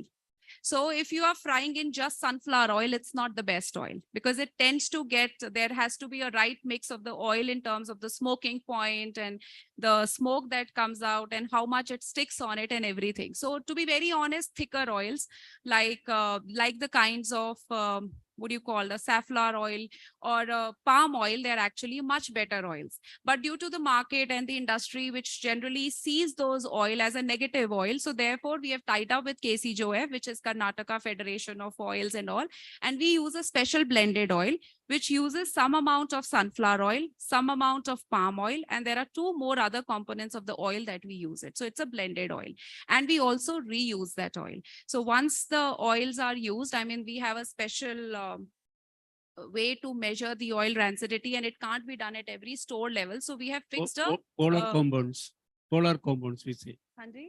polar compounds. Yes, but sir, that we can only do at a central facility. Yeah. I can't rely on my staff at the Yeah, front you end can, to you be can able do it to in do your, that. in your So kitchen. we have defined a fixed number of units that need to be fried, and after that, that oil comes back to our central facility, which goes to candle making and soap making industries. Because I've seen most of the companies, they either recycle it, which we don't feel comfortable doing because we don't want to feed something which we ourselves are not comfortable eating. So we actually recycle that and get a percentage of that back as a price. So which samosa you brand your samosa as? Is a Punjabi samosa or Gujarati samosa? What?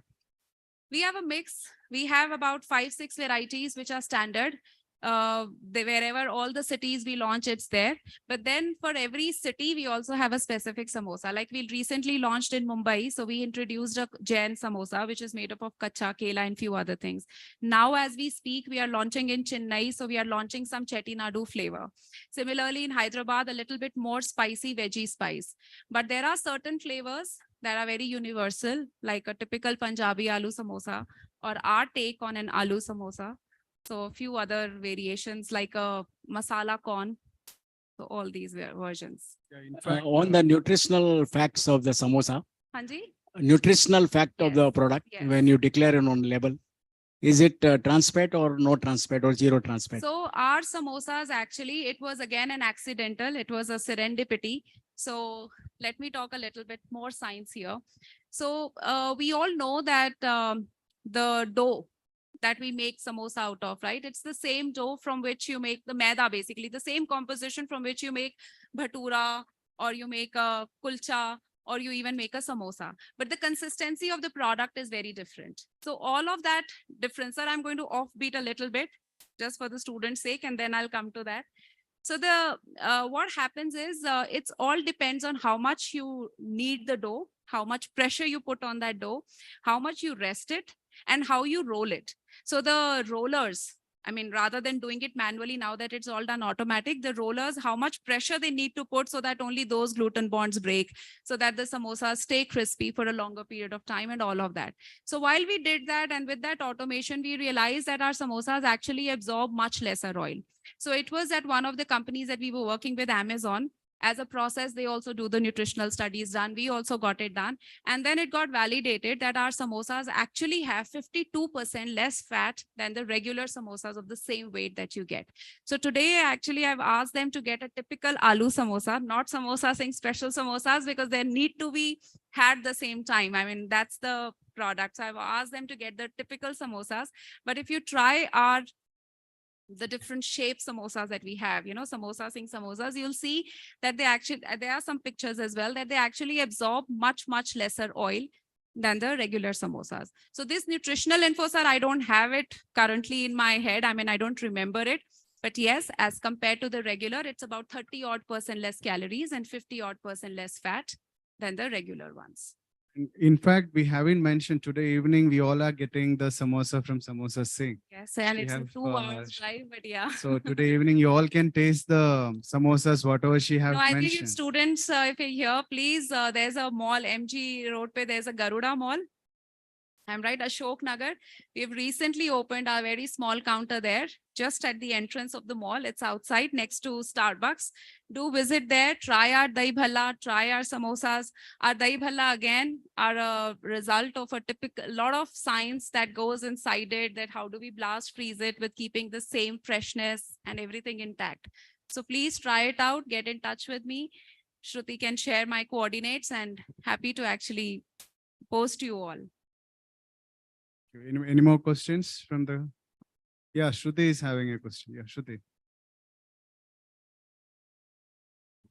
In fact, the video what you have played, right? I mean, we could see Milka Singh and all the people. I think after listening to you, I feel you should add Manmohan Singh also there, because he's one of the best finance person in the country. I mean, I actually had him already out in of the deck, political things, no but politics, but I'm yes. telling he's one of the good. No, sir, I had it him in the deck for his calmness. That's Okay. exactly. But yes, we removed it because of some conflicting views. But yes, we'll put it back.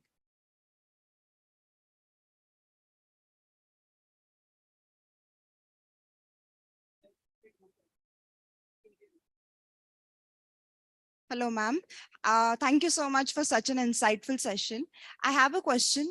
You mentioned that during the starting stages of your startup, you never took help of any investors in your startup. So was there any special reason for do so? Because during the age of Shark Tank and venture capitalism, why would an entrepreneur not get help from any investor? No, absolutely. There's nothing, no harm in doing that. Please do. So it was just, see, we were first time entrepreneurs. Okay. Our schooling, our education was never so much entrepreneurial driven. And I was having lunch with some of you, and we were discussing this, that how things have changed. When I was 23, 24, I couldn't think of this entrepreneurialship and such kind of sessions.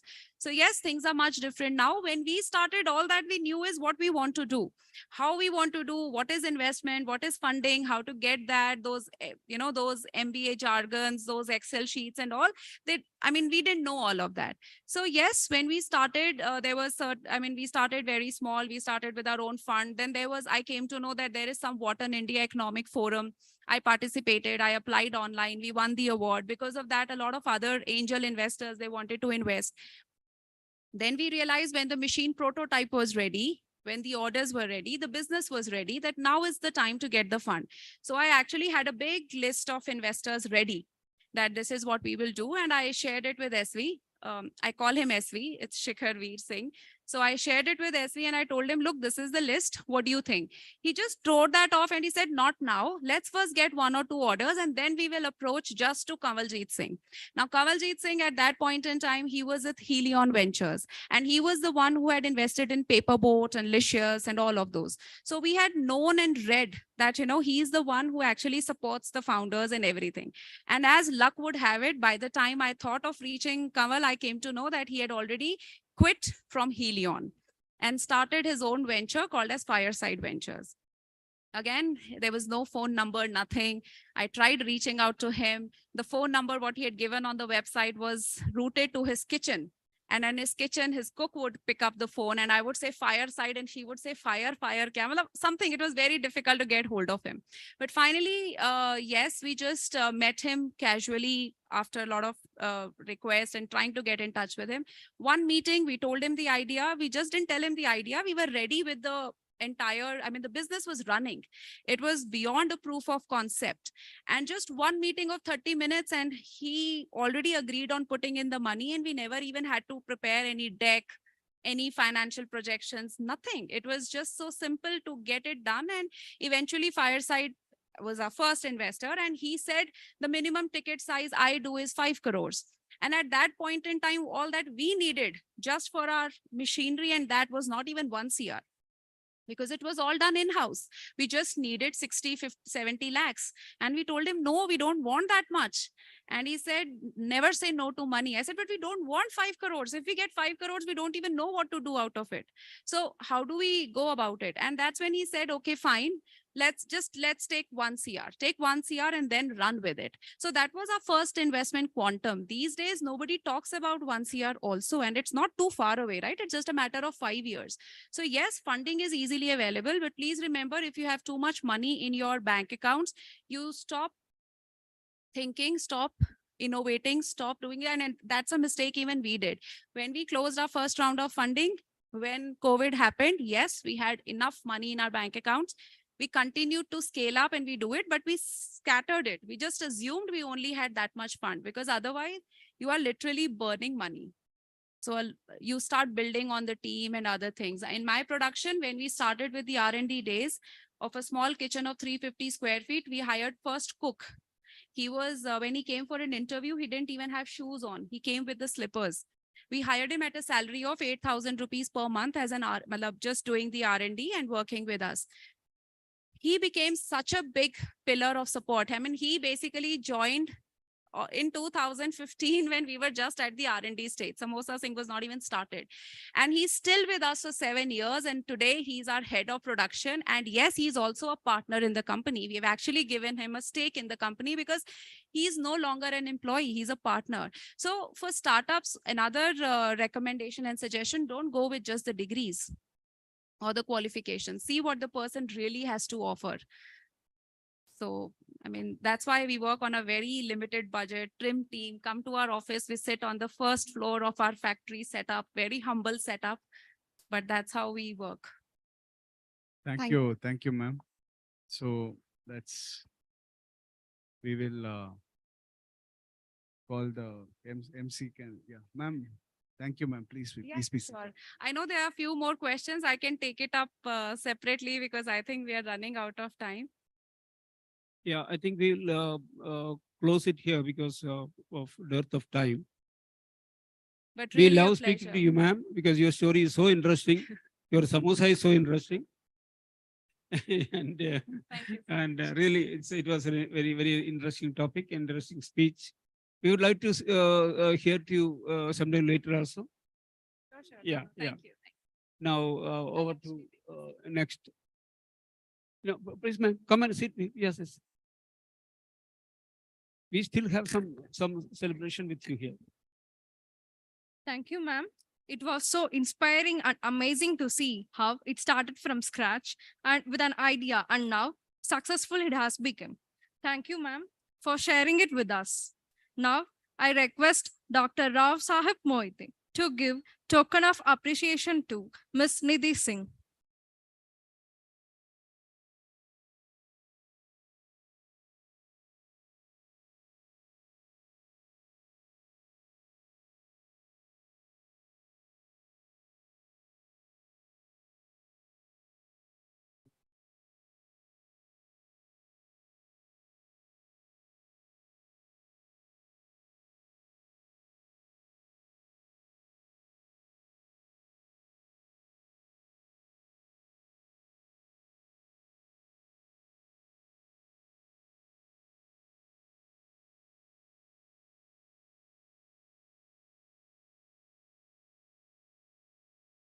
Now, I would like to welcome Ms. Shweta Gowda, KS, founder of Surabhi A2 Milk and Hotari Naturals.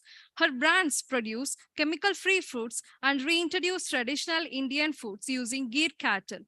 Ms. Gowda drew inspiration from her father-in-law, KS Nanjunde Gowda, and consider her husband and mother as the role models in her journey. We are excited to hear her inspiring story of building a successful business and commitments to chemical-free food production. Now, I would like to request Ms. Shweta Gowda to share her successful journey with us. Good afternoon, everyone. So myself, Shweta Gowda. So I'm born and brought up at Srirangpatna, Mandya district. So I thought Nidhi Singh, so all entrepreneurs gone through with the same difficulties and initial days, we are also facing the same problems and all. So my husband he have an IT background. He worked at IBM. So from past 5 years back, sorry. Sure. This is Surabhi A2 Milk. So 3 years back, we launched this brand first initially, but 5 years back only we bought 2 cows. 2 desi cows for our own purpose. That time we never thought, so this come up with a brand, not like that. Me and my husband have a same mindset, and so we are always give importance to traditional foods, whatever our ancestors using it's the same method and it's a healthier also. So that's the mindset we have.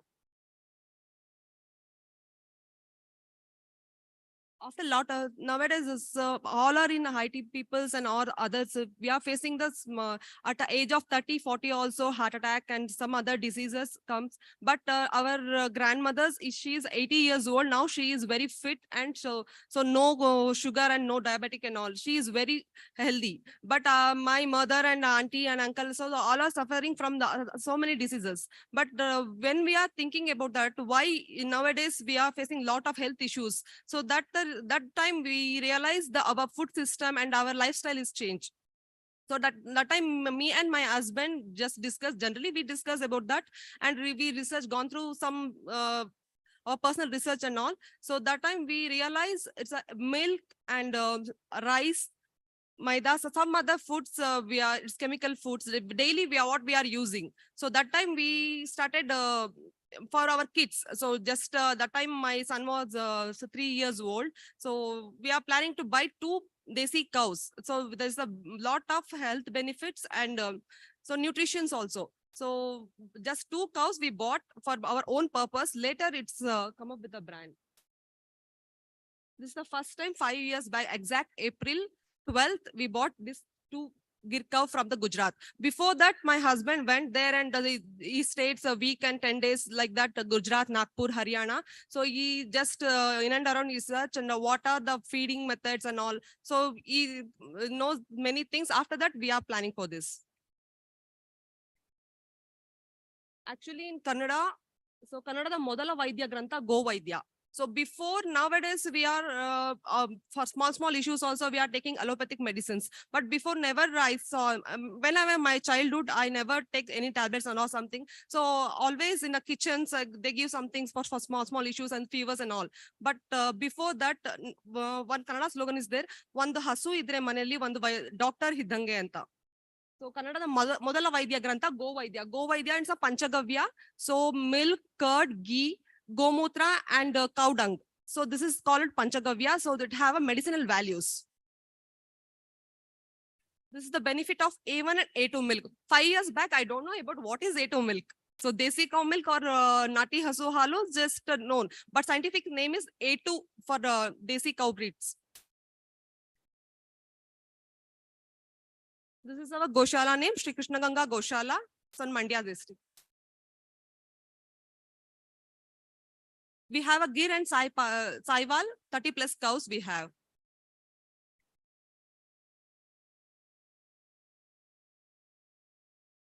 This is our first product. So one we started 3 years back. So just we didn't invest much for machineries and other technologies. Just we are packing that hand sealing, hand machine packing. So that only just pouches we are sealing with the hand machine, sealing machine. So first one, but we mentioned that everything packaging is very much important. So next revision version is that A2 milk, we changed the color and nutrition benefits and values. We added all these things in the packaging. Now this kind of package we have.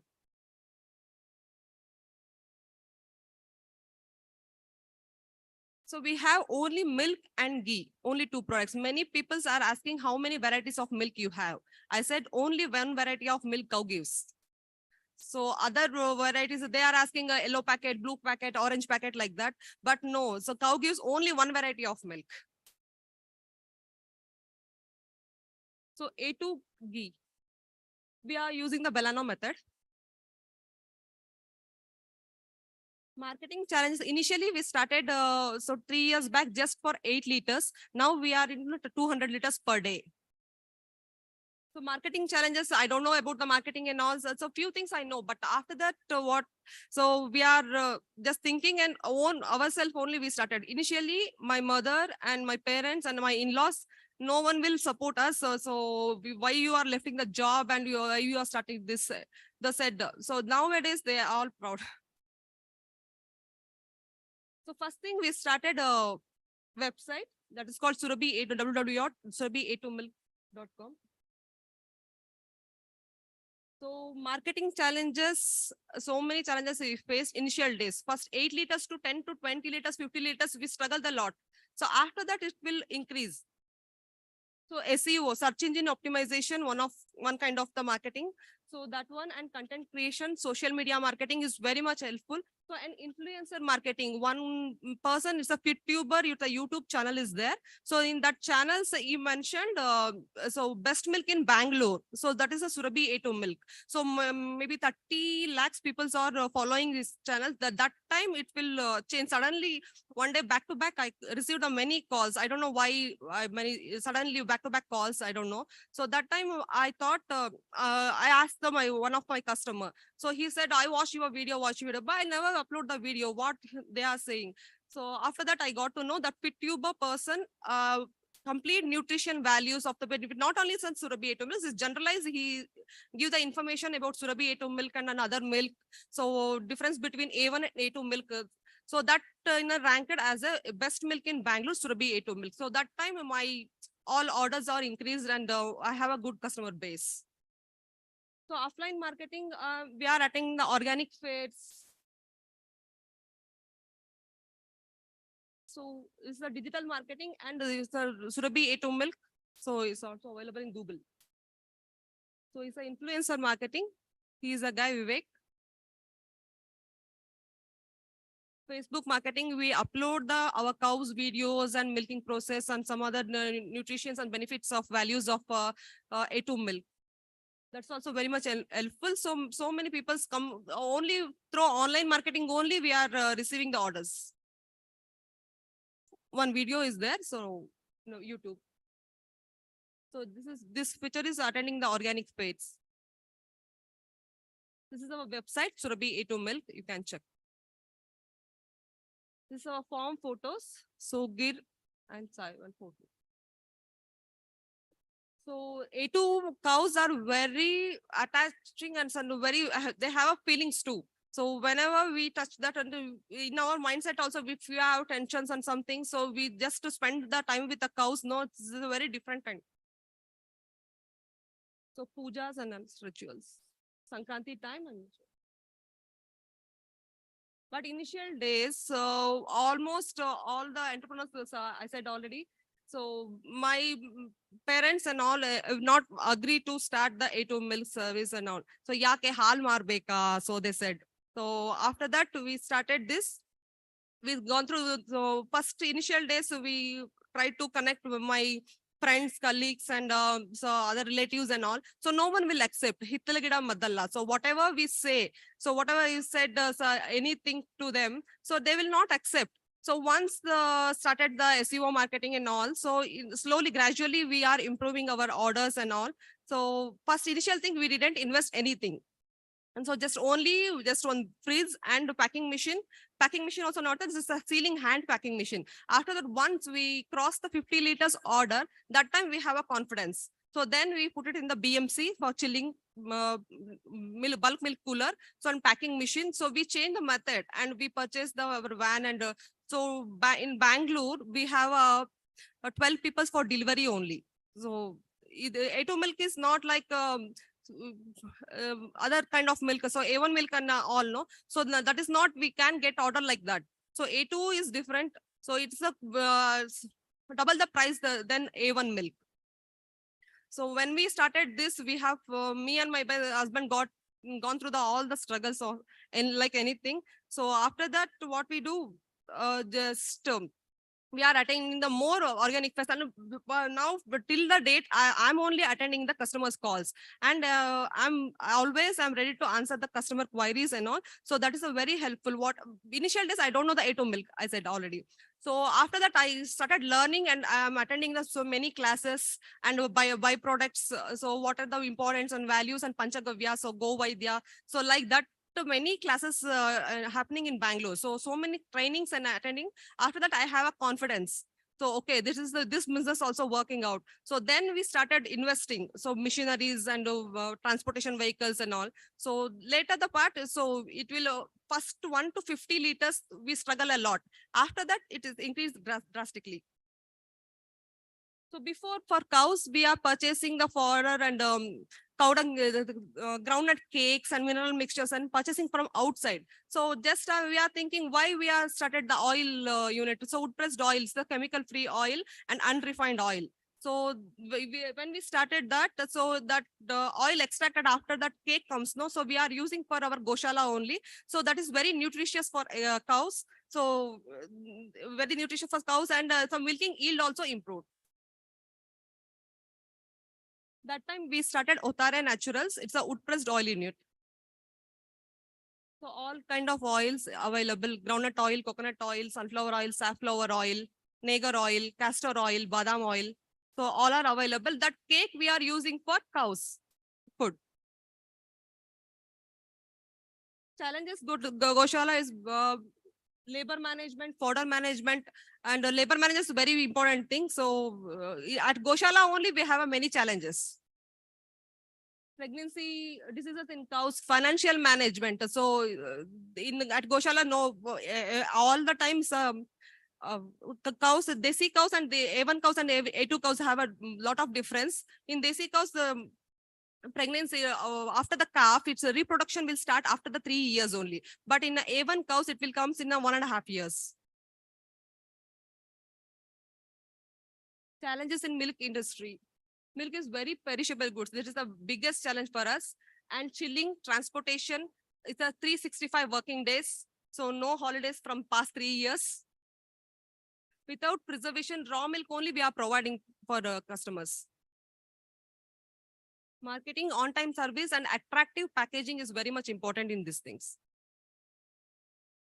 Marketing ideas, branding is very much important. Before we started, just only plain packets we are giving. So that time we give us the same quality of milk, but the customers need to know the value of nutrition values and other things. So after that, we are changing the package. In there, we are fat, SNF and nutrition values. So everything we mentioned then.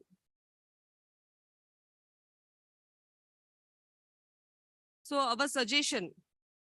So always open for learning. Before 5 years back, I don't know anything about Eto milk. So now I'm only almost 500 plus customer base we have, and more than 3,000, 4,000 people in these 3 years. So I'm connected with the 3,000 plus peoples.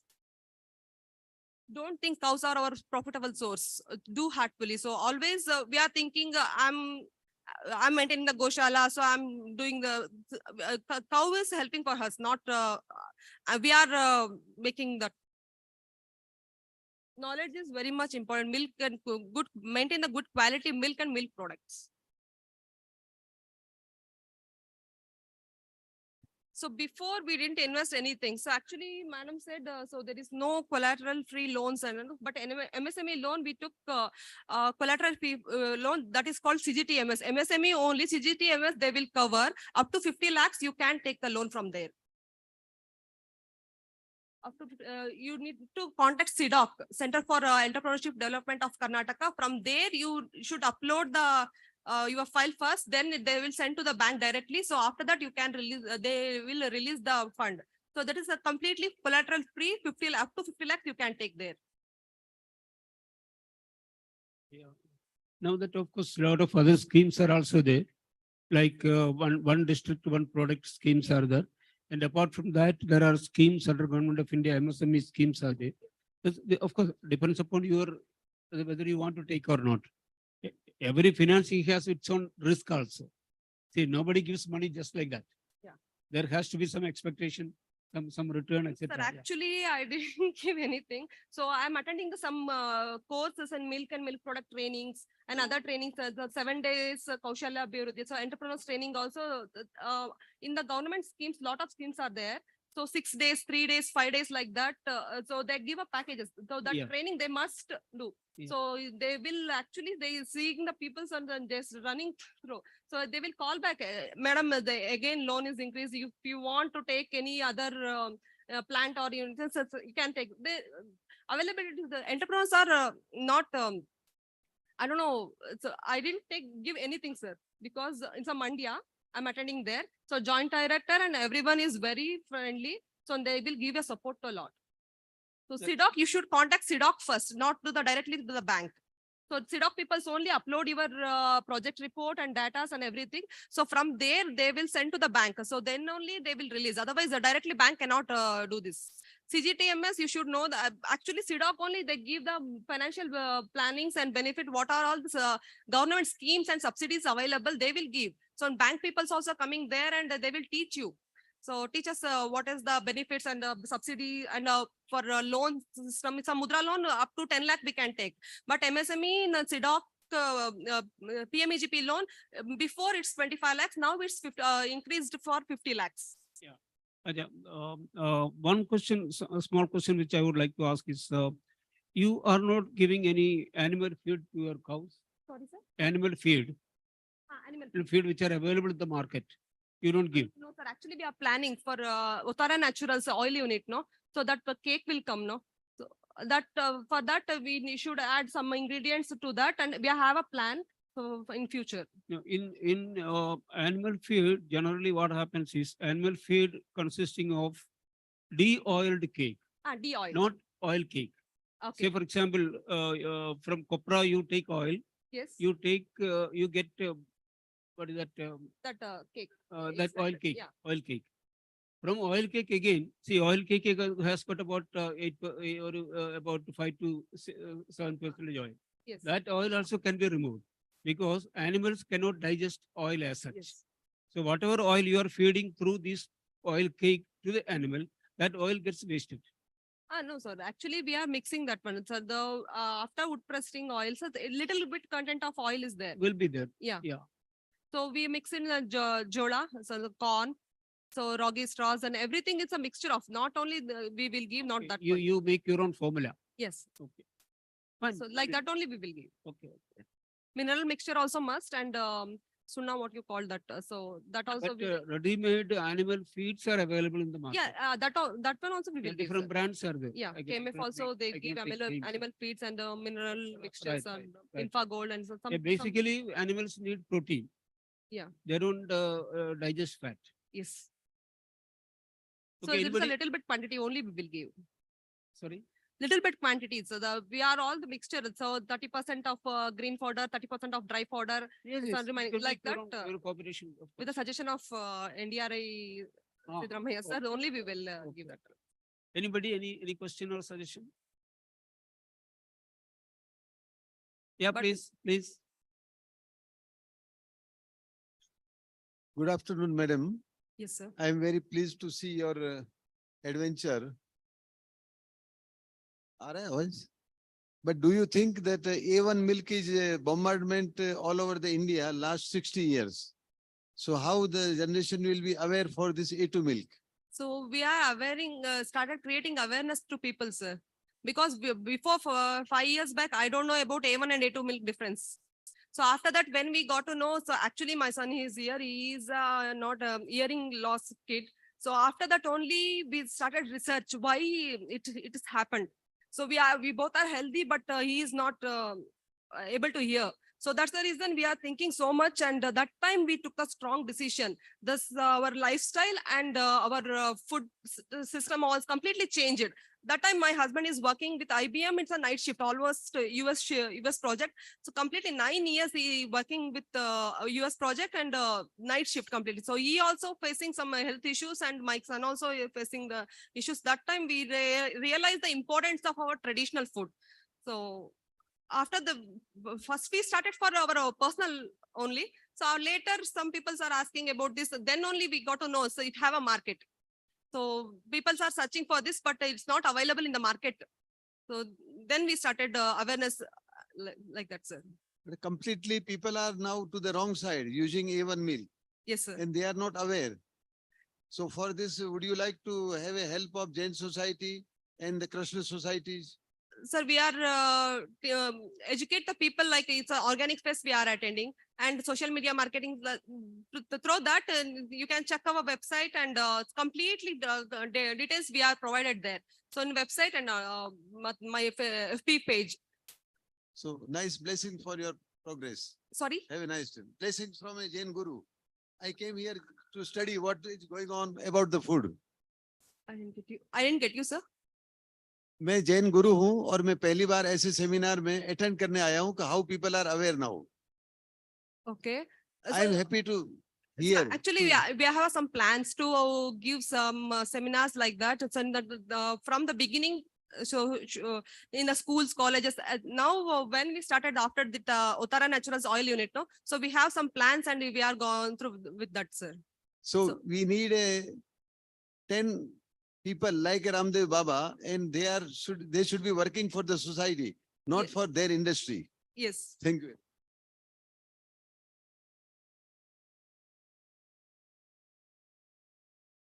Good afternoon, ma'am. Yeah, good afternoon. Ma'am, my question is, are you planning to scale this product to different states other than Karnataka? No.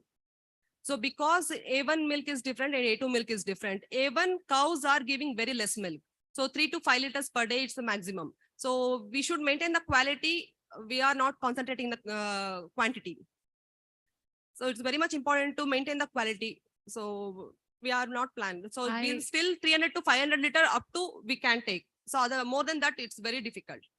I had one question. So this and whatever you are able to produce, you sell it completely, 100% of it. Yeah, yes, 100% we are selling. So sometimes what is that is a holidays, no? Holidays time, a long weekend. That time excess of 20 or 30 liters milk will be excess, no? So that milk we will use products. No, why I'm ghee. saying is as a customer, I mean, I actually have not tried your milk, but I'm just saying from a normal perspective, I belong to Haryana. So in Haryana, everybody breeds their own cow, right? That's a common trend. And we have actually been raised by drinking milk, buttermilk, lassi, all those kinds. Never any lactose intolerance or such kind of things. Our sweets are also all full of ghee and milk and everything. But yes, coming to Bangalore and before that in hostel, even we realized that now the milk that we drink at home versus what we drink in the packets is very different. It actually makes you feel heavy. And one fine day when I was just washing or rinsing something, I came across that malai, that cream that comes on top of it. And it had such a different texture like a plastic.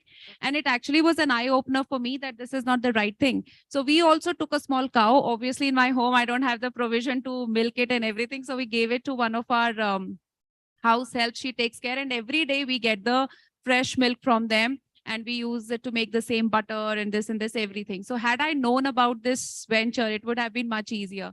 So just to add on, ma'am, you actually have a great product. All that sir was saying, and I think it really needs to be now made out to be made aware. If your 500 liters is a capacity, I mean, the volumes in Bangalore itself could very easily be 5,000 liters plus. 200 liters per day. Yeah. So if it is the holidays and 20 or 30 liters are excess, so that we will make it a ghee. In future, we have a plan to 300 liters to 500 liters increase. It was nice, ma'am, because being from a farmer's background or farming background, agriculture background family, having a cow, I strongly believe that having a cow is like, it's a complete cycle. Like how you talked about the coconut tree, which they call it as a kalpavrisha, the all part of the tree is being used for one or the other thing. Having a cow at your place, you have to see that even it is going to help the ecosystem also, the manures. You're not using to the chemical fertilizers or anything. The nearby farm areas, what you're having, the manure will be coming from the cow dung.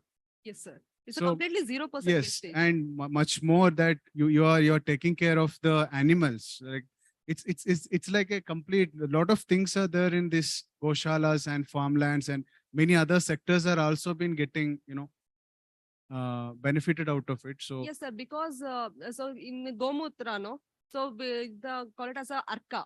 So that is per liter, it's a 300 rupees. So we are preparing that also, and cow dung cakes that also is a 1 kg. It's a 250 rupees, 300 rupees like that. So it have a market, and vermicompost. So it's completely, so whatever the desi cow, so it's a 0% wastage, and oil unit also it's a 0% wastage. Whatever the cow, after extracting the oil, that cake will come, no? So that we will use it for the different purpose.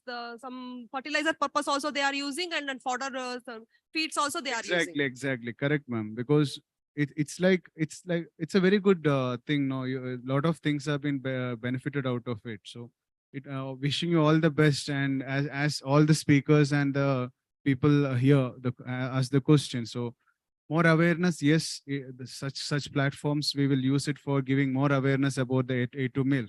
So wishing you all the success, ma'am. Thanks for joining with us. Thank you so much. Thank you, ma'am. So at least try to search about A2 milk and its benefits. Yeah. Not only A2 milk, the cow only is a beneficial. So Exactly. We should congratulate her for encouraging the traditional knowledge of India. With a clap of hands, please. Thank you. Thank you. And she has started that business. It is not her duty to educate everybody. It is our duty. It is our duty like people like you, to educate our neighbors and people, to go for our traditional knowledge, to go for A2 milk and what is A2 milk, all these details, all this science. She is not supposed to know all this science, but she is still doing it. Hats off to her. So Thank you. Thank you, sir. 2 months back, I went for one CDOC as a resource person. So all our students, it's in the Mandya district, all are from agriculture background. They're coming from the village only, but they don't know about the A2 milk. So they are surprised what this is really it's happening like this. The cow, they don't know about the cows also. They are daily, they are staying in the villages only, but farmers background, they don't know. So it's our duty. So each and everyone, you should know our traditional methods on foods, everything. So basically, so cow is our Gomata. Desi cows are our Gomata. So please know about that. Thank you. Thank you so much.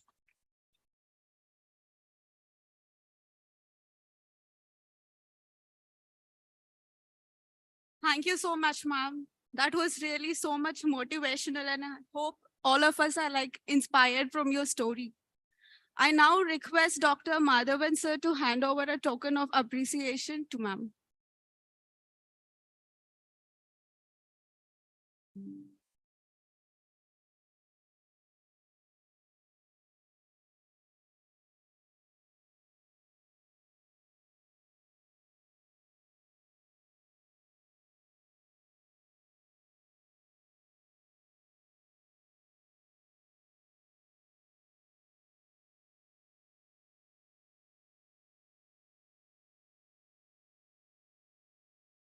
Next, I would like to welcome Mr. Satyendra Prabhu, co-founder of Woolly Farms in Bengaluru.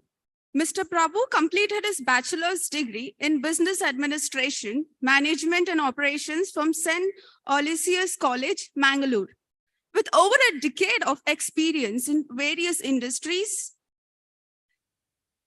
Mr. Prabhu has served as an independent marketing sales consultant, business development manager, and director of sales and business development.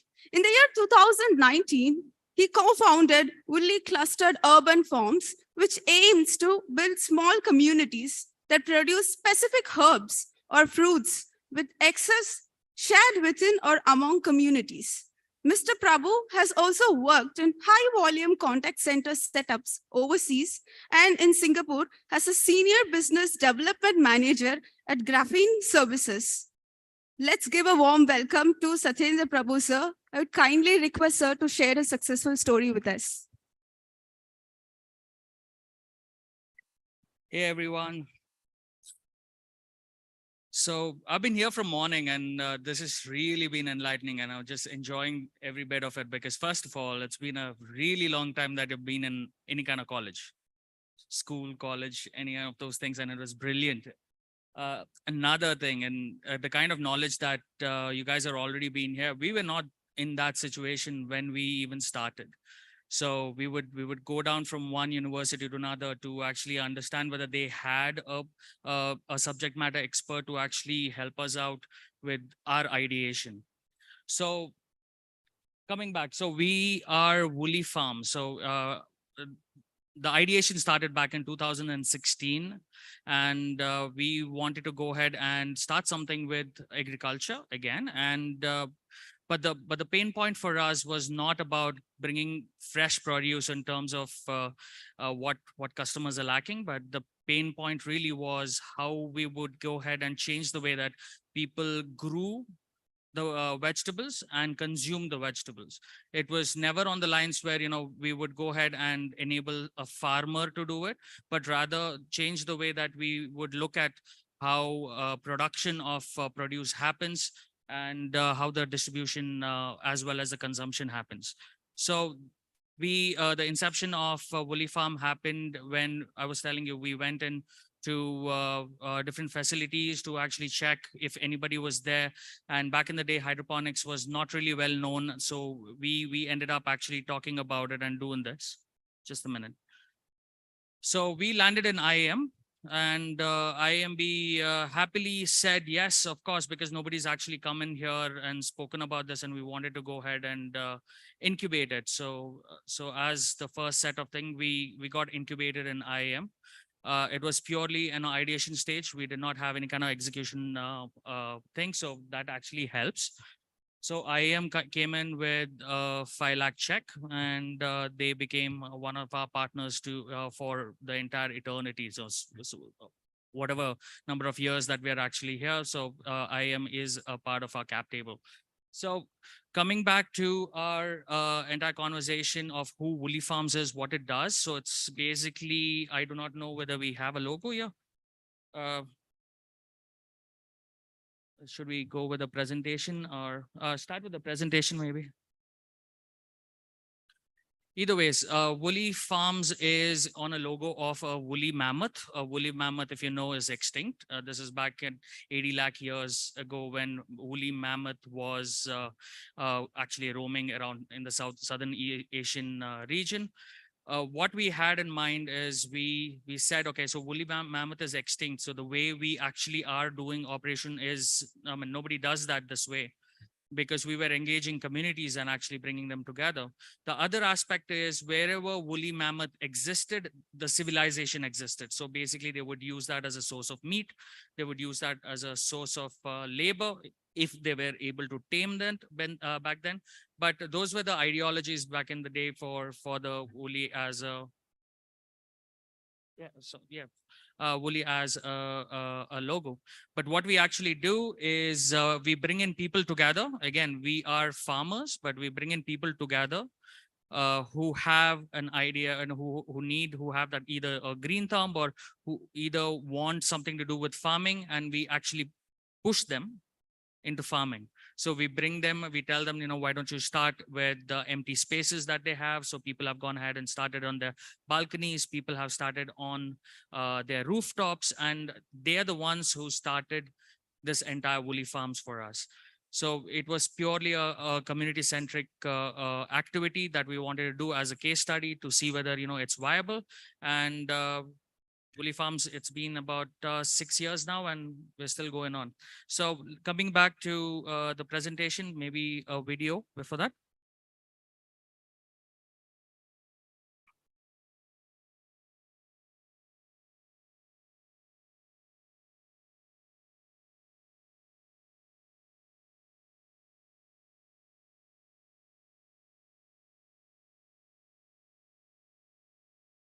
So these are all rooftop farms, and interestingly, it's people's rooftops. This is on top of Spar Supermarket on Banagata Road, if you guys know this.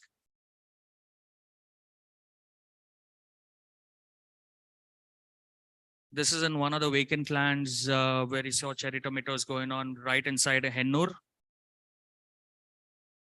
Those are on Airport Road where we had a lot more empty space.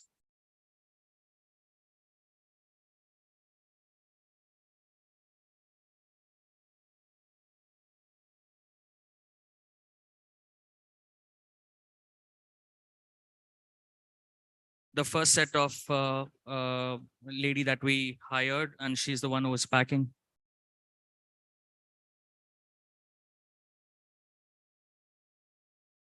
All right, thank you.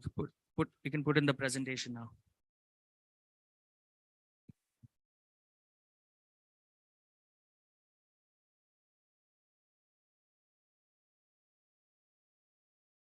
To start with,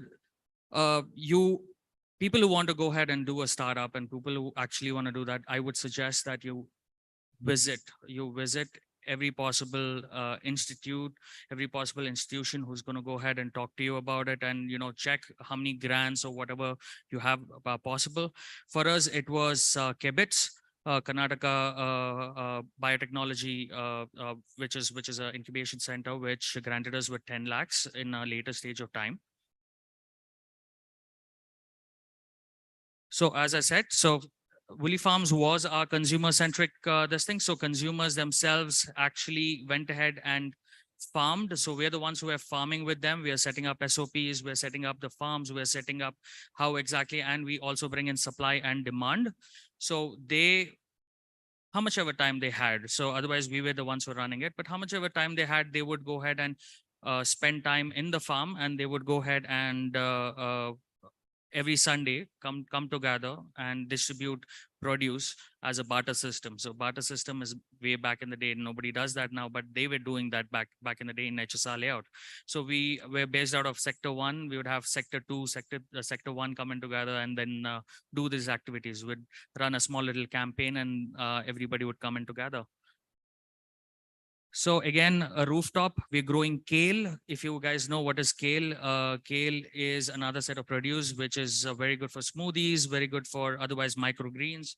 And we grew microgreens for about six years now. But the thing I learned today was really technical when it came to microgreens in one of the subjects.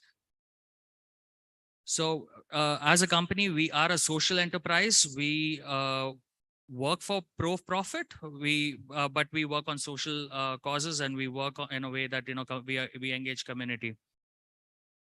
Now, these vegetables which are grown are always grown either, kale is a very hardy plant, so it kind of grows like this in open. Otherwise, and we do not spray any pesticides or contaminate any of those things.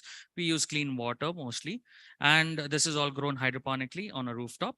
But saying this, we mostly grow our produce in controlled environment, which is polyhouses. Polyhouses where, you saw a couple in the video.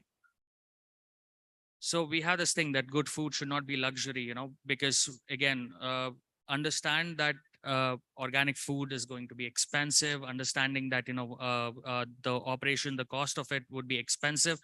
But when it came to running it as a community and making sure that we bring in that kind of patient capital and patient agriculture, we would have, that's why we said good food should not be a luxury, because again, most of our consumers are subscribers to a particular farm. So they own the farm. They are the ones who run the entire thing. All right, so this is a timeline. We're not going to talk about how we started and so on, but this is going to be a really good roadmap, because this is what we did. This is how much we failed. And this is our third pivot. So when you say pivot, we go and then we completely go back to zero, and then we start all over again. So coming back to this entire conversation where pre-COVID, because we had so much of produce and we wanted to go ahead and salvage it, we cater to about 150 restaurants. This include Taj, which includes any of the microbreweries which is there in Bangalore. Most of it, we would go ahead and cater to them, all give them fresh produce, salads, microgreens, and fruits. So basically whatever grows in this kind of behavior, we would go ahead and supply to them. And they are fine dine. So they are very expensive to dine, but also these produces were premium in nature. We cater to about 150 restaurants. COVID hit, back to zero. So we did that the immediately second day of it. So because COVID again, restaurants, everybody's closed. Payables, almost about 1.2 CR of payables by the restaurants, because obviously nobody's there to pick up calls for you. And immediately the next day, whatever sources we have, whatever this thing, because the produce does not wait, they have to be harvested, they need to be consumed. We called it an essential pack, and then we started supplying to our customers. And that's when we pivoted to a B2C company or a D2C brand. We are not a D2C brand. We are not very experts in basically doing this, but we learned it on the go. So COVID hit in March, and April, May, June. By June, we were hitting about 2,000 households every day. And from 10 acres of what we had, 150 restaurants that we're catering to, we hit 35 acres of cultivable land. Now, these are numbers, again, none of the farms were owned by us. Interestingly, they all by either people that we've trained, we've connected, we started them in this journey and so on. And then they're the ones who had invested, and we ended up consuming the entire set of produce. So again, 2,000 households every day, we were catering to it, and we were doing extremely well. And post which we had the quick commerce guys come in, right? And that was convenient. Even my wife does quick commerce, and that's not going to change anything. She still does Swiggy, Instamart, and she doesn't believe in anything because she does not have time for any of those other things. So quick commerce happened, and we decided that we will not do D2C anymore, and we started supplying to the D2C brand. Understand? Starting from scratch, going back to zero, starting from scratch again, and catering to the quick commerce deliveries. And so we do about close to 8 tons of produce every single day with from about 75 acres of farms. And they cater to actually the entire set of green leafies, which are coriander, palak, amaranthus, and so on, methi, and so on. So that happened November 2022. That's last year. We decided, we saw the numbers, we decided that the more we get into this particular thing, we're going to go ahead and have more working capital in our system. So the more working capital you need, you'll need to basically, that's when you'll increase your business. So we decided that we're going to go ahead and outsource the entire set of supply chain.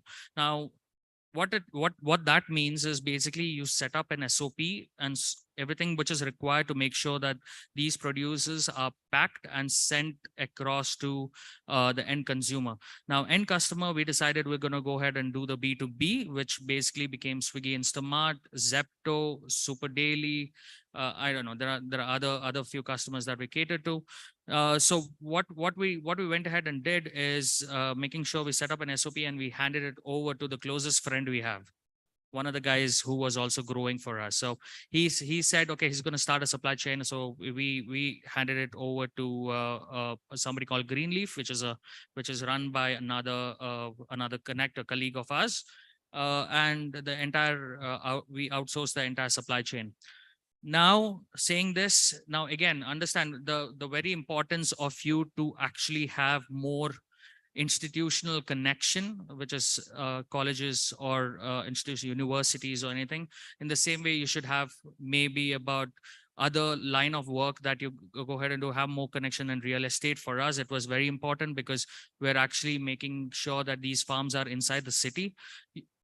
Very interestingly, the next set of 8 acres of farms, not 8 acres, but 6 acres of farms are going to be inside institutional engagement. So, and this, the land is for free. We're not actually going to be paying a single cent of it because end of the day, the way we actually operated, we did a lot more free operational rather than, you know, having a paid service in terms of it. So we were helping out more. That actually has come back and we're getting more because of incubation, because of other ways that we engaged with the startup councils. We ended up actually getting more and more space, real estate inside the city. So the next 2 acres, we're going to be setting up 8 acres. We already have started with 40% complete inside Manyata Tech Park. So now this is Manyata Tech Park, which actually is filled with consumers. It's also got enough and more traction. So we're setting up a farm and we already started. It's inside Manyata Tech Park where we have fresh produce growing there where consumers are.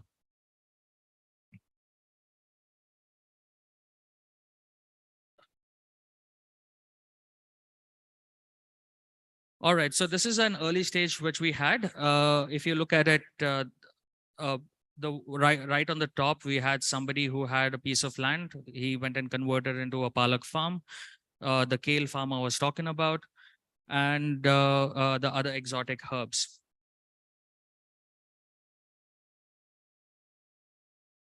So the good part about this exercise is, again, you have the freshest set of produce because it's grown inside the city. Also, the cost of operation, cost of deliveries, and the nutritional value of the produce that actually remains safe.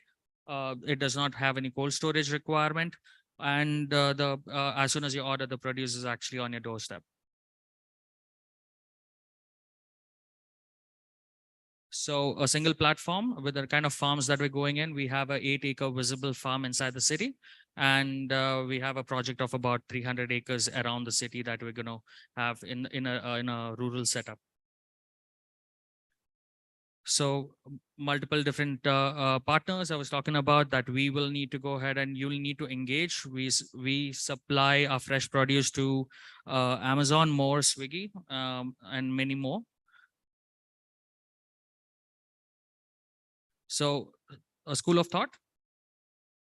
Now, this is what we did right at the beginning when we asked something as what if. So what if these perishables were freshly available right at your doorstep? What if they were predictable when it came to output, when it came to different kind of methodologies that we're growing? We don't belong to an agricultural thing, but we build a team for agriculture. again, de-risking farming, which is basically main thing when it comes to farmers and their activities, because they do not get to, they get to continuously grow without knowing what the demand and the supply is. So basically changing that when you have consumer behavior, where you have consumers themselves who are a part of the farm.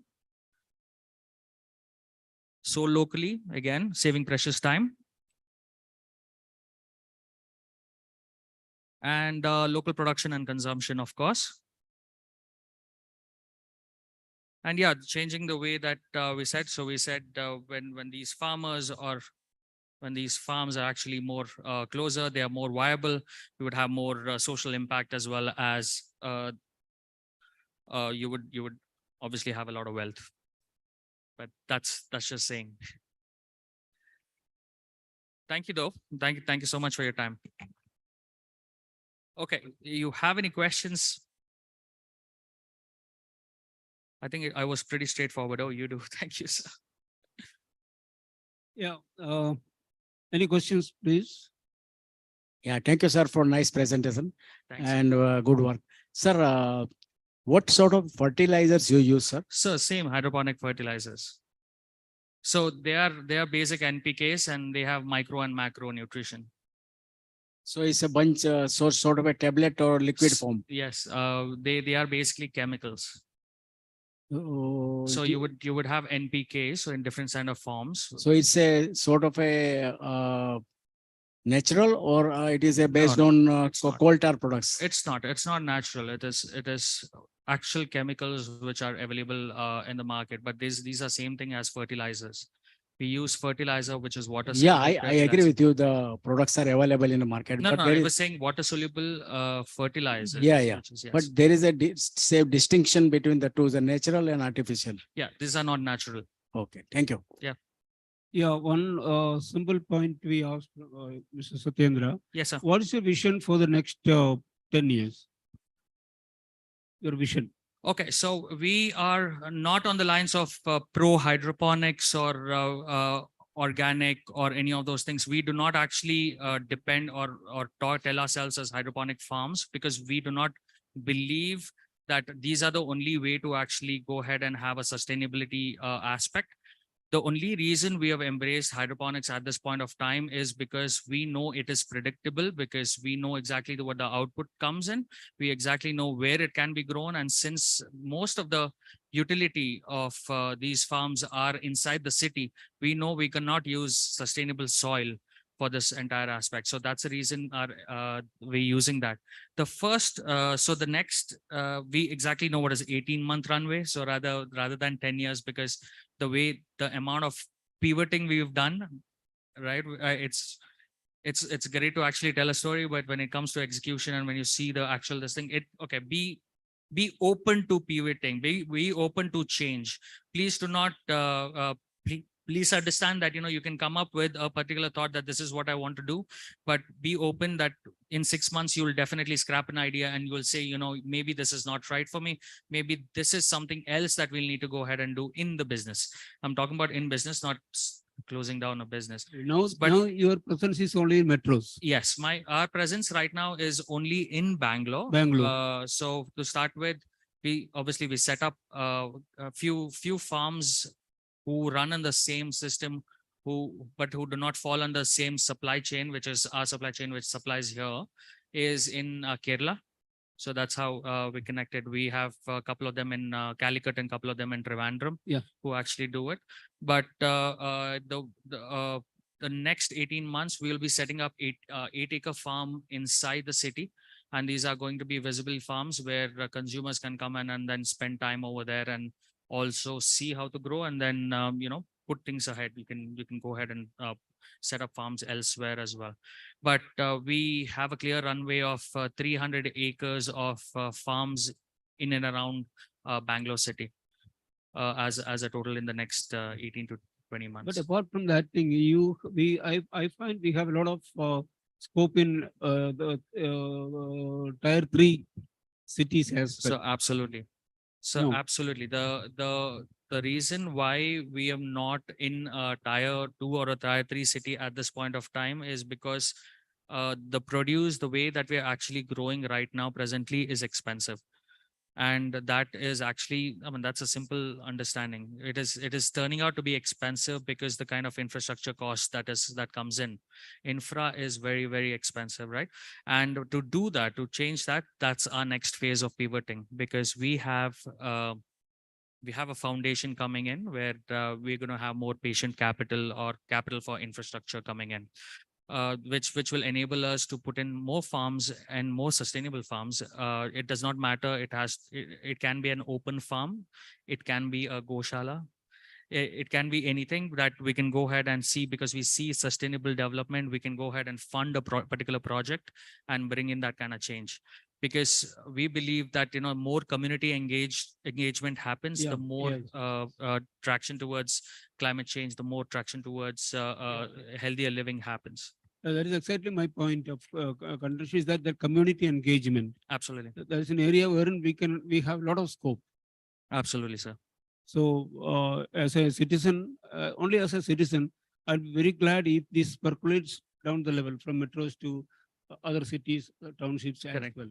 So yeah, so one part is, of course, when you run a startup, you have that thought that you got to actually stay profitable throughout in terms of it. That's But you always know, a challenge. for startup. Yeah. You have grown from the startup. So a startup will be a startup till you actually have a CFO, you have a CMO, you have all these guys in terms of it. But when you're doing it on your own, right? Startup only, no, sir. So yeah, I understand. The more time you go ahead and spend, yeah, I think you would have this thing. But the difference from because I worked for a big MNC which took care of radiology and in sales as well. So what I understand is between the difference between a startup and a corporate structure. This thing is, here you do not have a structure. Here you do not have resources. Resources does not always mean money, but also skill, people. Those are things that you learn, and I think ma'am actually understands that. Because the amount of learning that you've done over time, I think it's phenomenal. So, and that's what I think every entrepreneur should go through. So I have my final address to you guys that, I think all of you have an entrepreneurial spirit inside you. You guys just have to go ahead and execute it. Just make sure you get any idea is good, but understand, idea does not fetch you any money. Execution does. So start working with institutions, start working with people, bring in more mentorship, and then, which will help you actually do better. Yeah, thank you, Satyendra, very much. Thank you guys. Thank you so much. I highly appreciate your endeavor. Thank you. And wish you good luck in your future journey. Thank you very much. Please be seated, please. Be seated, please. I think we had a long journey from samosa to milk to bully farm, terrace farming. Very interesting, These are all, there are a lot of lessons that one can learn, especially youngsters like you can learn. A lot of things are there, because these are ideas which kindle from your brain to become a small sprout and microgreens and big trees. But there is no end. There is no end of ideas, and there is no end for growth also. These are all classic examples. Sitting my left and right. These are all classic examples of ideas. How small ideas can bring a lot of business, a lot of engagement, public engagement, social services, giving jobs to your own people. These are all ideas. Well, with that note, I hereby declare end of this session before starting the next session. Thank you very much. Thank you. Thank you so much, sir. That was really a very amazing concept. And I hope that your story will serve as a motivation for most of us to put forward with novel business concepts in the future. Now, I would request Dr. Sumit, sir, to hand over a small token of appreciation to sir.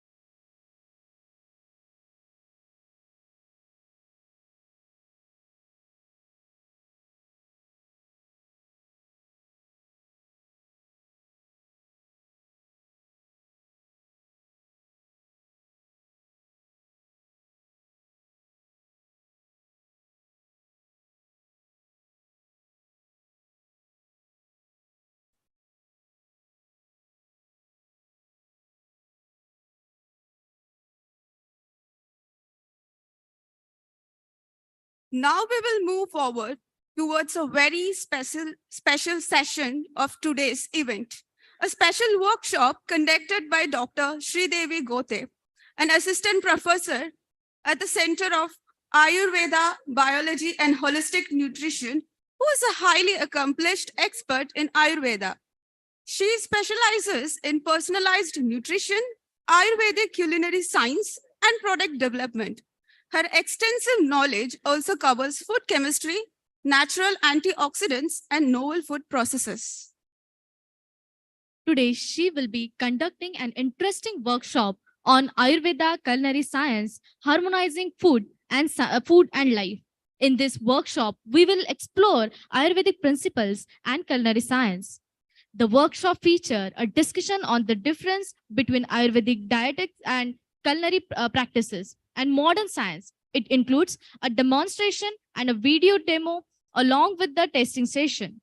Participant will learn how to integrate basic principles of Ayurveda into existing culinary science for a healthier and better life. So, please welcome Dr. Sridevi Gote with a big round of applause.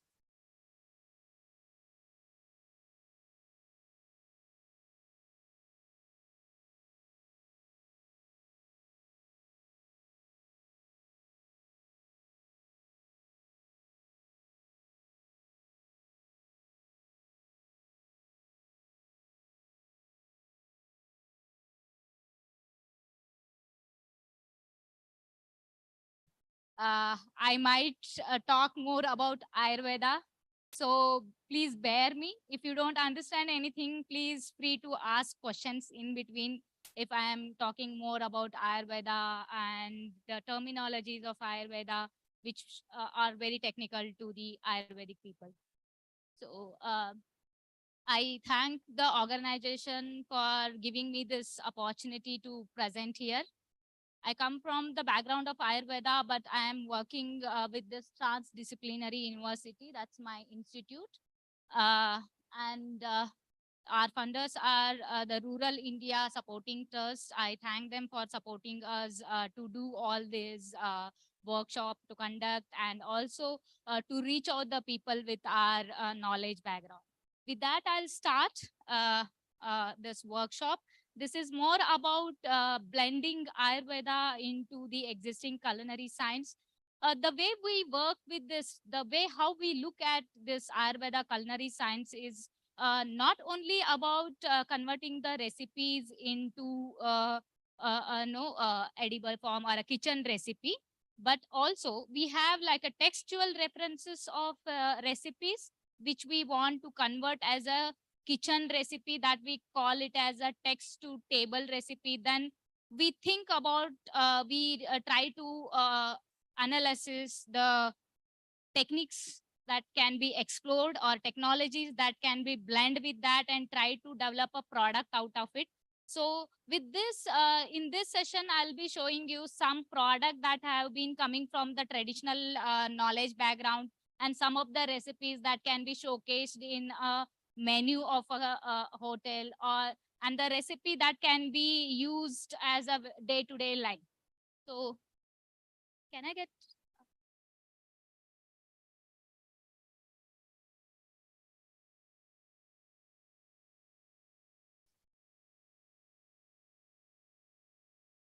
not changing? It's not working. Only okay.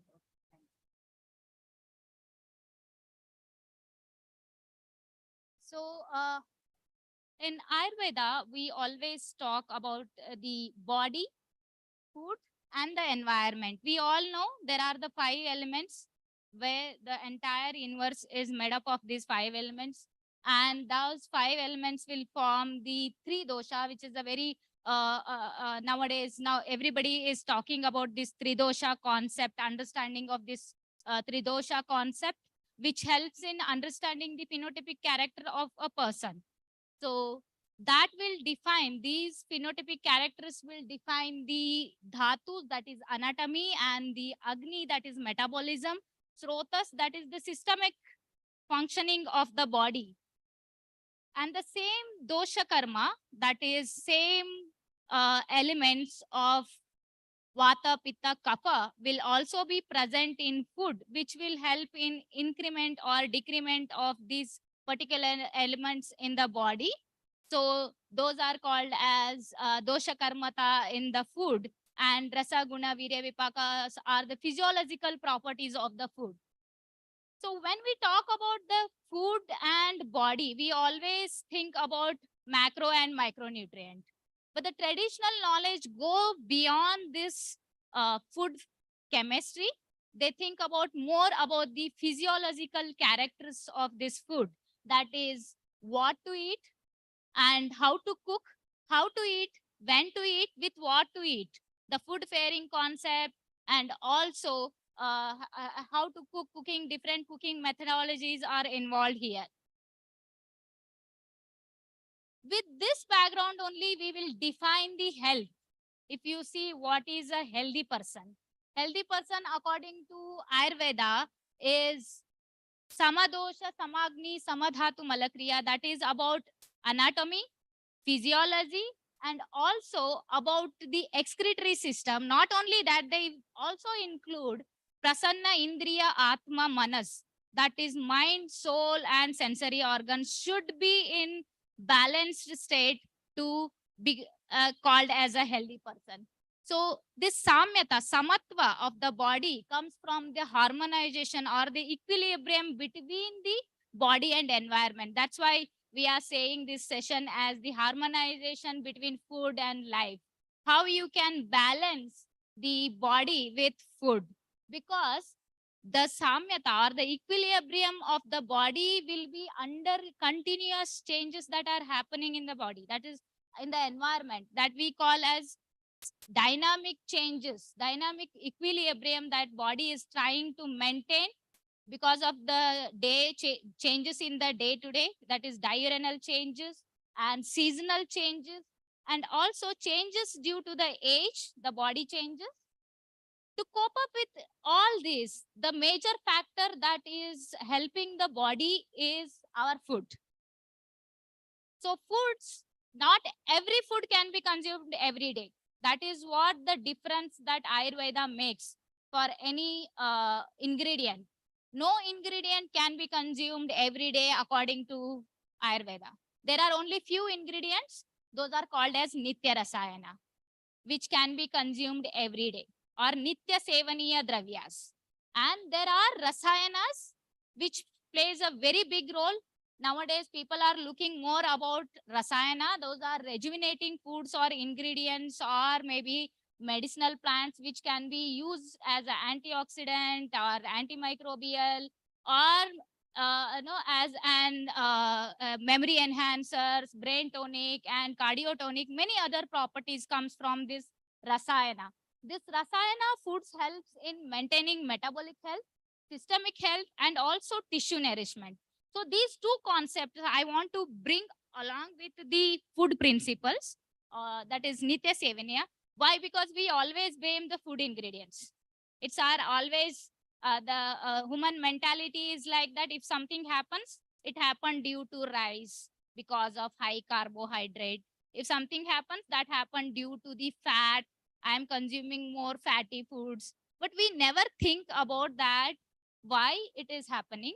I'm consuming it in a wrong way, probably, or probably it is not prescribed to have it in a proper method or in proper season or during that particular time.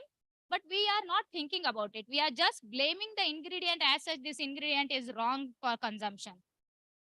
That goes with all the ingredients, what we say nowadays. Nitya Sevaniya Dravyas, we see around 11 Dravyas mentioned by Charaka, but there are other authors who have also included some of the ingredients to this Nitya Sevaniya Dravyas. The Charaka Samhita is written in 3000 years before. And from that time, they are mentioning few of the ingredients which can be consumed everyday basis. So in that, I have classified, these are not only based on nutrition parameters. I have just tried to classify it into different food groups and also based on its nutritional parameters. If you see the carbohydrate ingredients, there are rice, wheat, and barley. For proteins, it is green gram, except green gram, no pulse is mentioned for day-to-day consumption. But we are using different pulses. It's good that we are changing our dietary diversity is more, but consuming everyday tur dal might not be. Grams are good for health. Why? Because I'll discuss in my later presentations what is the basic principle that is saying this is not good. And milk and ghee is always considered as the best rasayana and also can be consumed every day. But nowadays we are thinking more about the fat that is coming from the milk and the ghee. So I have selected the recipes to break this the mentality we have about the carbohydrates, about the fats. So the recipes that I'm going to discuss is based on these Ayurveda principles, is on carbohydrates, proteins, and fats. So let us move. I've selected first recipe. Do you know like what is our major staple food as an Indian? What we eat more? Rice. All the probably all of us Asians eat rice, and rice is our cultural food. And our culture, most of our culture depends, tradition depends on our rice foods. All our traditional, most of our cuisines are made based on the traditional cuisines are based on surrounding the rice recipes. So, but the trend is changing. We have to think more beyond this carbohydrate rich recipe, because 1/5 of the humankind carbohydrate is coming from this rice. Rice has a different varieties as such, because the human, we were nomads. We started domesticating with these crops. One of such crop was the rice, which made the people to domesticate at particular place and start living over there. And it also made changes on the societal and economical growth of particular culture. So as I mentioned, the entire culture is surrounding the rice recipes. If you see in Asian countries, half of the globe is eating rice. If you see, there are different rice varieties. In Philippines, there is a repository of rice varieties. In that one repository, it has 132 varieties of rice. So you imagine in entire world how many varieties of recipes are there. There are different varieties based on color, size, grain, stickiness. The stickiness comes from amylopectin and amylose ratio that it has, that we Indians are more used to the basmati or Sona Masur kind of things, which are long grains, which have more amylose than amylopectin. Amylopectin is the branched carbohydrate, which causes the stickiness in the rice. So the other varieties which are sticky rices, like the other East Asian countries uses like Japanese rice and all are sticky because of their amylopectin content. But when you see the tradition also, the way we eat, the way our cuisine has been developed is based on the variety of rice we are using. It's such a ingredient that is deep driven into our life. We eat with hands because we have long grain rice, which is not sticky. We cannot eat it using the chopstick. It's difficult. But for the countries like Japan, China, East Asian countries, they are producing sticky rice, which is very sticky. If you try to eat it with hands, it will stick to your hands. So they started using the chopsticks. It's been long since they are using that tradition. The entire cuisine is around that tradition. Because of rice, you see how rice is playing a role in these traditional foods. We have a database. Yesterday, Dr. Gurmeet, our HOD, was also the panel member. He was mentioning about this database, ayurahar.org, which we have this database which we created using 34 textbooks of Ayurveda. We curated all the data from the 34 textbooks. There we have around 2,500 recipes of traditional recipes of Ayurveda, and which contains around 1,500 ingredients. The NIN food database, which has 542 ingredients, whereas our database has 1,500 plus ingredients, which also includes NIN 542 ingredients. 34 books are giving around 900 extra ingredients that can be used as the food. So it is so much diversifying the food culture. If you include those ingredients into your food, it may diversify your plate and you can get more nutrition. When you see this 2,500 recipes, in that around 285 recipes are of rice. So then next comes the barley.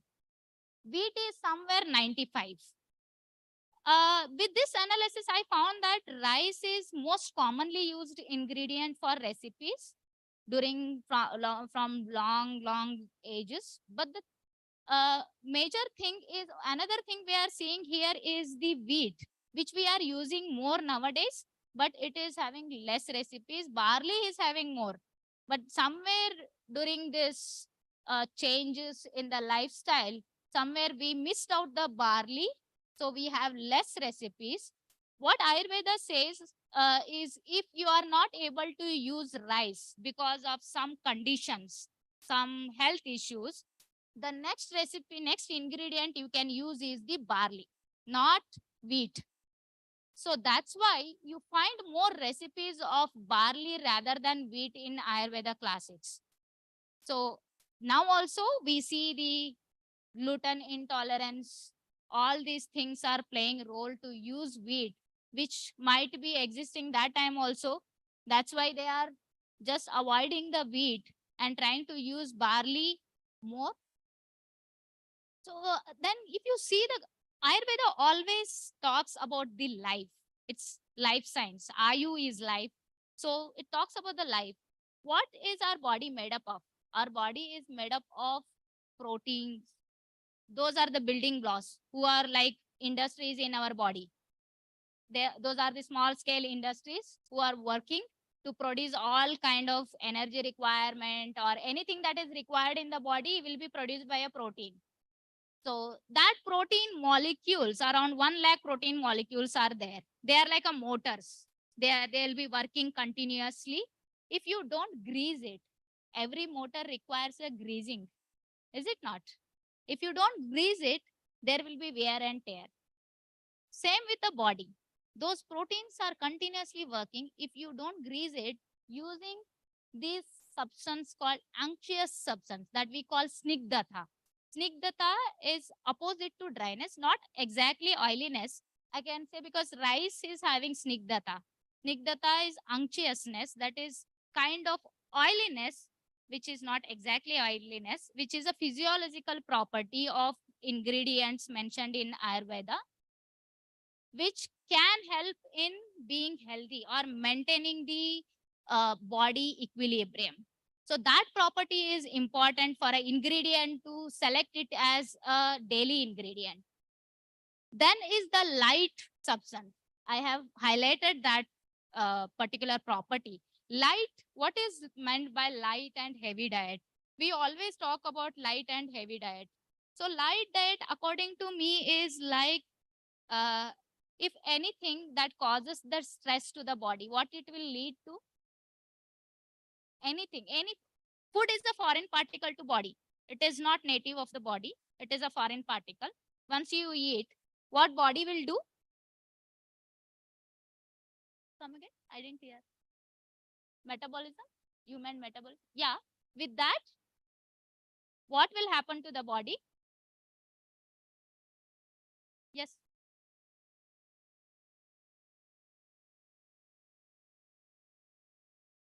Try to remove it. Body will try to convert into various components which are required by the body, like energy or building parts. Yes. But while doing that, If somebody tells you to do some work, more work, now all I can see, all the students of Jain are working hardly. What you are feeling, how you are feeling? Stressed. What the stress will lead to? What stress will lead to? Obesity is a symptom, but you just tell me what stress will lead to. We are more talking about these things nowadays. The stress will lead to degeneration, depression. Oh, that is another thing. But yeah, that's true. Disturbance in the body working, metabolism of the body. Yeah, disturbance that is due to stress that will lead to oxidation stress, which will produce more ROS. Do you know ROS? Oxidative stress induced molecules. So it releases more oxidative molecules, which will lead to degeneration of the body. ROS, we call it as. So if that is produced, that molecules are produced more, that will lead to more degeneration. That will lead to the lifespan decrement, leads to different diseases. Like you said, somebody mentioned obesity, somebody mentioned depression, somebody mentioned many other things. Definitely everything will come if you get more stressed. So if you eat more heavy food, that will lead to the stress in the body, which will lead to more oxidative, degenerative changes in the body. So that's why Ayurveda always try to look for those ingredients which are light in digestion. Rice is one such, all varieties that are mentioned in Ayurveda have the property of light for digestion. And the other thing that we always talk about is, if you cook it properly, it will change. Cooking can remodule the qualities of an ingredient. You can remodel based on your requirement.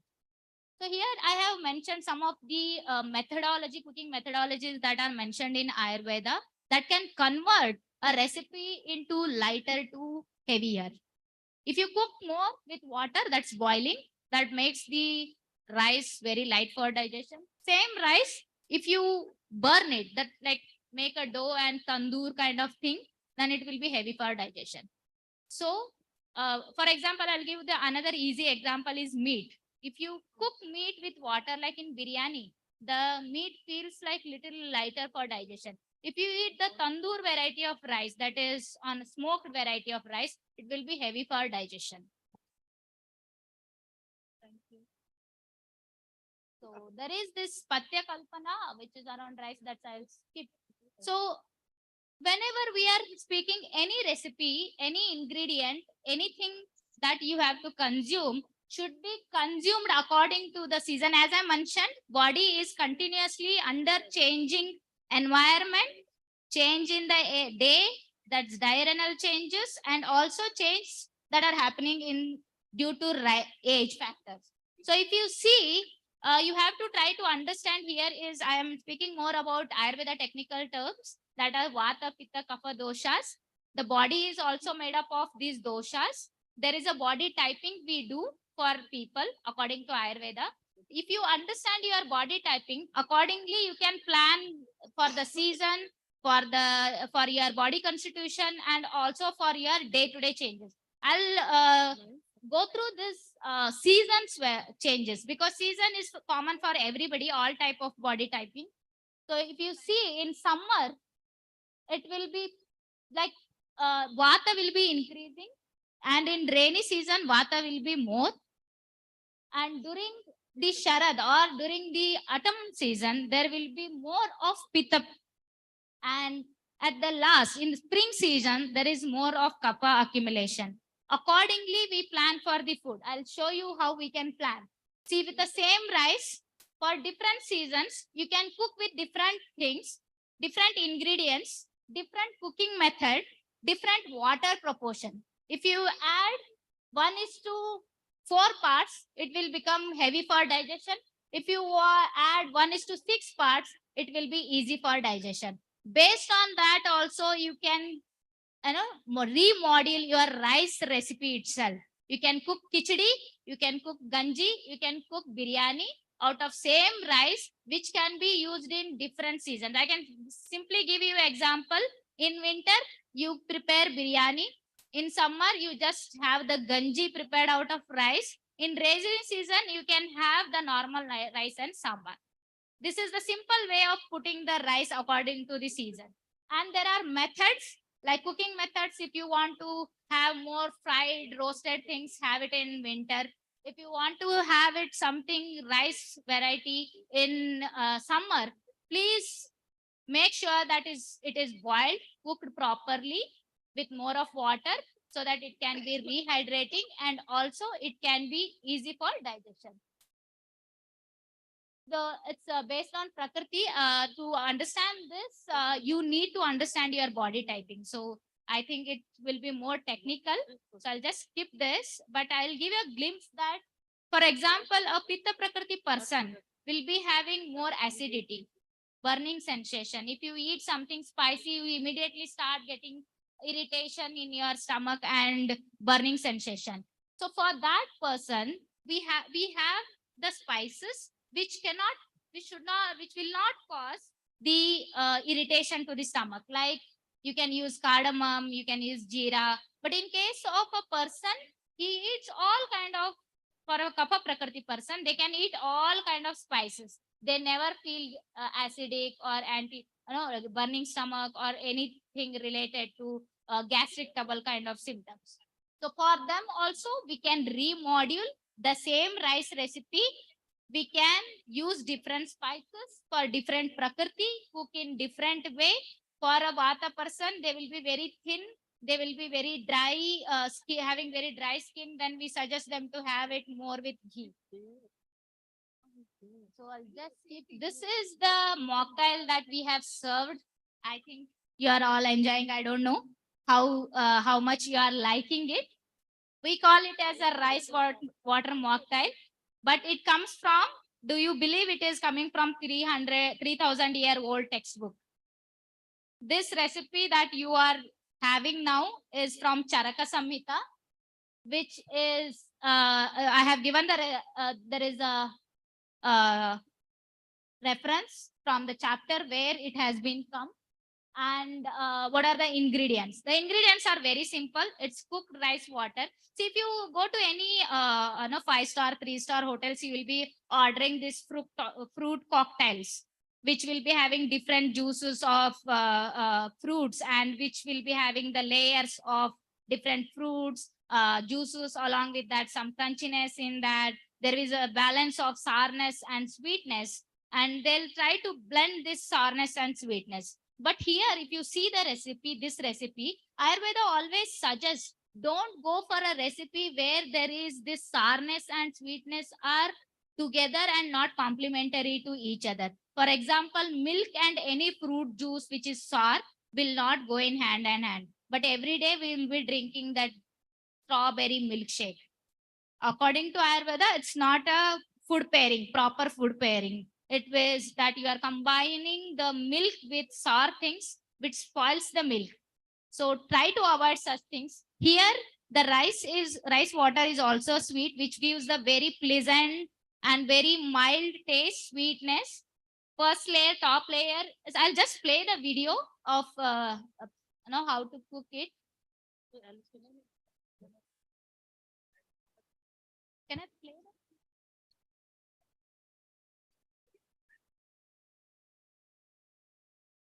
Oh, sorry. Oh. Can you please just play that video? Video.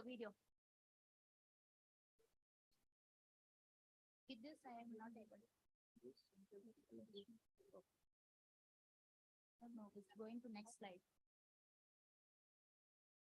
There you can try with the cursor.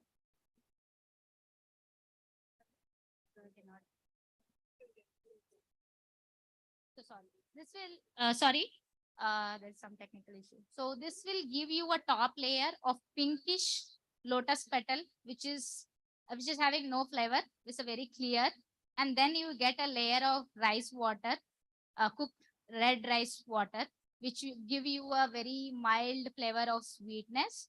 Then you will give at the end, you will get a punch of fruits, which has different crunchiness, different sweetness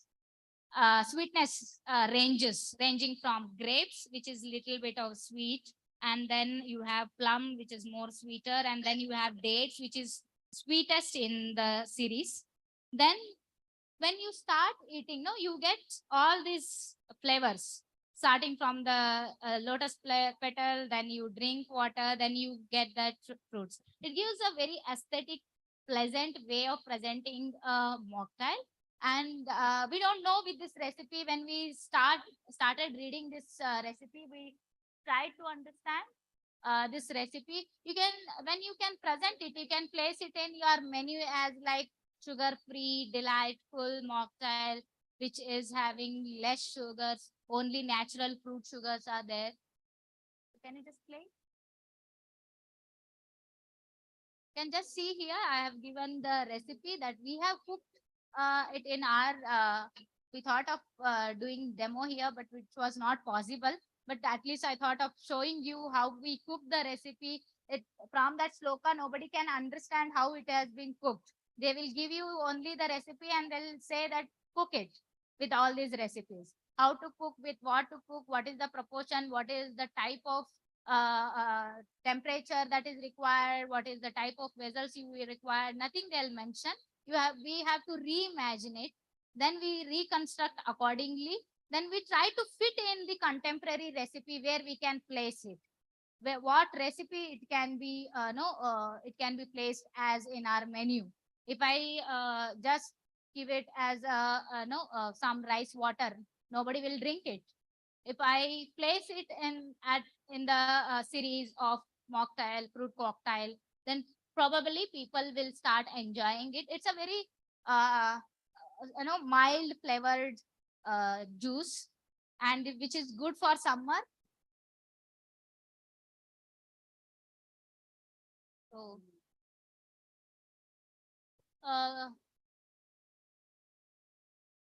can you,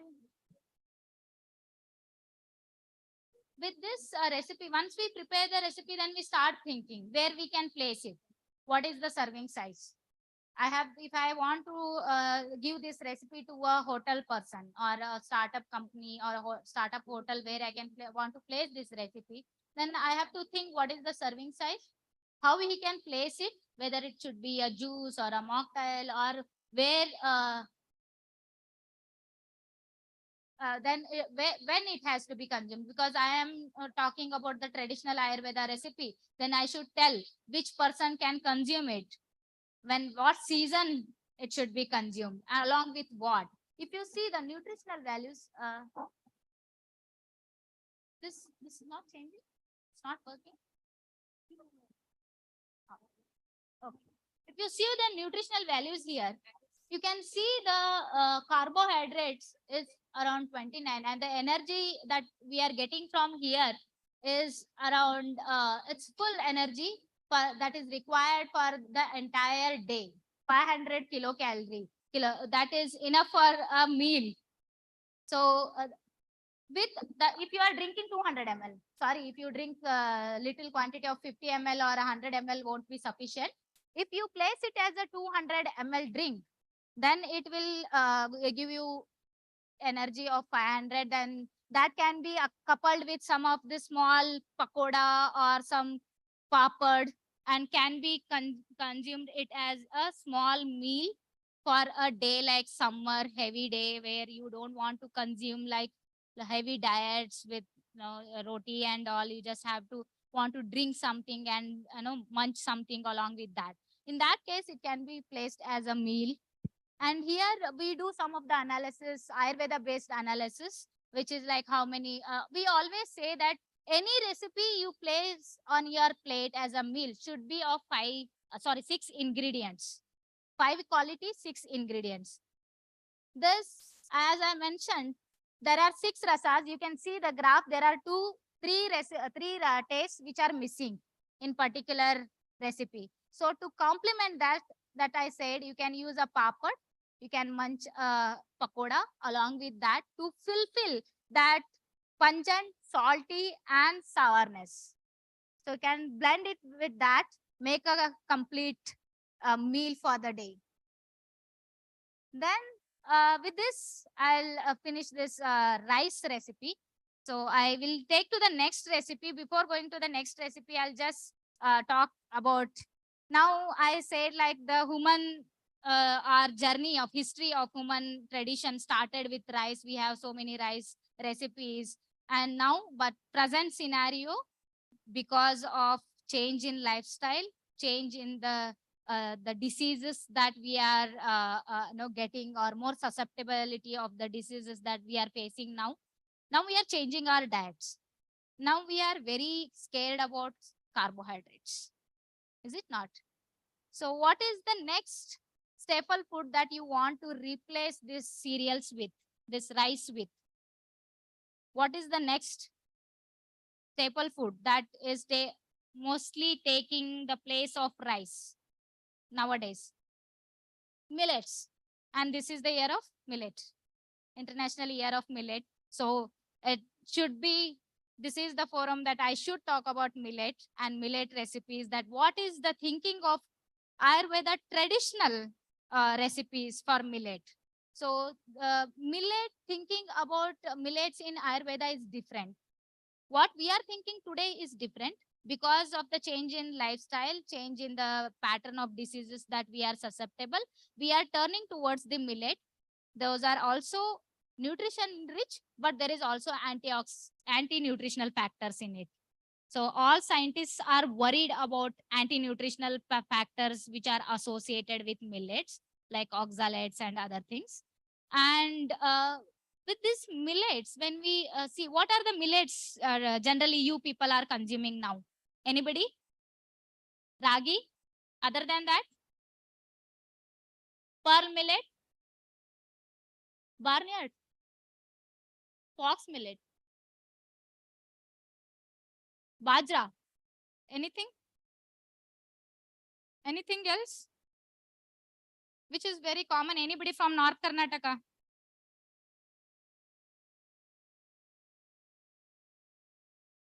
I can't hear you, sir. Sorry. Sorghum. Yeah, sorghum. Anything else? No, now there are Navadhanyas, Siridhanyas. Now we are getting so many varieties of millet. So, but Ayurveda talks about 8 millets, including all this sorghum, foxtail, and pearl millet. So, as I said, the millet weave for millet of Ayurveda is little different. As I told, it always want a food that can be used daily, should have the quality of lightness. It should have the quality of snigdhata in it. But these millets are, the one thing, better thing that we are getting is most of our cereals are sweet. What we use, rice is sweet, wheat is sweet, barley is sweet. Barley is having little bit of astringency in it. But other than that, all our staple food as a cereal is sweet. But these millets have the complementary taste along with it. That is astringency and bitterness. That will give you in your plate, if you use millet, already you are supplementing with 3 tastes. You are left with only 3 tastes. You can add those 3 tastes to it and make a full meal. That is Shadrasa Yukta Ahara, which is Ayurveda gives more importance to that Shadrasa Yukta Ahara. So, but this Tiktata and Kashayata, when we talk the bitterness and astringency, will lead to the, if you eat it continuously, daily basis, it may change or imbalance the balance of the doshas that is maintained in the body. If you see, as I mentioned, the millets, all the millets are dry. It causes the dryness in the body, but not the rice, not the wheat. Why our traditional foods are more about, traditional recipes are using more rice or wheat, is because of this quality. It has a snigdhata, it has that oiliness in it, but the millets are very dry for the body. It will lead to dryness in the body. It will cause constipation in the body. It will lead to, if you If you use it for like once in a while to diversify your menu, that is okay. But you are using it on daily basis, which may lead to malnourishment at some point of time and dryness and associated symptoms with it. But the Rukshata will help in other way. This Rukshata will helps in drying of the fat that is accumulated. So the diseases, the problems that we are facing now is metabolic diseases. Non-communicable disease of epidemic diseases that we are facing now are mostly metabolic disorders. For these metabolic disorders, millets are very best. And also, there is, this health of individual comes from this, because we are all facing the metabolic diseases. We can use these millets to cure those metabolic diseases, to prevent the metabolic diseases. But also, you can grow these millets easily in dry lands because of the scarcity of water. Now every now every geographic area is facing the water scarcity. These millets can be grown in dry land easily, and also these are resistant to pesticide, all the pests that will harm the growth of the crops. So that is the another benefit that can take these millets into different recipes. So how can we mold? How can use this has both, according to Ayurveda, it has both the qualities. It's good also, it is bad also. So you cannot use it on daily basis, but you can use it when there is a problem of metabolic disorders and other conditions like metabolic diseases. So what is the recommendation as a Ayurvedic people we are giving to prepare the millet recipes is that you can use the millets throughout the year only if you are conscious about these things. In both the winter seasons, that's in traditional calendar, there are 6 seasons. According to the modern calendar, there are only 4 seasons. But according to traditional calendar, there are 6 seasons. In the winter season, you have to be very careful about using the millets because it causes more dryness. It causes the constipation. It's already the winter is heavy and your body is dry. So don't eat the millets without adding more ghee, without cooking it with more of water. And then is the other in other seasons you can use it as much as you want, but only thing is you also have to understand your body constitution. Based on that, you can place your or cook your recipe, remodel your recipe accordingly. I'll show one of the recipe that we cooked here. This particular recipe also covering this recommendation, that is soak it so that it can be easily cooked and also becomes more lighter in digestion. Cook it with 4 to 6 parts of water. Eat with more oily substances like ghee, butter, or oil, edible oils, and consume it with greens and vegetables, green leafy vegetables or vegetables. So this is one of the millet khichdi ball, I can call it. It's a millet melody ball, what we call.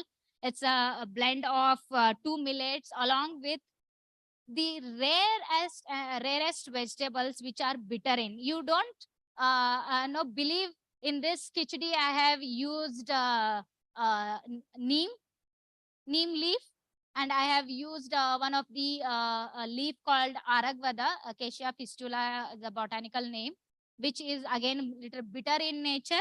And you can use any other bitter vegetable in it, but we have used neem, and also we have used 2 more Solanum family plants, which are not commonly consumed on day to day, but everybody eat it and everybody gave that it's delicious.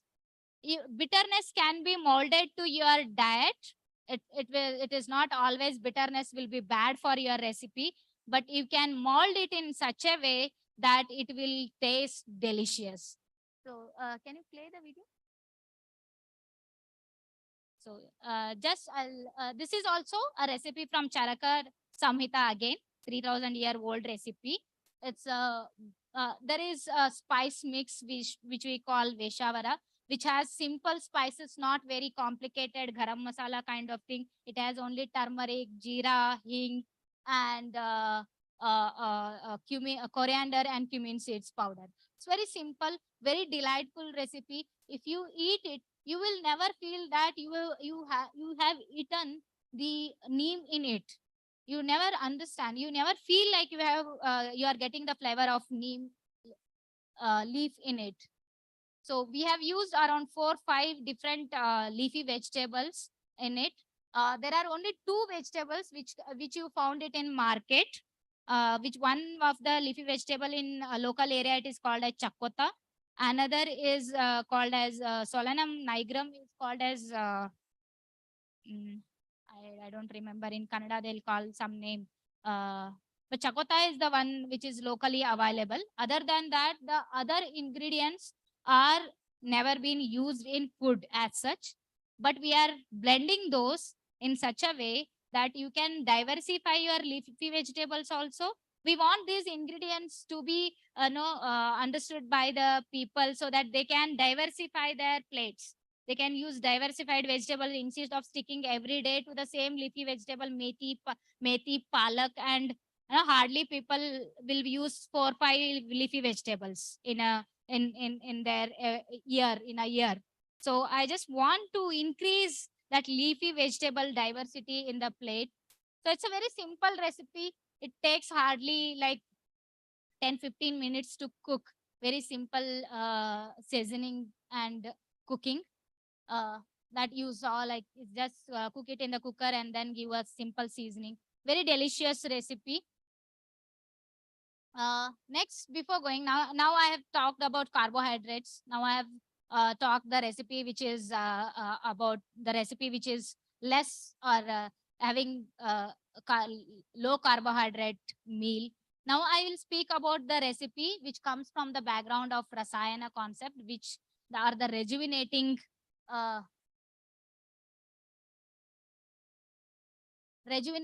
recipes. In Ayurveda, there is a group of recipes which are called as rasayanas, which can be used for different phases of the lives to increase the healthy lifespan. It's not only the increment of lifespan, it's give a healthy lifespan for the people. So one such ingredient is as I mentioned in my first slide also, there is a Nitya Sevaniya Dravyas. There the dairy or a fat things comes from milk and ghee, which can be consumed every day, which have again the same quality of sweetness, unctuousness, and lightness. Though ghee is little guru for digestion, but it is, again, we call milk as satmya. Satmya is we are accustomed to it from the beginning of our birth.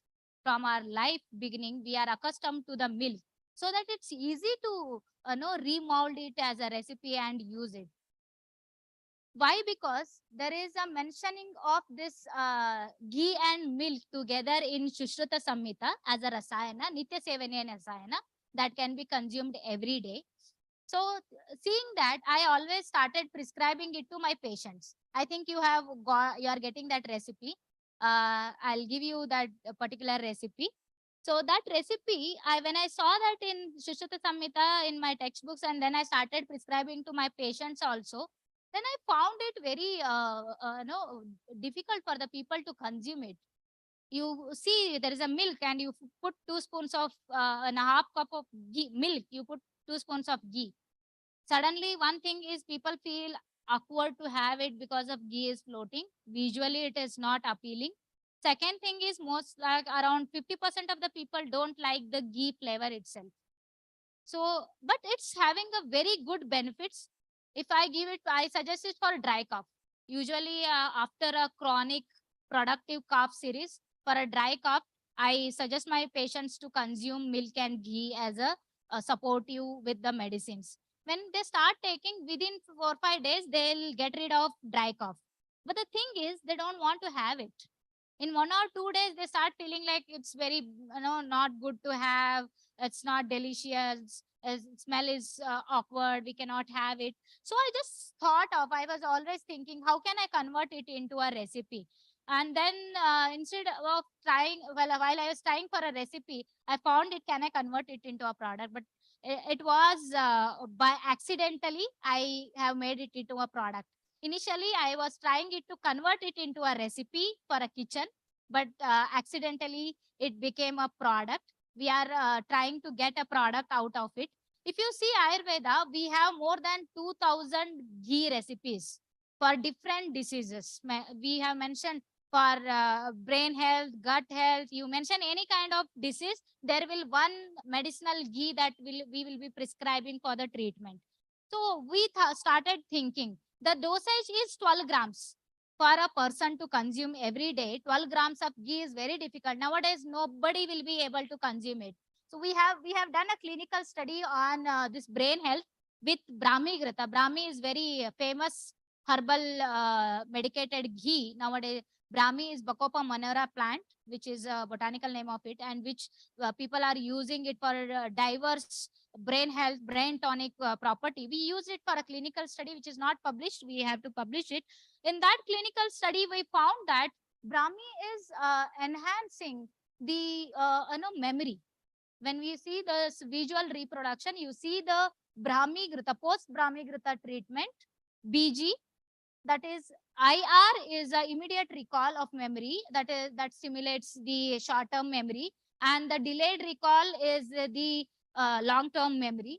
That's suggestive of this is helping the enhancement of memory. It's a clinical study data. We have clinical different data which are supporting this. This is before doing the clinical study, we have done many preclinical studies. This is another slide where I want to show you. Don't worry about the triglyceride and your cholesterol when I am supplying this recipe, because we have a proof that there is no increment in the triglyceride level when we have done the preclinical study in C. elegans model. You can see that the carbohydrate-rich diet is increasing more triglycerides rather than the Brahmi Grita and the normal plain Grita that we are using for the study. Lifespan enhancement study also has been done on a preclinical study where we can see the Brahmi Grita with 1 mg per ml concentration is increasing the lifespan. And on the 25th day, you can see the increment in preclinical study. So with this, different antioxidant study, lifespan study, after preclinical study, when we are administrating for clinical studies, we found out that it's difficult for people to consume 12 gram of ghee every day on daily basis. You have to just tell them to drink it. On 1 or 2 days, there are dropouts. People started telling we can't drink. I don't know how many of you got light greenish color recipe. Anybody found it difficult to drink? I'll tell you later how much ghee you have drink now. Anybody found difficult to drink this particular recipe, milk and ghee that has been given to you? Are you smelling ghee in it? Sir? Not at, you have not yet received? Milk and ghee recipe is not given? White color? That is milk and ghee recipe. That itself is milk and ghee recipe. You don't find it ghee because we have homogenized it in such a way that nobody will feel ghee in it. Every cup is having around 4 gram of ghee. 100 ml contains more than 15 gram of ghee. And somebody who has got light greenish color is a Brahmi Grita containing. And I wanted to do the demo, but which was not possible. I'll just, if you can get it from the market, go and see the Brahmi Grita. You take it from any Baidyanath or any company bottle and just smell it. You can't hold it near to your nose. It is having a different kind of medicinal smell in it, bitterness in it. Brahmi itself, the plant itself is very bitter. Because the way it has been processed, now you don't feel that Brahmi is there. I don't know how many of you got, because there are 2 blends. There is one blend with only plain ghee and milk, There is another blend with Brahmi Grita, which is cooked with Brahmi and ghee is cooked with Brahmi and then mixed with milk. But both, I think if you discuss among yourself, nobody will find difference in both the things. Everybody has consumed 3 grams of ghee now. If I would have given you 3 grams, nobody would have consumed. So this is how you remodulate. We call it as a milk and ghee shots. This is called like Kshira Sarpi. That comes from the Shushruta Samhita textbook. Kshira is milk, Sarpi is ghee. We want the product name also as a Kshira Sarpi, the traditional name. I have given all millet medley ball and all fascinating names. But for this, I wanted a traditional name to be carry forwarded with it. So we are keeping this product name as Kshira Sarpi. It will be coming into market as a product. Definitely, we are trying to get it as a product into market. So that's why the entire process. Shelf life, it's a milk shelf life as such. It requires cold chain. You can store it for 3 to 4 days in cold chain. But no preservatives have been used. If you use preservatives, probably you can increase shelf life to 1 week or so. But we have not used. But stability wise, it is stable for 3 to 4 days. And in cold chain, you can keep it for 3 to 4 days. Yeah, we want a Tetra Pak, not a Tetra Pak, also a shots of 50 ml only per day, 50 ml dose. And that will complete the requirement of the body, the ghee dosage that has been mentioned.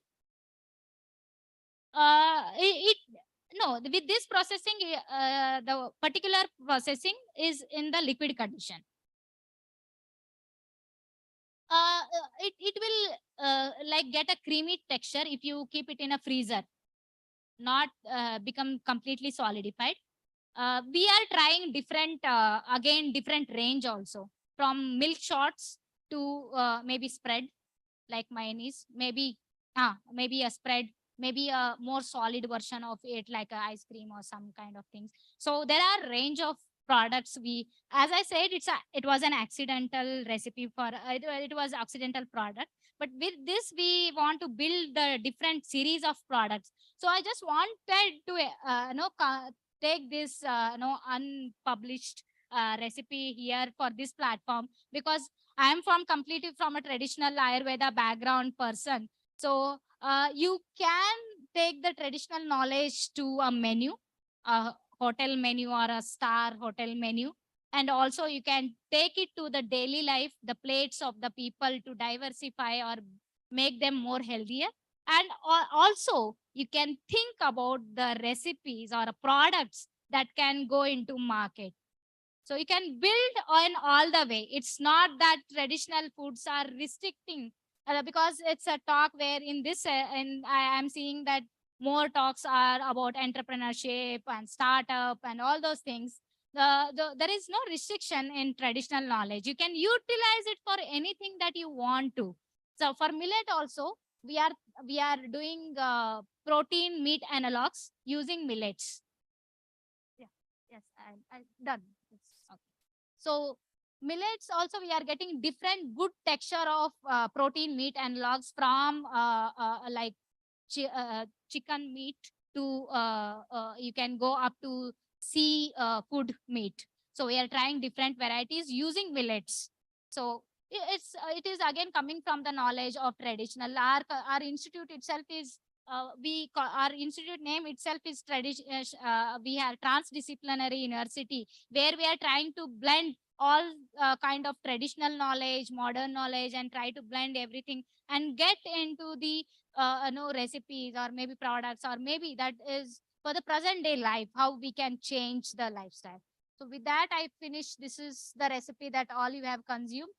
With this, I'll finish. I thank the organization committee for giving me this opportunity. I acknowledge my institute and Dr. Gumit, our center head, and all my team members I have missed some of the photos. Sorry for the other people who I missed the photos.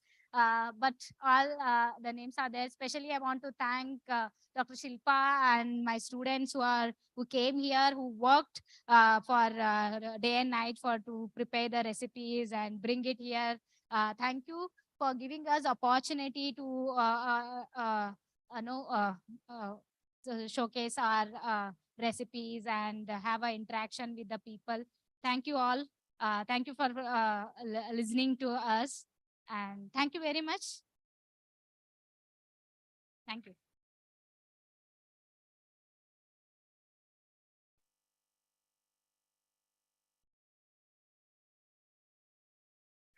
Thank you so much, ma'am. It was really an interactive and interesting session. I'm sure that all are mesmerized to get aware about the essence of the Ayurveda. Now I request Dr. Madhavan, sir, to give the token of appreciation to our guest, Sridevi Kothe, ma'am.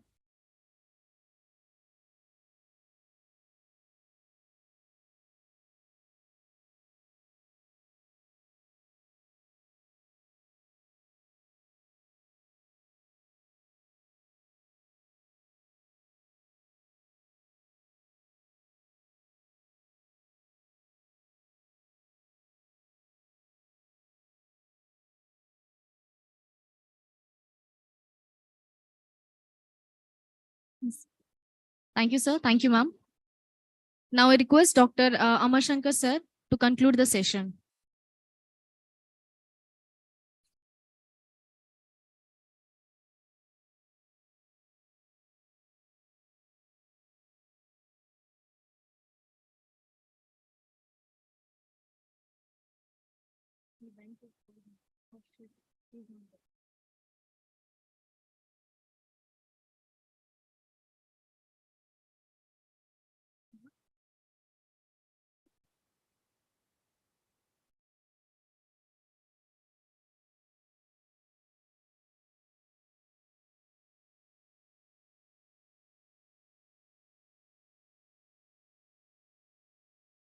I request Madhavan, sir, to conclude the session. Please, sir. Okay, dear friends, I think we had a very traditional food for thought. That's in the morning. We had been listening and learning a lot of things. Of course, we had a very beautiful lunch and high tea also. So we had a journey from our journey of success from our success storytellers. Our Shailendra is sitting still here from that batch. It was a very nice day, very informative day. Of course, the strength is diminishing every half an hour, I see. But see, as the okay. So I don't have to do a lot of speech again here. You heard me enough right in the morning. So I thank you all very much, and we will see tomorrow with more vigor and vitality, with more traditional knowledge. We'll meet tomorrow. Thank you, and I request all of you to join for a tea. Please. Thank you.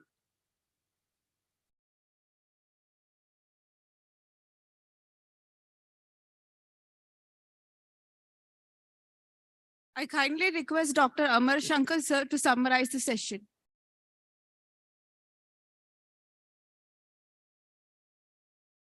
I'm sorry, there is a small session. We have to wind up, and a summary has to be made by Dr. Amar.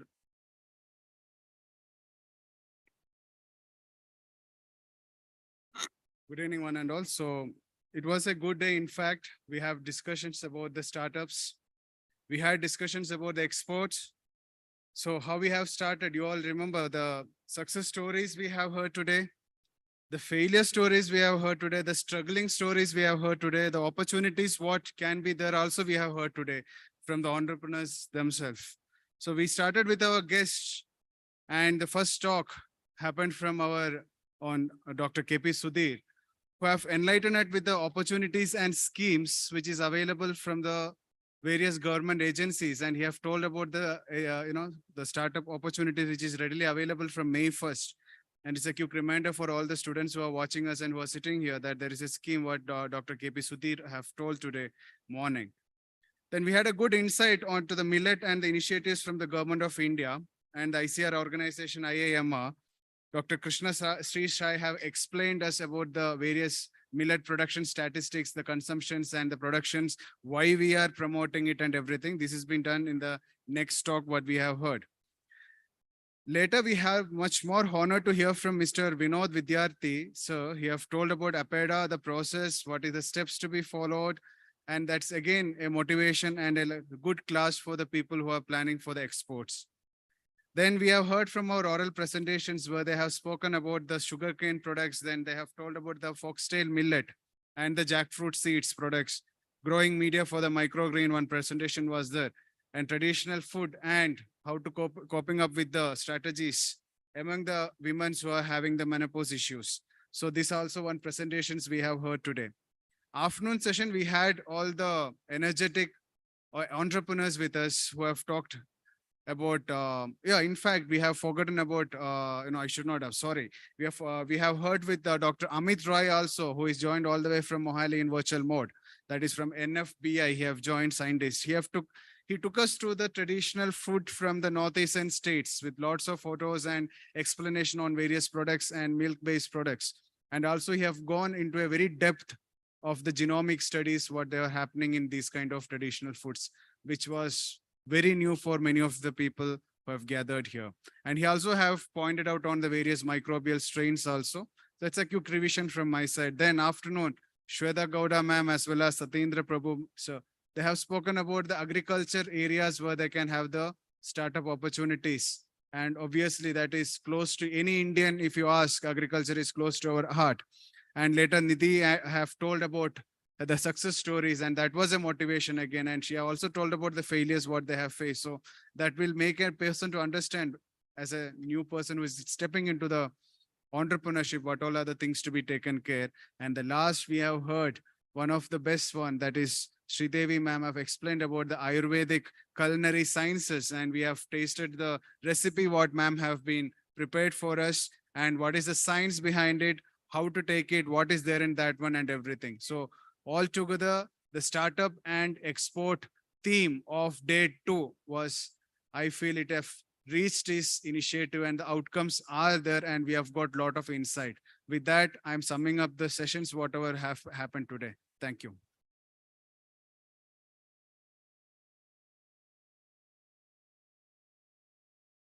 Now I would request everyone, please join for the photo shoot.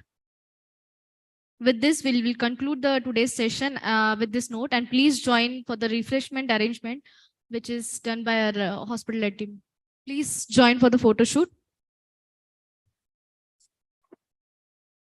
After the tea break, we will be here for the photo shoot. Please assemble fast here for the photo shoot. The tea arrangement is in the basement.